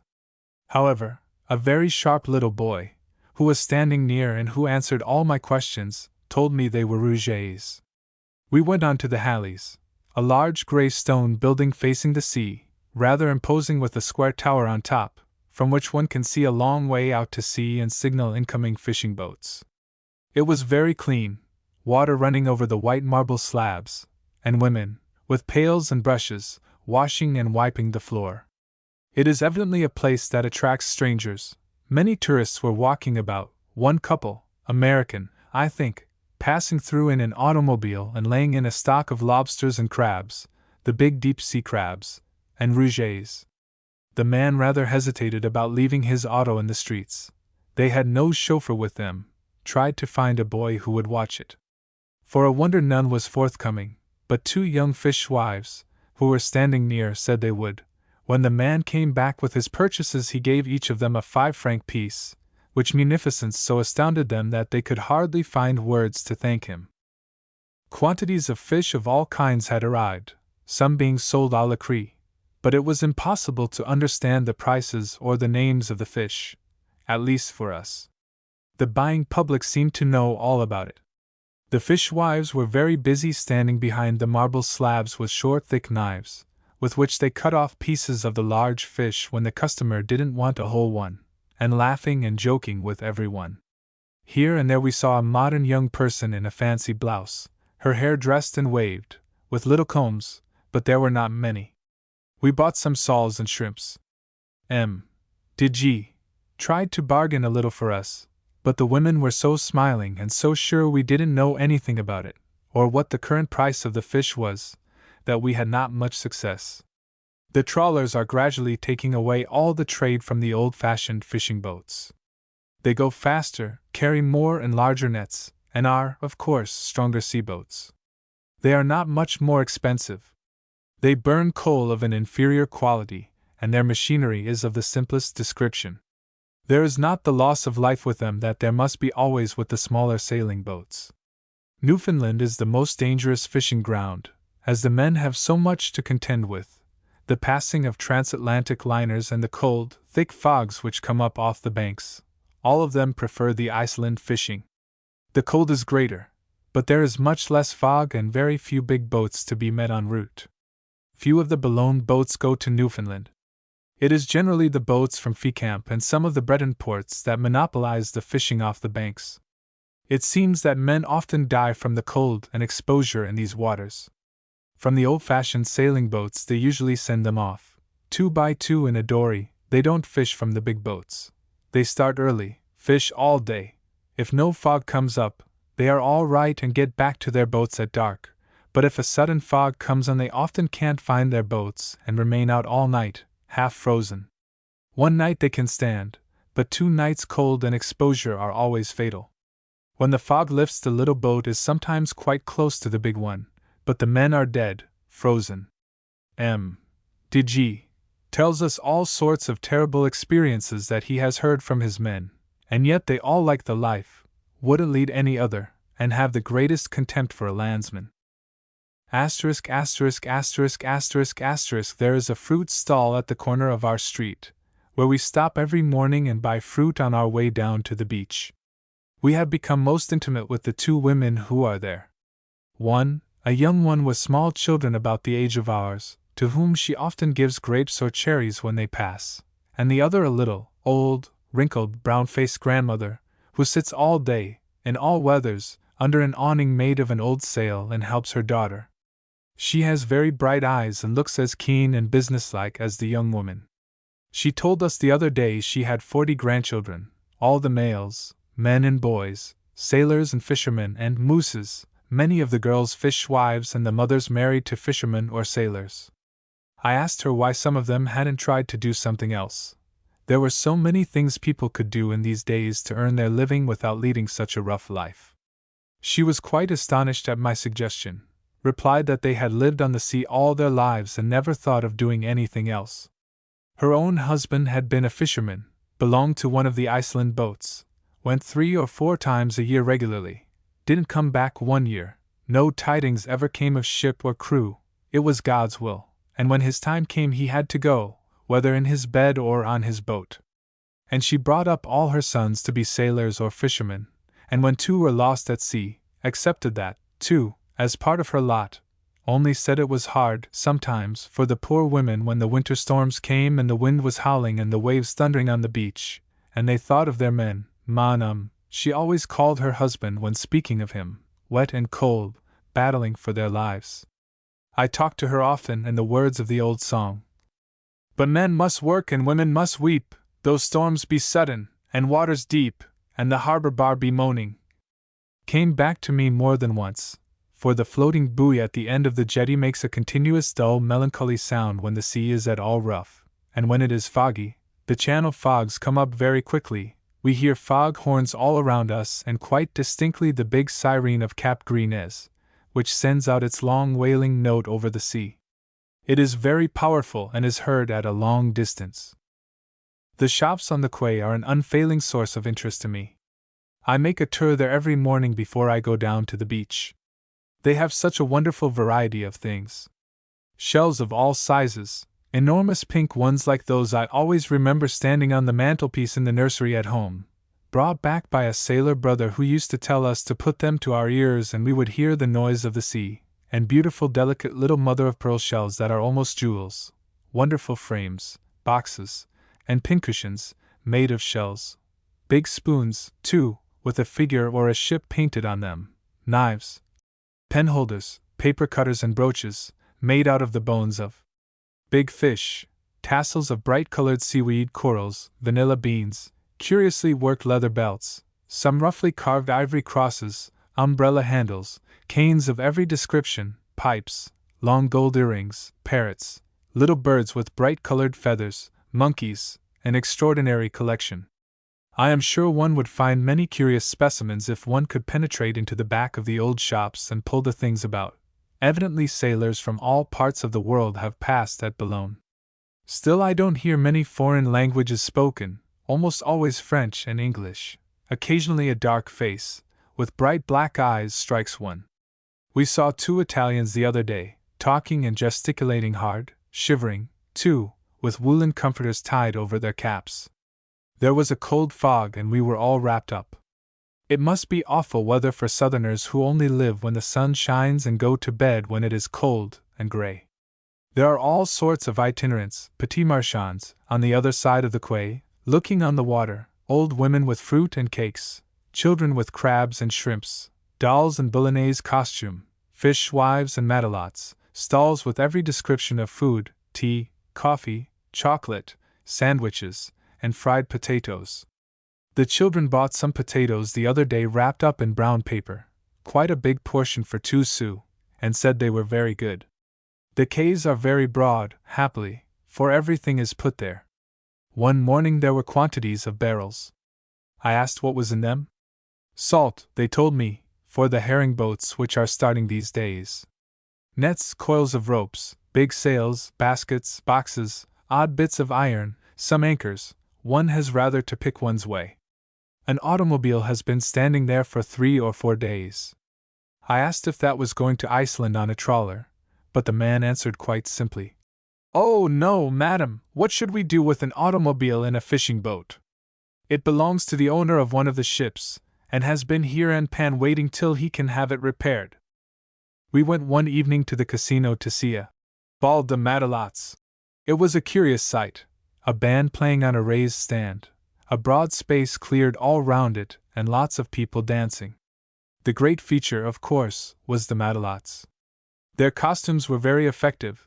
They all wore short, very full skirts, different colored jackets, short, with a belt, very good stout shoes and stockings, and their white frilled caps. They always danced together, very rarely with a man. It is not etiquette for them to dance with any man when their husbands or lovers are at sea, their hands on each other's shoulders. They dance perfectly well and keep excellent time and, I suppose, enjoy themselves, but they look very solemn going round and round until the music stops. Their feet and ankles are usually small. I heard an explanation the other day of their dark skins, clean-cut features, and small feet. They are of Portuguese origin. The first foreign sailors who came to France were Portuguese. Many of them remained, married French girls, and that accounts for that peculiar type in their descendants which is very different from the look of the Frenchwoman in general. There are 1 or 2 villages in Brittany where the women have the same coloring and features, and there also Portuguese sailors had remained and married, and one still hears some Portuguese names, José, Manuel, and among the women some Annunciatas, Carmelas, etc. We had a house in Brittany one summer and our kitchen maid was called Dolores. Cap Gris-Nez. We made a lovely excursion one day to Cap Gris-Nez, just at the end of a wild bit of coast about 25 kilometers from Boulogne. The road was enchanting on the top of the cliff all along the sea. We passed through Wimereux, a small bathing place 4 or 5 miles from Boulogne, and 1 or 2 other villages, then went through a wild desolate tract of sand hills and plains and came upon the lighthouse, one of the most important of the coast, a very powerful light that all inward-bound boats are delighted to see. There are 1 or 2 villas near on the top of the cliff, then the road turns sharply down to the beach, a beautiful broad expanse of yellow sand, reaching very far out that day as it was dead low tide. In the distance we saw figures, couldn't distinguish what they were doing, but supposed they were fishing for shrimps, which was what our party meant to do. The auto was filled with nets, baskets, and clothes, as well as luncheon baskets. The hotel, a very good, simple one, with a broad piazza going all around it, was halfway down the cliff, and the woman was very complaisant and helpful, said there were plenty of shrimps, crabs, and lobsters and no one to fish. She and her husband had been out at 4 o'clock that morning and had brought back 1/4 pints of shrimps. No one knew what she meant, but it was evidently a measure of some kind. I suppose an English pint. She gave us a cabin where the 2 young matrons dressed, or rather undressed, as they reappeared in their bathing trousers, which stopped some little distance above the knee, very short skirts, bare legs, espadrilles on their feet, and large Panama hats to protect them from the sun. The men had merely rolled up their trousers. They went out very far. I could just make them out. They seemed a part of the sea and sky, moving objects standing out against the horizon. I made myself very comfortable with rugs and cushions under the cliff. I had my book as I knew it would be a long operation. It was enchanting, sitting there, such a beautiful afternoon. We saw the English coast quite distinctly. There was not a sound, no bathing cabins or tents, nobody on the shore, but a few fishermen were spreading nets on poles to catch the fish as the tide came up. The sea was quite blue, and as the afternoon lengthened there were lovely soft lights over everything, such warm tints it might almost have been the Mediterranean and the Riviera. A few fishing boats passed in the distance, but there was nothing to break the great stillness, not even the ripple of the waves, as the sea was too far out. It was a curious sensation to be sitting there quite alone, the blue sea at my feet and the cliff rising straight up behind me. The bay is small, 2 points jutting out on each side, completely shutting it in. There are a good many rocks. The water dashes over them finely when the tide is high and the sea rough. I got rather stiff sitting still and walked about a little on the hard beach and talked to the fishermen. They were looking on amused and indulgently at our amateurs, and said there were plenty of fish of all kinds if one knew how to take them. They said they made very good hauls with their nets in certain seasons, that lots of fish came in with the tide and got stranded, couldn't get back through the nets. One of them had 2 enormous crabs in his baskets, which I bought at once, and we brought them home in the bottom of the auto wrapped up in very thick paper, as they were still alive and could give a nasty pinch, the man said. About 5, I thought I made out my party more distinctly. Their faces were turned homeward, so I went to meet them as far as the dry sand lasted. I had a very long walk as the tide was at its lowest. They came back very slowly, stopping at all the little pools and poking their nets under the rocks to get what they could. They had made a very fair basket of really big shrimps, were very wet, very hungry, and very pleased with their performance. We had very good tea and excellent bread and butter at the hotel. They gave us a table on the piazza in the sun which finished drying the garments of the party. I fancy they had gone in deeper than they thought. However, salt water never gives cold and nobody was any the worse for the wetting. The woman of the hotel said we ought to go to see a fisherman's hut, on the top of the cliff near the lighthouse, before we went back. The same family of fishermen had lived there for generations, and it was a marvel how any one could live in such a place. We could find our way very easily as the path was marked by white stones. So we climbed up the cliff and a few minutes' walk brought us to one of the most wretched habitations I have ever seen, a little low stone hut, built so close to the edge of the cliff one would think a violent storm must blow it over, no windows, a primitive chimney, hardly more than a hole in the roof, a little low door that one had to stoop to pass through, one room, dark and cold, the floor of beaten earth, damp and uneven, almost in ruts. There were 2 beds, a table, 2 chairs, and a stove, nondescript garments hanging on the walls. A woman with a baby was sitting at the table, another child on the floor, both miserable little, puny, weak-eyed, pale children. The woman told me she had 6, all lived there. One man was sitting on the bed mending a net, another on the floor drinking some black stuff out of a cup. I think the baby was drinking the same. 2 or 3 children were stretching big nets on the top of the cliff. They, too, looked miserable little specimens of humanity, bare-legged, unkempt, trousers and jackets in holes. However, the woman was quite cheerful. Didn't complain nor ask for money.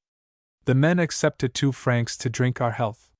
One wonders how children ever grow up in such an atmosphere without light, or air, or decent food. The drive home was beautiful, not nearly so lonely. Peasants and fishermen were coming back from their work, women and children driving the cows home. We noticed, too, a few little, low, whitewashed cottages in the fields, almost hidden by the sand hills, which we hadn't seen coming out. Hardelot was a great resource to us. It is a fine domain, beautiful pine woods running down to the sea, a great stretch of green meadow and a most picturesque old castle quite the type of the Chateau fort. The castle has now been transformed into a country club with golf links, tennis, and well-kept lawns under big trees which give a splendid shade and are most resting to the eye after the glare of the beach. There is no view of the sea from the castle, but from the top of the towers on a fine day one just sees a quiver of light beneath the skyline which might be the sea.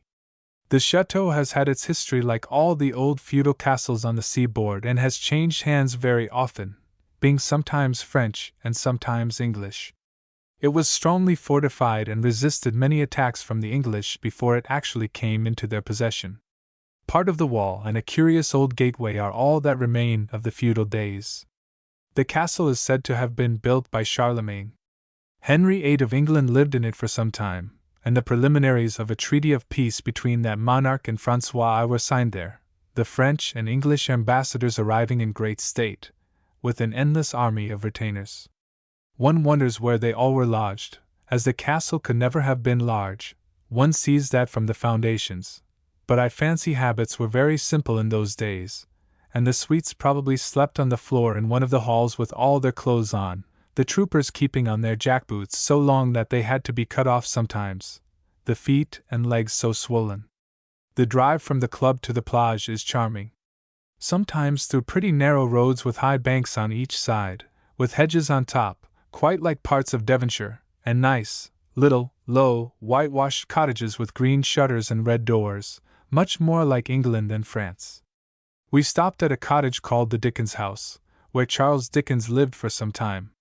It is only 1 story high, white with green shutters, stands at the end of an old-fashioned garden filled with all sorts of ordinary garden flowers, roses, hollyhocks, larkspurs, pinks, all growing most luxuriantly and making patches of color in the green surroundings.